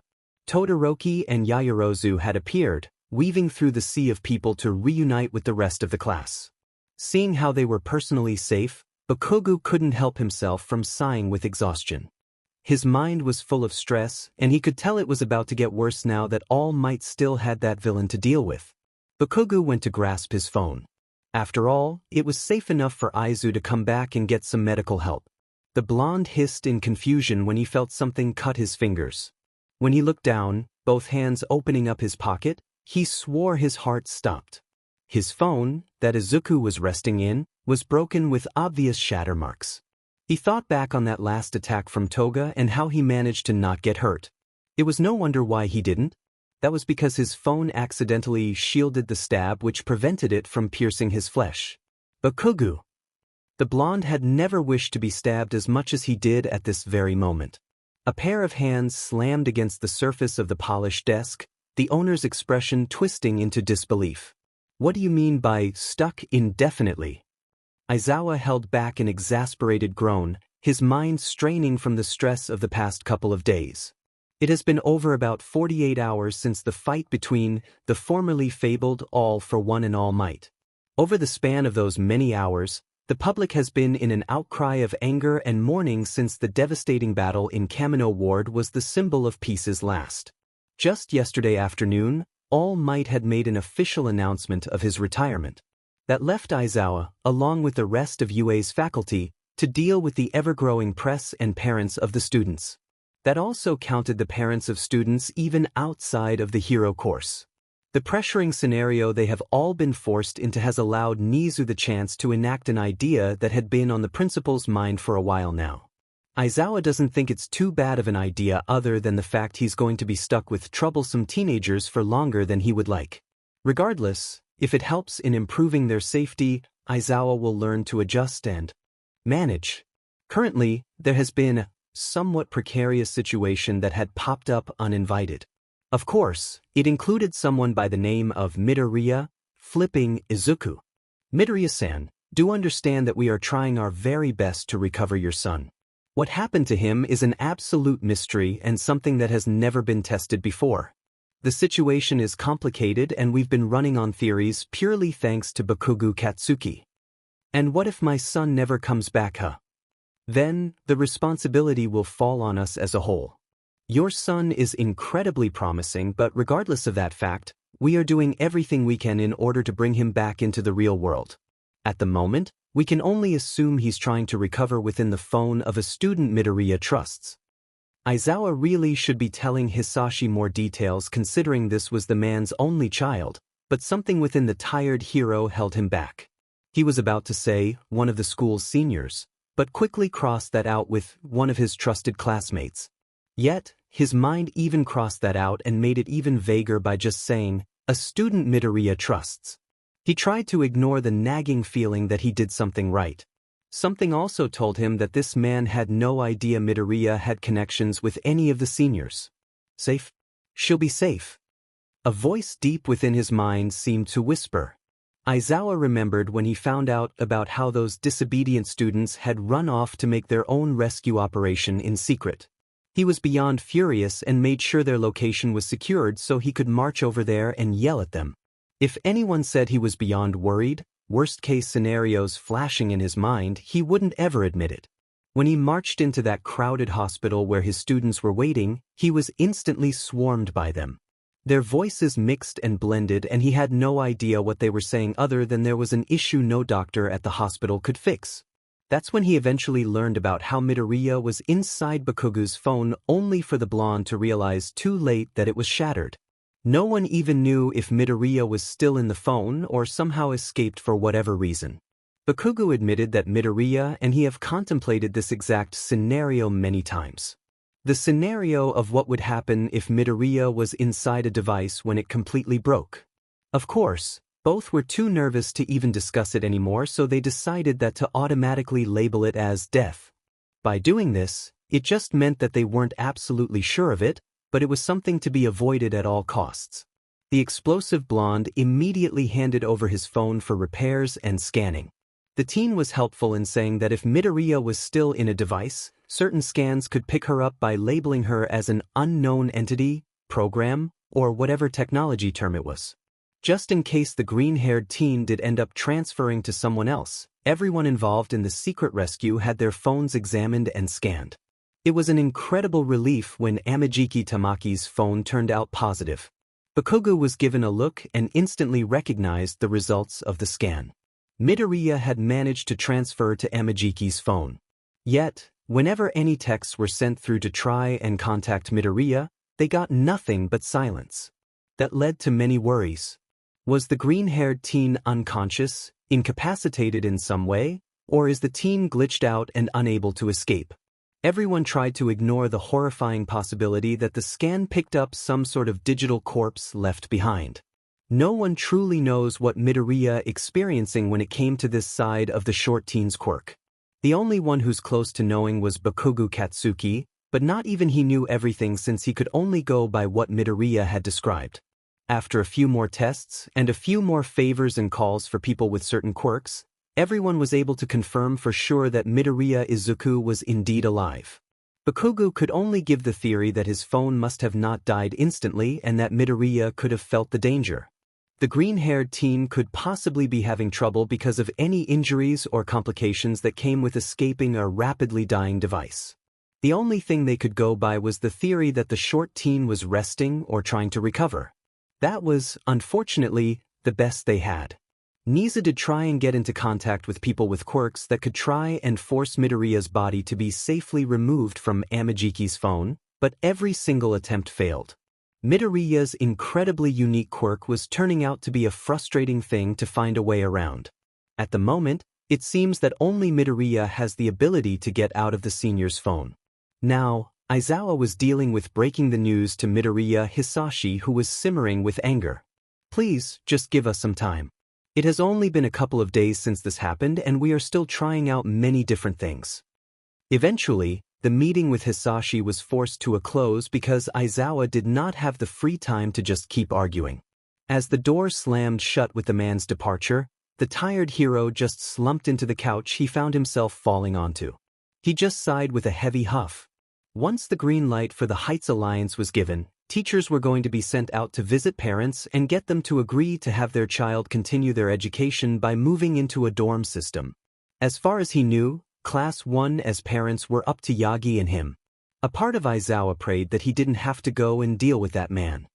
He swears that the man's stubbornness was nearly on par with his daughter's. My life. I'm too old for this. Amajiki sat in his room, the silence feeling ironically loud to his ears. He had to give his phone up to UA because it literally contained a student that also was a kidnapping target by the League.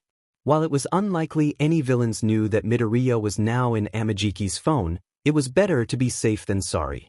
Only the students involved in their secret rescue mission knows about the details of the situation. Other than that, everyone else was pretty much left in the dark. Losing his phone was no problem and he could see the unread message notifications from his friends dinging on his computer. Yet, he just couldn't find it in himself to check them, much less answer them. Mirio and Nijire must be so surprised when they heard about what he did that night. He agrees that it was incredibly reckless and bold of him to ever imagine doing. However, when he found out about Midoriya's kidnapping, he felt it eating him alive inside. He's long since passed the licensing exam and even works as a hero for the Fat Gum Agency. Yet, here he was, unable to do a thing. He wanted answers. Whether there were any or not, he just needed to hear something. That's what led to him finally gaining the courage to travel to the hospital that Class 1A and Class 1B students were being treated at. That's when he accidentally ended up overhearing some Class 1A kids talking about a secret rescue mission. Against his better judgment, Amajiki found himself hopping onto that train before it left him in the dust. The elvish teen sighed as he laid on his bed, the screen of the GB color lighting up as he tried to consume his thoughts with trainer battles and gym battles. His heart has never felt this heavy before. Sure, he's felt an absolute sickening feeling whenever Mirio or Nijire got seriously injured on a mission, but the fact that Midoriya could have died and the fact that the boy was now trapped in his phone felt horrible. No one even knew what to say or do. There were no answers and Midoriya's quirk was just too unique to find a good solution. Theories. that's all they had. Just theories. Probabilities that could mean everything and nothing at the same time. A part of his mind wondered why the green-haired teen chose to escape to his phone. Was it because a part of the other's mind saw Amajiki with such trust, or was it complete chance? A hidden voice within his mind hoped it was the first idea. His heart ached with such a sense of loneliness right now. It already was bad enough when the summer camp meant he wouldn't be able to physically hang out with Midoriya. Hell, he couldn't even call the teen. The most they had was texting, and even that was given many restrictions from what he could tell. The first years really have it rough this year. It was incredible in so many negative ways in how this year was so much different for UA since its founding. It made Amajiki worry about the future. He just wanted his best friend back. Midoriya wasn't quite sure what happened. The last thing she could recall was going into Kachan's phone so they could let themselves be recused by their classmates. Then, everything felt wrong, as if it was going dark and falling apart. Even if she never experienced it before, there was an instinct within her telling her that Kachan's phone was breaking, dying. Everything surged with pain, and whatever was happening was threatening to take her apart. She desperately searched for the nearest device she could escape to, her Quirk settling on one. She didn't care what it was or where it would take her. She just went there, a sense of relief following her once she left the dying phone. Midoriya was tired. Her entire being was fatigued in a way she never felt.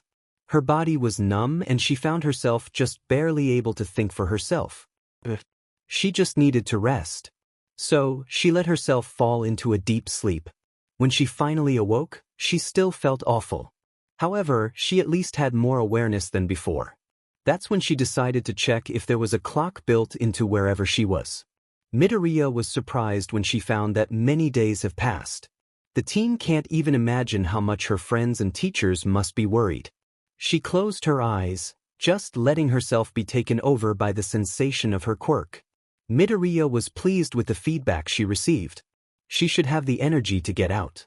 The teen had no idea where she'd end up or who she was with at the moment. For all she knows, no one knows where she is. Nothing would be done though if she just stayed quiet in here. Midoriya felt her body fade into dust that seemed to lift out of the device she was in, her body becoming solid within the real world within an instant. As she left, it felt like something was not quite right.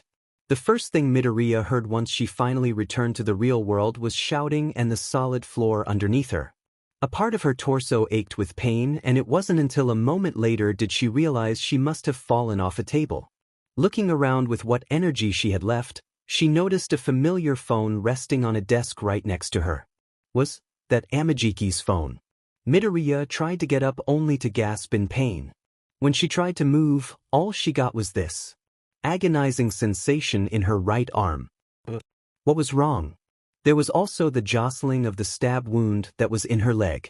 She tried to get up, only to find herself falling on her face again. But why couldn't she get up? Actually, why did the floor feel wet? Midoriya tried moving both her arms.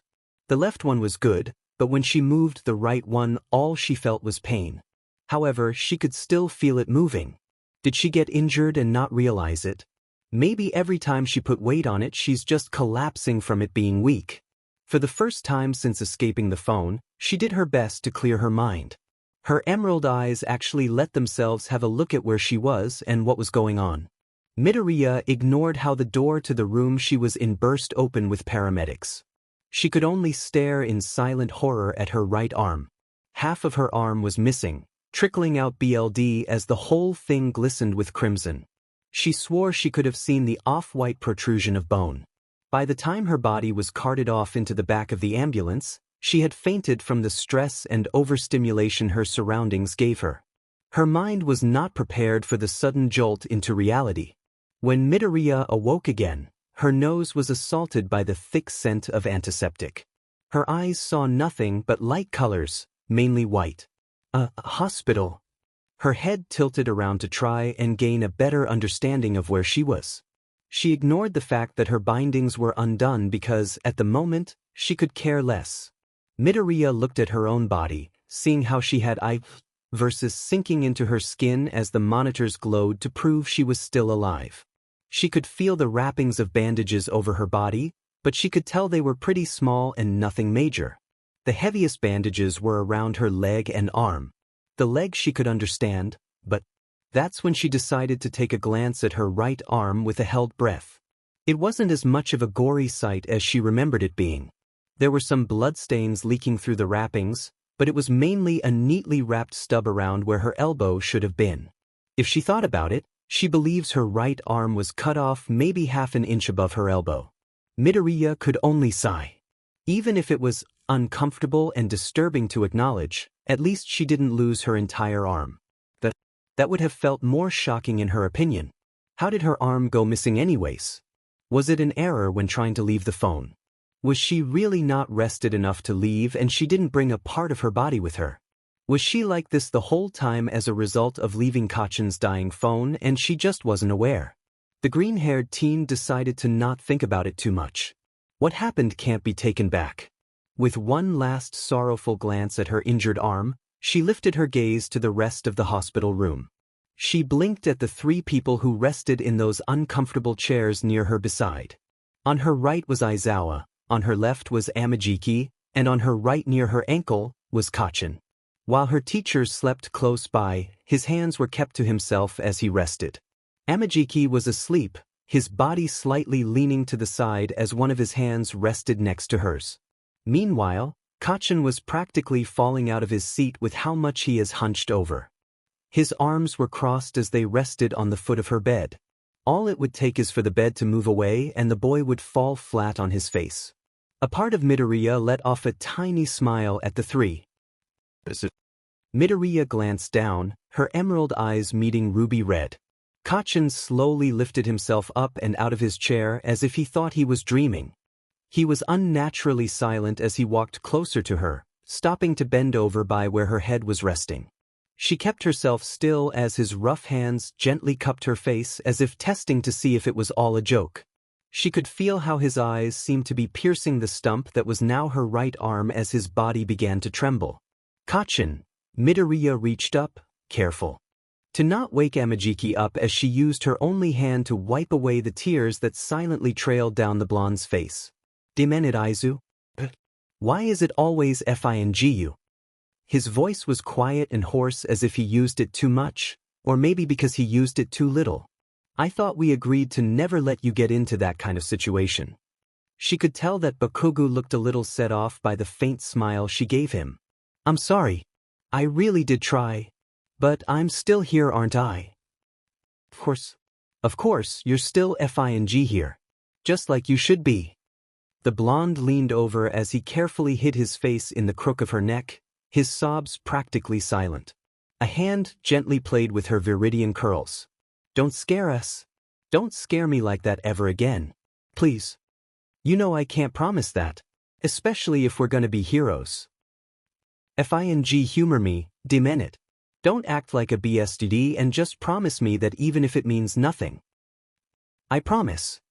That's how they had stayed for a while until the other two began to wake up. Bakugou was swift to erase any evidence of his breakdown. To the trained eye, it was obvious that Aizawa and Amajiki knew something must have happened. However, they remained respectful and did not call the blonde out for it in any way. Amajiki did his best to hug her, his hands gripping the sleeves of her hospital top tightly. His face flushed with embarrassment as he couldn't hold back the tears in front of a teacher and a teen he did not know. Midoriya did her best to calm him with no words needed. They never needed to speak to communicate with each other anyways.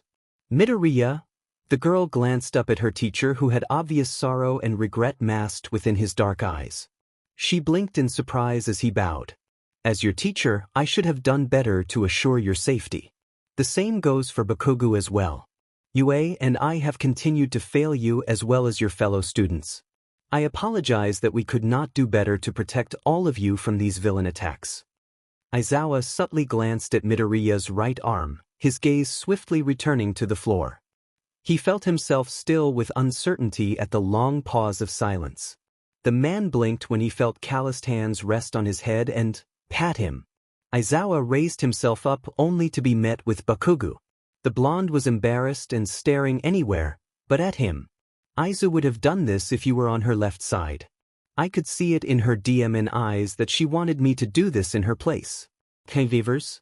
Aizawa could tell though that the blonde wasn't truly angry about it. Embarrassed, yes.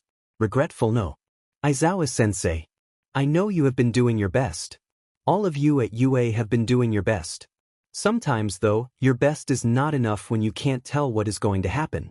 No one knew those villain attacks would happen and no one knew the strengths and weaknesses of those villains. None of us can see the future, and even if we could, it is always bound to change. Life is full of the unexpected. We may be able to predict it, but we can never completely be sure of it. All that matters is that we are still here and able to grow stronger from it. The tired hero did not feel worthy of the smile Midoriya sent him. Sensei, even if you don't act like it, I can tell we've grown on you. You care and you have worked hard. That is all that matters to me. There is no need to apologize for doing your best to protect us. Things happen and you should not burden yourself so harshly because of it. He felt his heart grow heavy at her words. For a moment, he wondered if Midoriya was really a high school student. She sounded far too mature for her age. In fact, I am beyond happy to have you as my teacher. Thank you. Aizawa felt his eyes widen as he blinked with an unknown feeling in his heart. Still, he bowed again as he ignored the swell of something at the corners of his eyes. They don't deserve such praise, but thank you, Midoriya. I will take your words to heart. For the next few days, Midoriya was constantly falling asleep and staying awake for brief PRDS of time. The painkillers she was on and the constant visits from Recovery Girl did wonders to significantly speed up her healing process, but it did take plenty of energy. By the end of the week, Midoriya was given the green light to be discharged from the hospital. However, Nizu himself did drop by to tell her that he personally was ordering a custom prosthetic instead of a normal one. So, Midoriya had that to look forward to when she began her rehabilitation process for her new arm. Considering that this was Nizu, she knew that this prosthetic was going to be of incredibly high quality. She wouldn't be surprised if the brightest of support companies were going to help in building it when they receive the measurements needed. She really has to make a gift for the principal when she can for his generosity. When she asked why, he responded that it was what she deserved after all she was put through. Her eyes weren't blind to the glances at her right arm. Something told her that Nizu was stressed beyond belief. He was an intelligent creature who never experienced such a fall of events. The media, parents, and lives of the students must be an awful pressure and burden to hold. For a split moment, their brief time together in that hospital room felt less like a professional one. She hopes he isn't being too harsh on himself. Midoriya had one last day here until she was allowed to go home. Something she wasn't exactly excited about. During her entire hospital stay, her father had never come to visit. She could see the relief every time Bakugou visited. When Amajiki visited, he said nothing about it. She never discussed anything about her parents, and he probably thought it wasn't any of his business. She appreciated that. Meanwhile, Aizawa looked to be a mix between irritated, relieved, and concerned. Either way, she wasn't looking forward to returning to that lonely apartment. It had been a couple of days since Midoriya had finally been brought home. It has also been a couple of days since she was locked in this room. It had its own bathroom, thankfully, but it was just as empty as her own. Her father hadn't done anything yet really. Ever since she saw him at the hospital to pick her up, he's been absolutely silent. If he had to speak any words, they were brief and dull. He was silent on the way home. He was silent when he took her phone. He was silent when he led her to this spare room and locked it. He has been silent the whole time since he left her in here. She had no games to play or any kind of form of entertainment as she sat in her moved pile of dirty blankets and sheets. The whole situation was unnerving her. A part of her wanted him to at least hit her once because hitting her, yelling insults, and giving her looks of disdain were at least something she knew how to deal with. This depressed version of her father who just locked her away devoid of feelings was a complete unknown to her. There was no predicting what he was going to do next. There were no expected sounds of shattering bottles. There was nothing for her to predict or expect. Midoriya knew that humanity often did not like change. Especially sudden change. At the moment she could understand why. It was frightening to live your life one way, only for something new to appear. It was just the fear of the unknown really. So, she just sat in that empty spare room, using her only remaining hand to play around with the loose strands of hair that fell from her head. A lot of the times she tried to get up from her bed, she failed to get up. It was sometimes hard to remember that she was missing half an arm as her body rolled off. Midoriya had no clock or way to tell the time. This room didn't even have any windows. There was just a lone ceiling light keeping the room lit up both day and night. Well, at least she thinks it's been left on for every hour of the day since she doesn't remember a time when it was turned off. She feels really lonely. Snuggling into the nest of cloth, she fell asleep to try and pass the time. It wasn't like there was much to do here. There wasn't any food yet either. Midoriya was startled awake by the sudden banging against her door. She sat up with slight difficulty, her body almost falling over when she forgot her lack of a right hand. Something bashed against the door again. She could feel herself ignoring the pains her stomach gave from its hunger. Her breathing was slowing, becoming as quiet as she could make it as she tried to hide under all her blankets and sheets. Midoriya didn't understand what was happening. It certainly was not her father. If it was, then the man would have easily been able to just open the door if he pleased. There was also the fact that whoever or whatever was trying to open the door was silent.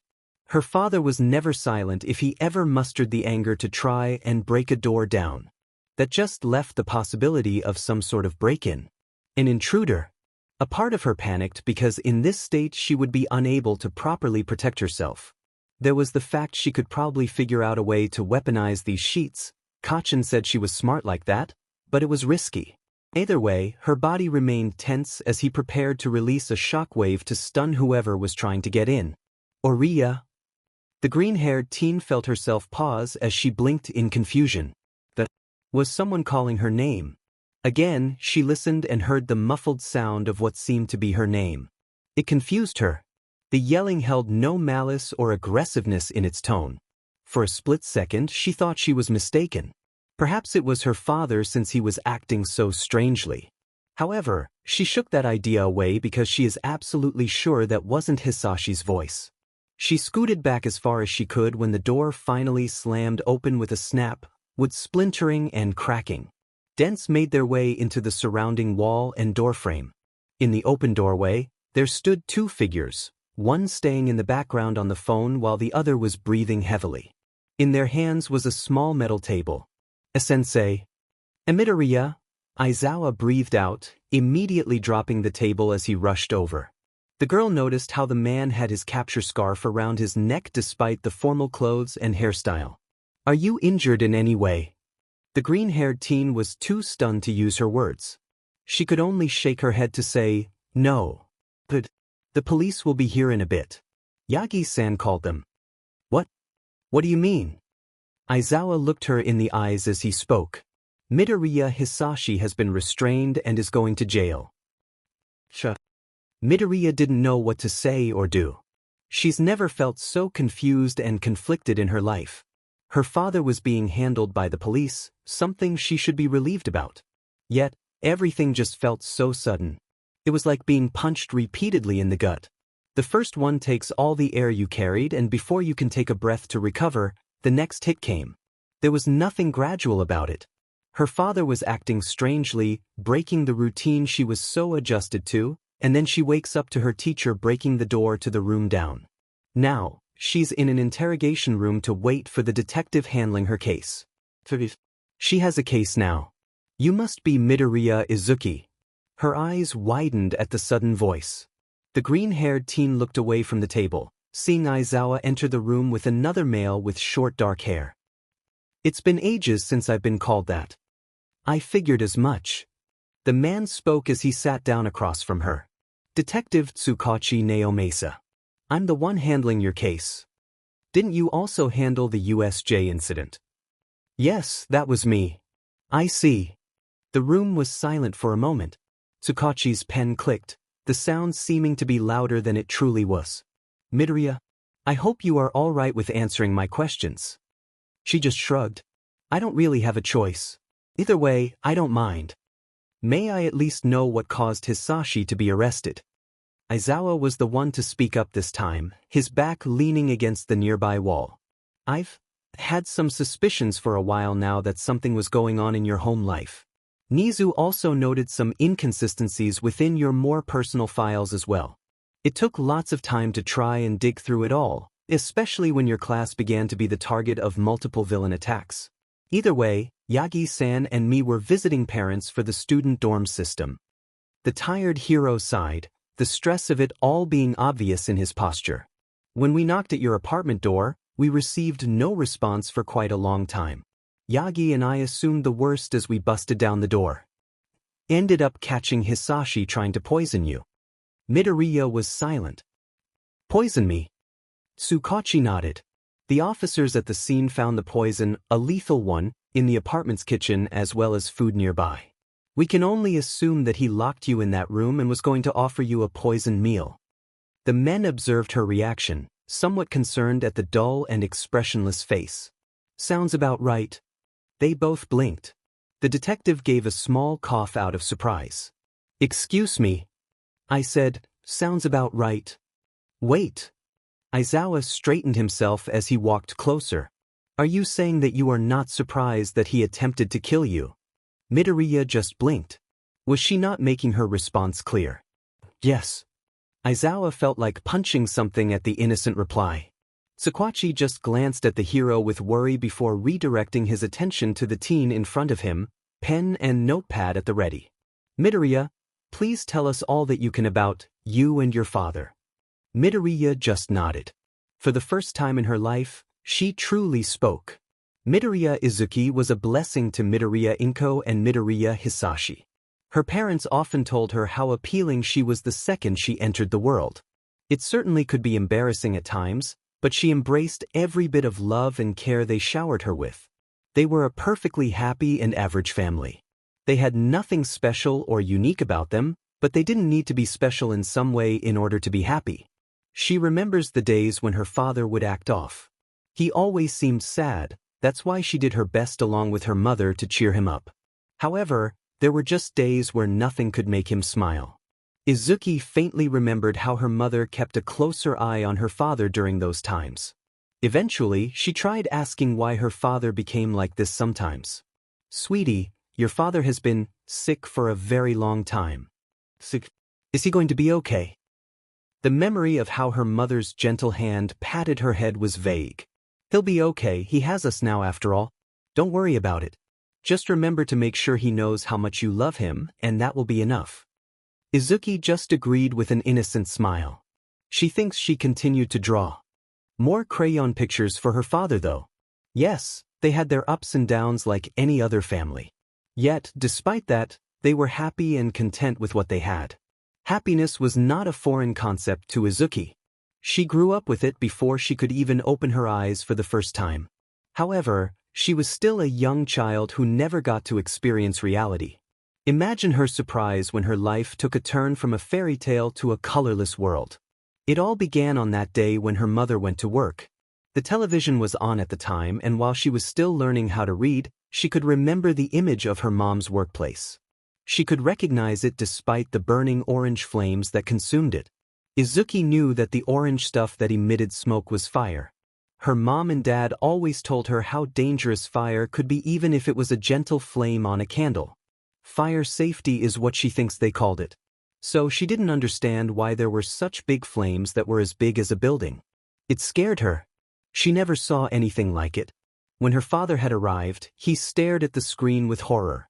Izuku was left in the apartment all alone when her father rushed out the door, the jingle of keys ringing in her ears. When her father came back, she rushed over asking him question after question. Surely he must have left to go get mom. Where's mommy? Izuku was startled when her father collapsed to the floor of their apartment in tears. He never answered her questions. He just kept crying his heart out until the neighbors sent noise complaints. She didn't understand as she waited past her bedtime for her mother. Inko never came home. About a week later, she found herself standing in a place she's never been to in a black dress. There were only a handful of people who showed up wearing dark clothes like her as well.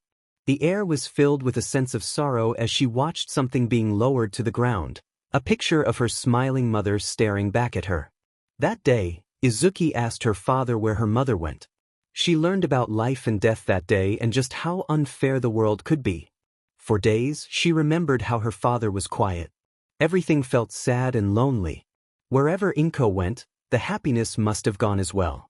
There was no one to look at her drawings, there was no one to watch movies with, and there was no one to talk to. Izuku decided to leave her father alone in the hopes that he'll get better. Maybe he just needs time. She doesn't think she's helping him with how he just breaks down at the sight of her. It wasn't until later in her life did she realize he broke down because she looked so much like Inko. The first time her father ever hurt her was an accident. The man had forgotten to lock the door to his room where he drowned himself in alcohol. She hated the stench those bottles emitted. Even if she didn't know at the time what they were, the bottled substance worried her. He got angry and threw an empty one that ended up shattering. She faintly remembered the tears and pain as the glass cut into her soft skin. She barely remembers how her father rushed her to the bathroom where the first aid supplies were. He kept apologizing even if his words slurred. Izuku learned what it truly meant to be afraid. She cowered and stayed away whenever she saw the sight or picked up the scent of those bottles. She felt relief when her father stopped bringing them home until he started doing it again. At least he tried to keep them away. Her father became angrier after that as he slowly declined. He began hurting her more often after that. It was a slow start, almost experimental in nature rather than out of anger. Then, it started to pick up until it became a habit. Izuku was mentally maturing faster than she should have. Yet she still didn't understand many things in life. All she did know was that something was wrong with her father. At the time, she had no knowledge of what to call it.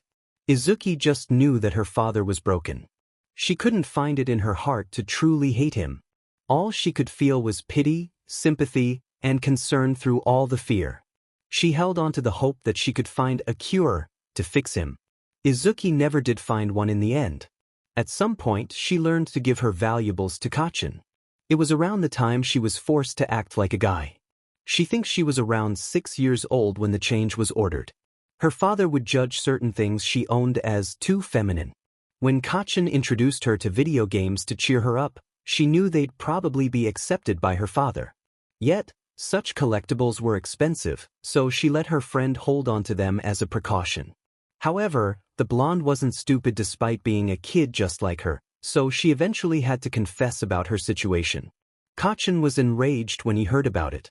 Both were too young to know how illegal Hisashi's actions actually were, but the blonde's hand lit up with sparks at just the mere idea that her father was hurting her. He confronted an adult about it, only to be brushed off. There were even patrolling police officers who looked at how young they were and refused to take their words seriously. Izuku wouldn't realize it until years later that any of their attempts to tell about the abuse at the time was likely because she was believed to be quirkless. It wasn't until she was around 10 years old did she finally get the chance to do some research about the treatment of the quirkless population. She found herself disappointed in something else other than her father. Izuku found herself unwilling to easily trust authoritative figures. Quirkless or not, they've all disappointed her. Why should she even bother with them? Izuku found that she was better off just staying with her father. She was numb to it by age 8 anyways. It wasn't until her father gave his first genuine threat did she go to Kachin the next time they met, warning him to stop trying. That was the moment that Kachin and Izuku had their first real fight. They eventually made up, facing the difficulties of life in silence as they confided in one another. Who needs stupid and useless people anyways? They were strong and could survive by themselves. As mentioned before, Izuku began cross-dressing when she reached age 6. It was a few weeks before she finally gained her quirk, so she ended up getting into a particularly bad fight that day. Her father examined her injuries, returning later that day with orders to cut her hair and act like a boy. She wonders if it comforted the man to think of her as a son instead of a daughter. Maybe he thought that being a girl meant she was too vulnerable in the eyes of the world. Maybe being seen as a guy would give some sort of false illusion that she was something stronger. She isn't quite sure, and even though she missed being a girl, she did find benefits to being viewed as a guy. It was easy to play pretend. Then, she finally got into UA and a new form of work was introduced to her. It was a no-brainer that they were struggling financially. Hisashi had always been out and running himself ragged just so they could pay the rent. Izuku isn't surprised. This was the apartment her parents bought together and planned to spend their lives in. She knew he desperately didn't want to lose it. Her going to UA was going to pull more money from them, so she guessed it was fair. After all, she didn't want to lose the apartment either. It was a disgusting job that would leave her in a different kind of pain and the longing to bleach her entire body.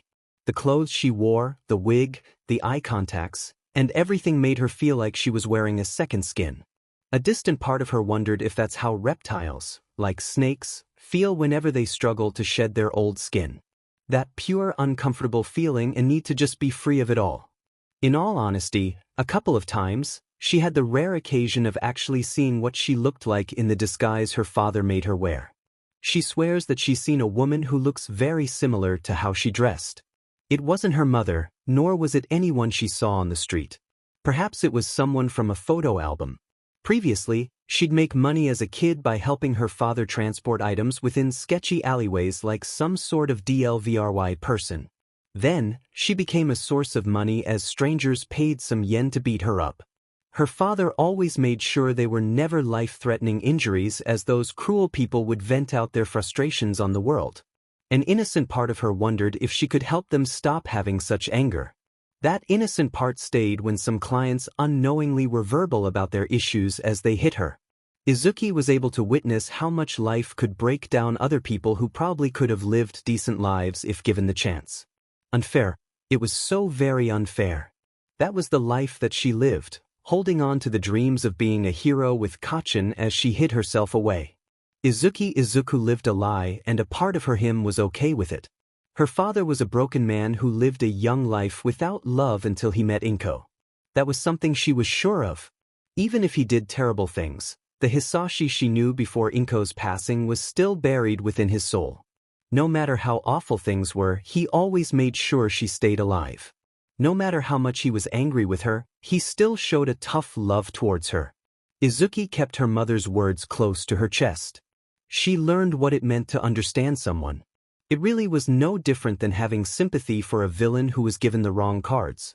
A part of her wondered what her father would have been like if he grew up with a healthier childhood and a wife that stayed alive. It was a tragic story, a sad one indeed. What a pitiful man he turned out to be. At least to me. Midoriya Hisashi was an unplanned child the moment his mother and father found out about his very existence. Looking back on it, he should have expected to be aborted. Yet, for some reason, they kept him around for the full 9 months until his body emerged into the world. A strong and healthy baby boy is what he was called. Despite that being a good thing though, it felt more like he was being sentenced to some sort of cruel punishment. Hisashi was a strong and only son who also had a pretty strong quirk. From the very moment he was old enough to walk around and use his limbs, his father immediately began educating him on different types of work. Hisashi remembered the hours, days, and months where his father would force him through rigorous training. Never let any of your grades drop from the highest rank. Never show weakness. Always fall back onto those acting skills if you felt sad or ill. Never let your health decline. Never forget the lessons father taught. Never mind where your mother goes. Never tell a soul about their family life except what father tells you to say. Never speak your own opinions. Never this, never that. As Hisashi grew up, he learned about different types of families.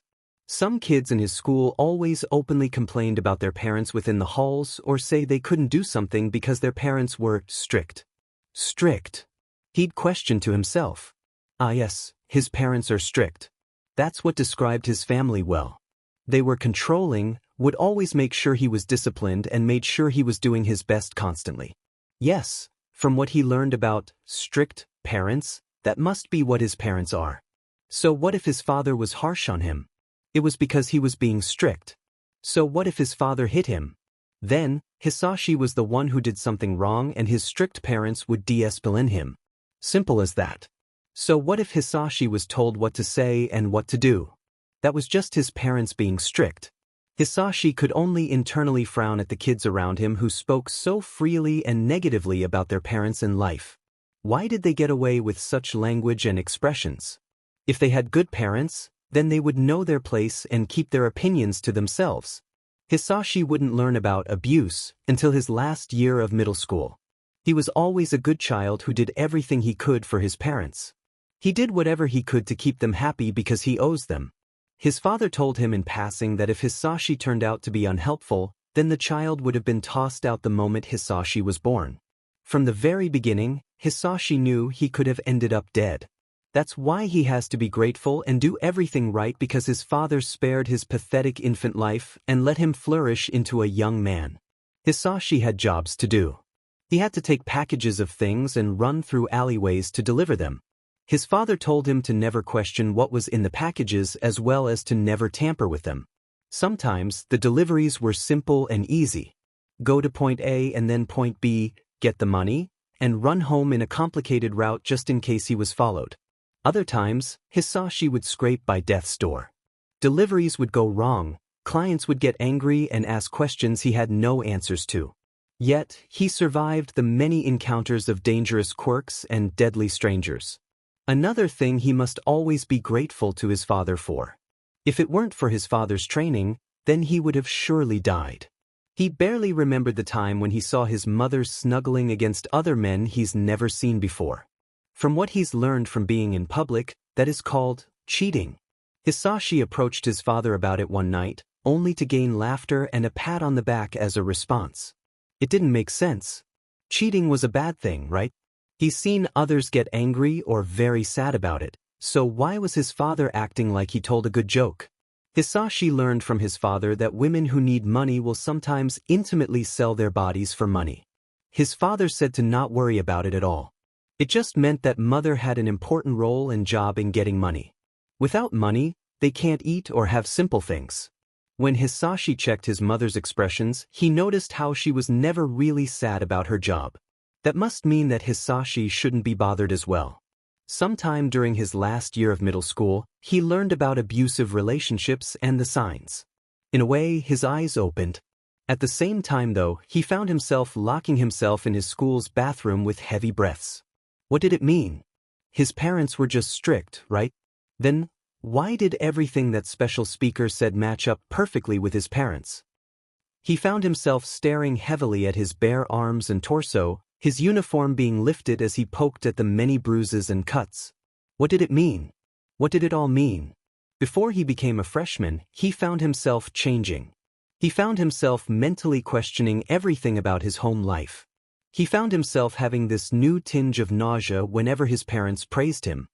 He found that his stomach felt worse when he realized that. The praise still made his heart flutter with hope.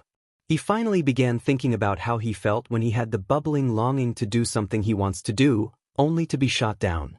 Hisashi began to question his own feelings and happiness. When he eventually sorted them out, he wished he never did. His arms began to be littered with scars made by his own hands and a blade. During his first couple of months of high school, he met a lovely-looking girl. She was the one to introduce herself to him first. Inko was her name. An appealing name. Her hair was silky and took a wondrous shade of green. She had emeralds for eyes that seemed to always sparkle. Even though he was told to never get close to others, he found himself unable to shake the girl off. Even when he tried to act rude or tried to act overly kind and dismiss her, she still kept persistently trying to know him. It was annoying as it was interesting. Why was this girl fixated on him? He wasn't anything special. Then, one day, he had a particularly bad attack. Ever since learning about what abuse was, he found himself suddenly having moments where he just lost control of himself. It made him feel pain. It made him feel like he was suffocating. He thinks he must have fallen and crashed against something in the boys' bathroom. His ears rang with the loud crash of metal. He thinks it must have been the large trash can. Either way, Inko must have been close enough to hear. Her kind heart ignored the fact it was the boys' bathroom, her face panicked and expecting the worst when she swung open that door. Hisashi could barely remember how horrified she was. Later, she explained to him one day how she found him as a mess on the tiled floor with bloody arms and tears. Inko admitted that she had never felt so terrified in her life. After that, it was inevitable that Inko would gain the help of the police. Before he knew it, His parents were arrested and he was taken under the wing of Inko's family. It wasn't adoption or anything. Her family just had guardianship over him. He was more like some sort of ward. Either way, they treated him with love and care. Within time, he learned what it meant to love and be expressive. He eventually was allowed to court Inko. They would have been described as high school sweethearts, and they married a couple of years once they finished their education. Then, they had the most precious being Hisashi had ever laid eyes on. Midoriya Izuku was born into the world. She was named by Inko because Hisashi didn't trust his naming skills. Life took off and he's never felt so much joy. He still had yet to try again with therapy, but he was still reluctant after his first experience. When he first tried the dreaded thing, he found himself highly uncomfortable. It never got any more relaxed, and it felt like the stranger he was talking to was not helping at all. Inko reassured him that there were multiple people he could try again with someday. Not all were good at their jobs and not all were suited for everyone. Hisashi never got the chance once Inko passed away. When she died, he was horrified. He could faintly remember how he kept rereading the news article of how her workplace went up in flames. It made him hate himself because he had a flame quirk as well. Why did his Inko have to die by something he also had within his very being? It was unfair. So unfair. He learned to despise his quirk. Hisashi noticed with growing dread how his daughter began to avoid him and stay quiet around him. It was driving him mad in all honesty. Then, he ended up tossing a bottle like a careless fool only to stare at his injured daughter. Idiot. He's an idiot. What the hell was he thinking? That was something his father would have done. Yet, why did it make him feel satisfied? It must be because he threw the bottle. That was it. People vent things and feel better by breaking things. That was it. Nothing more, nothing less. He felt like he was dying as he struggled to keep himself from buying more bottles. His restraint broke eventually and his daughter stayed away from him again. When he did, he start acting so rough with her. He didn't want that. So, why was a part of him saying it was nice? He didn't like it. Yet he still found himself doing it. He made sure to hurt himself away from his daughter's eyes. Hisashi found himself getting angrier.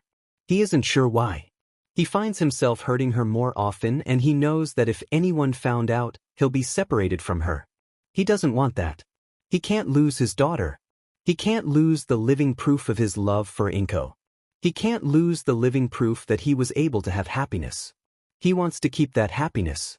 He wants to be able to keep everything precious to him, no matter how much it pained him to use his daughter as his father used him. He made sure she kept quiet. He hated the fact she turned out the way she did because of him, but he just couldn't bear it to be alone. If his daughter was so happy while he was chained by the past, then that means Izuku would leave him all alone. He'll have no one. So he'll give her a reason to stay with him. A reason to not leave him in his pit of misery. Eventually, his thoughts were fine with it. He'll do what he can and he'll make sure he suffers with her. Quirkless. He learned a lot about what the lives of quirkless people were, and it made him feel so angry. He was angry at the world for possibly making his daughter suffer even more. Every time he looked at her, everything burned within him because she didn't have a quirk and she deserved one. Was it because of him?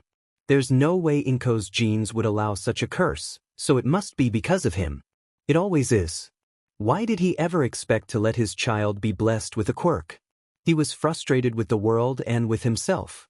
Izuku came home one day after being beaten for her quirkless status. His baby girl wasn't going to be able to survive if she was a girl.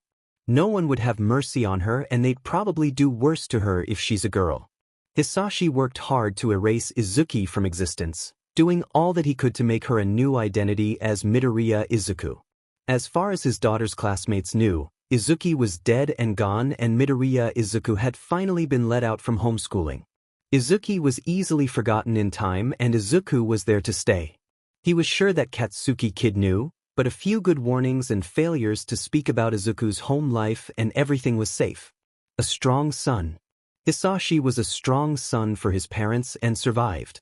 So if his daughter turned into a strong son, then he'll survive just like Hisashi. They were suffering financially at some point. Hisashi isn't quite sure when it began.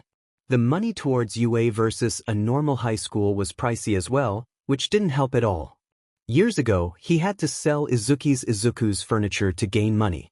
Hisashi sold other things he found around the house as well. The only thing he didn't touch much was the bedroom he shared with Inko. He found some things that were meaningless to him, but a majority of stuff he kept because they were Inko's. He couldn't find it in himself to sell something that belonged to her without her being here to say so. Money is important, but in the end, it is just glorified paper and flattened metal. He began to give Izuku the same training his father gave him. While the secret training was harsh, Izuku would never know that Hisashi was actually going easy with it. Hisashi knew how much harsher his father was about it. This was nothing compared to what his father did. Both of them did sketchy deliveries as he taught Izuku everything Hisashi was taught. It still wasn't enough and he knew he had to try something more. He knew many out there were angry at the world and needed something to do. Hisashi found himself making others pay yen to use his child as a punching bag. He glared and puffed his quirk's smoke whenever anyone was going too far. After all, Hisashi personally knew what going too far looked like. It still wasn't enough. He was struggling to create money and searches for a normal job were something he gave up on once it did nothing but fail. Hisashi remembered how his mother made money. Lots of it. It made him sick, but it was something. Izuku would need a disguise. Her appearance was pretty average but still rather recognizable. So, he bought her a disguise and when she wore it for the first time, he didn't see Izuku at all. All Hisashi saw was a shorter version of his mother. Just like he planned. He made sure to take some swigs of alcohol before bringing Izuku with him those nights just so he didn't think too much about who this mother duplicate really was. Hisashi made sure to call Izuku by his mother's given name. The yen kept coming in and that meant they could stay in that apartment. Hisashi was glad. Izuku was glad. Yue kept failing to protect his child. His only child. Inko's only child. He despised every little injury and story he was told. Then, the training camp in Kamino Ward happened and the next time he saw his child, she was missing half an arm. Izuku and Izuku weren't meant to live in this world. It was too cruel, too tough, too unfair. Hisashi decided that it was time for both of them to meet Inko. He made sure she went hungry for a while, his hands carefully touching the label of the lethal poison he had gotten. Then, those UA teachers had to come in when he was so focused on making sure everything he planned worked out. Now, he was behind bars and far, far away from his child. He can't bear it. He couldn't bear it. When did it all go wrong? Inko was born an average child within an average family. She grew up in a household where kindness was important. She was well known for her beauty, especially since she inherited lovely hair and eyes. All of her classmates adored her and she became popular without even knowing. Inko had dreams like any other and that was to simply live a good life with something to be proud of. She was gifted a dulled form of telekinesis. It wouldn't be good for hero work, not that she wanted to try and be a hero anyways. It was too frightening for her. She thought about support but felt too intimidated by the complications and calculations that come from inventing. So, she just continued on with her life and attending normal schools. Inko felt interested in medicine within the medical field, and she was fine with living her life doing something with that. Inko met someone in high school. It was a guy who was quiet and spoke few words. He would only speak when he had to, such as his introduction to the class. She thought about approaching him but wasn't quite sure what to do or say. He seemed like the quiet type and was pretty expressionless. He doesn't even have opinions, at least, from what she's heard. Yet, why did she look at him and feel like the boy was sad? If Inko was one thing, she was kind, which left her with he longing to help others if she could. She found herself eventually pursuing the other teen in hopes that she could make him smile. Hisashi, Midoriya Hisashi was his name. He initially appeared to be bored or slightly irritated at her persistence. In a way, Inko felt embarrassed herself. She must seem like some sort of stalker with how she followed the guy like a lost puppy. However, there was always something so sad about Hisashi that she couldn't bear to leave him be. Then one day, she heard a loud crash within the boys' bathroom as she was passing by the restrooms. It really could have some guys roughhousing, but there was something off about the sound. There was just this feeling of urgency. Like something was wrong. Inko had run into the bathroom to see a fallen Hisashi with arms covered in scars and BLD. She wished she knew sooner. Inko convinced her family to be Hisashi's guardians since he had no one left. Her parents agreed, slightly hesitant since the teen was a stranger, but still holding a generous heart. Inko made sure to let Hisashi know what love is and what it meant to have a true family. She even guided him to therapy, which didn't go too well. She made sure to see the therapist herself before realizing that the professional was not going to be of any help. Inko assured Hisashi that he can try again with someone else. After all, not all psychiatrists were perfect and not everyone will have their problems fixed by one person. The mind and emotions of a person were complicated and delicate parts of the human body. It took a long time, but she finally saw Hisashi's first real smile as well as his first real tears. At some point, she knows they began dating. She forgets which one of them was the one to take charge of the asking out. Inko swears it was Hisashi that was the shy mess who fumbled over his words and kept trying to rephrase the sentence. Both of them gained a wish as they dated. They wished for a family, and a family they received in the form of Midoriya Izuku. They lived in a small apartment, nothing too grand. They didn't want anything fancy anyway. They were perfectly happy with what they had. Then she was forced to leave. She always thought of herself as an optimist. Yet, for some reason, she just knew these were her final moments.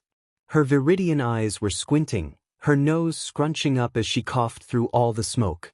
She tried her best to stay low to the ground, carefully feeling around for an exit. All the exits were locked or just not opening. She had a feeling that this fire was planned and not some sort of accident. Burning to death. Inko was terrified. She was terrified for the death she was going to suffer and the lives she was going to leave behind. Her family passed away a while ago. Hisashi and Izuku would have no one to confide in if she died here. Hisashi's parents, who knows what happened to them, were gone as well. There was no one who loved Hisashi except for her and Izuku. Inko feared what would happen to Hisashi and Izuku. She feared a future where her husband and daughter have to fight the grief with only each other. No one, not even her young, so very young, daughter understood Hisashi's problems and insecurities like she does. Who will be there for Hisashi once she's gone? Inko could only cry. The heroes and firefighters came too late. Midoriya Inko's body was found in a gory and charred state. For her funeral, she was cremated.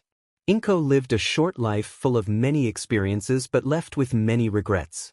A woman of kindness and compassion who knew when to take charge.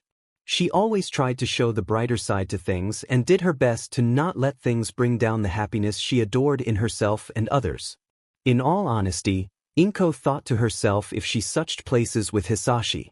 She realized that she would never be able to raise their daughter properly if she were to live and he were to die. It wasn't until her final moments did she realize how much she relied on Hisashi and how much Hisashi reeled on her. If one passed away, then both of them may as well have died. Inko thought about their youthful days where Hisashi's face would be confused at every kind. Action and word. She wanted to giggle about the times where he thought his opinions and words were silly once he finally began to truly speak. She wanted to think about how clumsy Hisashi got whenever he was around her or her parents, doing his best to impress everyone. Inko tried to let herself dream of the days where Izuku was born, and they were both full of such overwhelming joy. She tried to dream that life was going to be okay without her. Inko sobbed in tears of things that were going to be nothing more than memories that will fade with time. She sobbed about the things she never could do and the things she could never return to.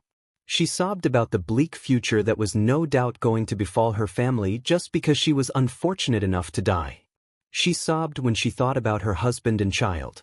She sobbed as she burned and her skin was seared with flames that ate at her body. Not even immense sorrow could extinguish the flames that tormented her. Inko burned away slowly and painfully with no peace of mind as death visited her. The misfortunes of life are sorrowful things no matter how small or large they were. Unfair. It was unfair. Yet no one has any say, and that was that. She can stay with you. As much as my family would be willing to take guardianship over her, I just know you'll be able to help her in ways I can't. Those were the words Bakugou Katsuki had spoken to Aizawa. It has been a couple of days since Midoriya Izuku's interrogation of her home life. Tsukachi even went in to try and get some statements from Midoriya Hisashi, who was, surprisingly, honest and offering no resistance. Regardless, it made the job easier, but it didn't make Aizawa any happier. Every terrible crime and action that escaped Izuku's lips made him want to throw printers out of the DMN window. In the end though, no surprises here, the man was going to be behind bars for a very long time. Since Izuku has no other family, Nizu was quick to claim responsibility for the girl since she is a student of UA. While the school is now protecting her, there was still the need for an actual adult to become her personal guardian. Aizawa was going to offer but held back so he could discuss the matter with the Bakugous. After all, they are the closest to Midoriya. Well, at least Bakugou Katsuki is. The tired hero has a feeling that the girl isn't that close to Katsuki's parents versus the boy himself. Imagine his surprise when he was explaining the situation and his, usually aggressive, student calmly let Aizawa take care of the girl. Are you sure? From the relationship I've seen, you are very close. I'd assume you'd want your parents to become her guardians. The blonde just sighed. Listen, my family and I may be close to Aizu, but we aren't the type of people she needs. She isn't gonna budge when it comes to my parents about her problems. As for me, I'm like a brother in all, but BLD. He leaned forward from where he sat on the couch with serious eyes. What Aizu needs is a proper parental figure in her life. I've seen how she's been opening up to you. I don't know why she is trusting you so much, but I just know it's gonna help her. So you better become the best FING guardian ever or I'll kick your butt regardless if you're my teacher and a hero. Mitsuki smacked her son's head at the last few words but politely agreed. She didn't know much about Izuku's situation, much to her frustration, but she trusts her son's judgment. Masaru and her know they won't be able to know more than what they've been told. As much as Izuku has shown trust in them, both adults knew it would never go far. If their son was saying Aizawa could do it, then they just had to believe in it. Aizawa bowed, feeling embarrassed and honored. He really never imagined himself signing up for something like this in his life, but he'd be mad if he let his student go into the world refusing to speak about any issues she's bottled up. After all, Midoriya was his problem child for a reason. Due to the whole situation, Midoriya was informed by Nizu that she'll be taking the first week of school off once it's back and running again. It was disappointing to her, but she just kept silent. She knows that the reveal of her abuse and change in guardianship was going to be a major change for her, so of course, she'd be told to take time to adjust. Imagine her surprise when her guardian turned out to be her homeroom teacher of all people. Since she wasn't moving into the dorms yet, she was living in Aizawa's apartment for the time being. Sensei, where will I be staying? I have an unused guest room here. I cleaned it up for you and even moved your things into there a while ago. Both of them were making their way to this bedroom as Aizawa was showing her around. Eventually, they reached the door to her new room. The green-haired teen didn't realize that she was holding her breath until she finally exhaled, the door fully open. The walls were a light green, the furniture all polished white wood. There was even a simple desk lamp as well as a plain white ceiling fan. The room even had a small window. Overall, it wasn't anything super fancy, which was perfectly fine to her. It was an average room with drawers, a study desk, a bed, shelves, and a tiny closet. Midoriya barely paid any attention to her teacher as she took timid steps inside. Aizawa watched with patient eyes as the short teen wandered around the room, taking in every detail she could. Her hand reached out and would lightly swipe along some of the furniture's surfaces, the area full of her footsteps and the occasional creak of the wooden floor. When Midoriya finally wandered over to the bed, she carefully sat down on it. Midoriya bounced a little, the bed giving some squeaks at the action. Her gentle hands went over the cover, which was a dark bluish-green color, and even squeezed the pillows for their softness. The decorative pillows were more like plushies than pillows, but she felt herself smile at how the pair of pillows were designed to look like video game controllers. Her actual pillows to sleep on were just a plain white. The sheets were plain white as well. Simple but nice. It was pretty well done considering that her teacher has no experience in making a room for a teenager. In the closet, she could see some cardboard boxes that held what she was allowed to own back in her apartment. However, her emerald eyes did catch sight of some that were marked with cartoon explosions in Sharpe. Midoriya had a sense of joy buried in her heart, knowing that she could finally keep her valuables with her without fear. So, do you like it?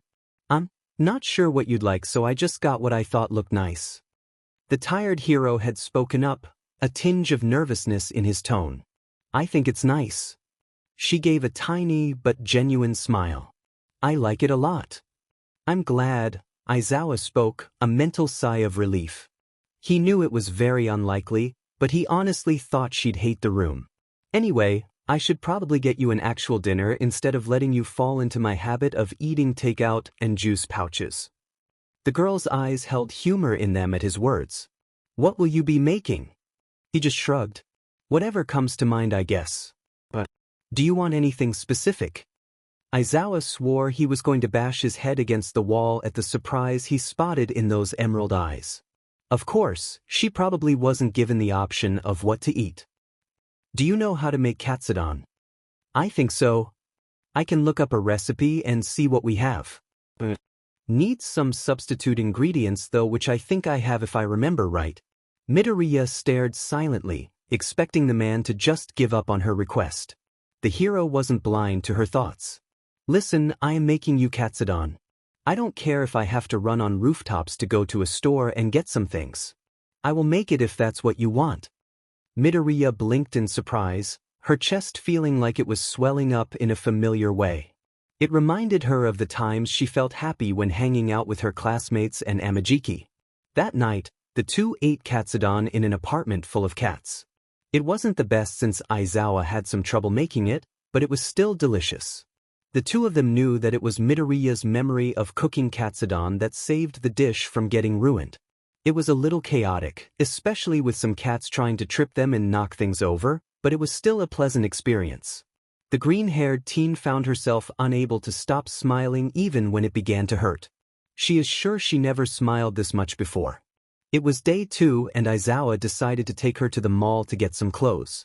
It confused her because she had clothes. From what you told me, you never really had a choice in what to wear. When we go to the mall, just find something you like. If you want it, take it. Don't worry about money either. I'm a hero and have more money than I know what to do with since I'm not exactly living a lavish life. Those were the words her teacher had told her, and the sudden independence of choosing for herself was actually a little overwhelming. She's made her own choices before, of course she has. Yet, this was different. She didn't have to worry about her choices being scrutinized, she didn't have to worry about anger for staying out too late, and she didn't have to worry about who she wanted to hang out with for however long. It was a different sense of independence she never experienced before. Midoriya no longer had to worry about her father's opinions before her own. It was a scary sense of freedom that she hid very well even as they walked around the mall. Sensei, I said you can call me Aizawa when we're outside of school. Aizawa-san, is this really all right? The man paused in his steps before looking down at her. He put a hand on her shoulder that he hoped was comforting. If it wasn't okay, I wouldn't be doing this right now. Do what you like and buy what you want, kid. There was silence, and then she slowly turned to face a store dedicated to women and girls' clothing. Can we? She's never felt so nervous before and her barriers felt like they were weakening. Of course we can. The green-haired teen soon forgot all about her anxieties once she truly began to get a hang of shopping for herself.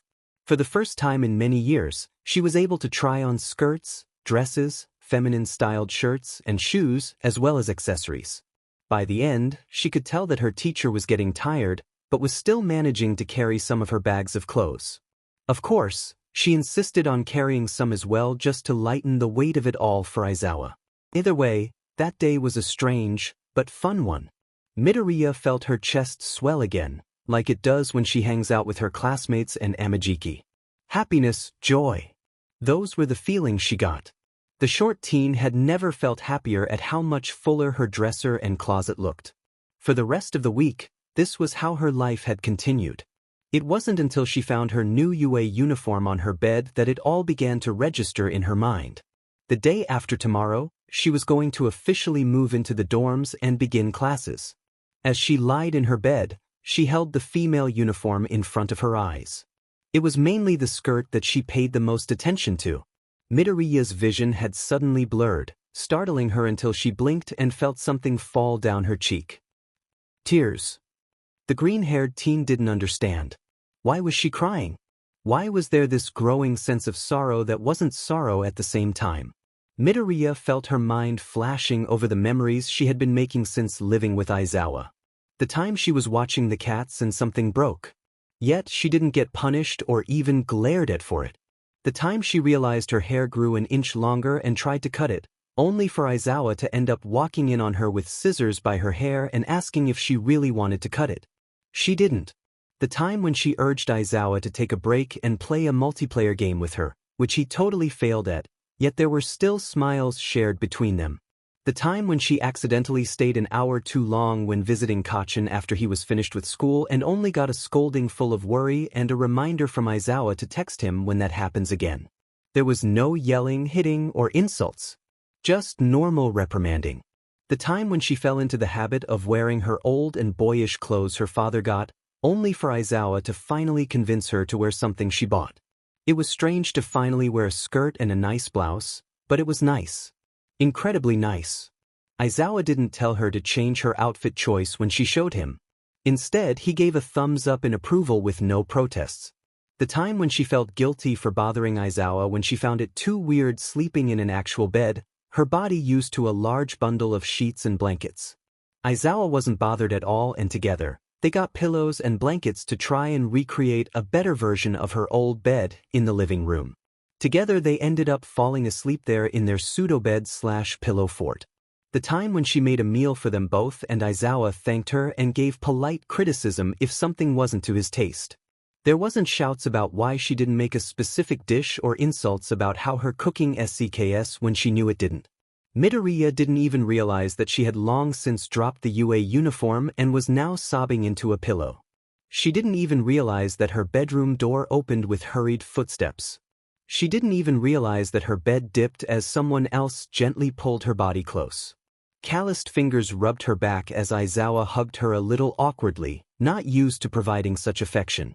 Still, the green-haired teen accepted it without complaint. This was the beginning of something new, and Midoriya just realized how uncertain the future became for her. She wanted to be able to have that constant feeling of calmness back. She wanted to be able to handle everything in stride with a flat expression as she had for years. She wanted to be in a place where she knew what to expect. Something predictable.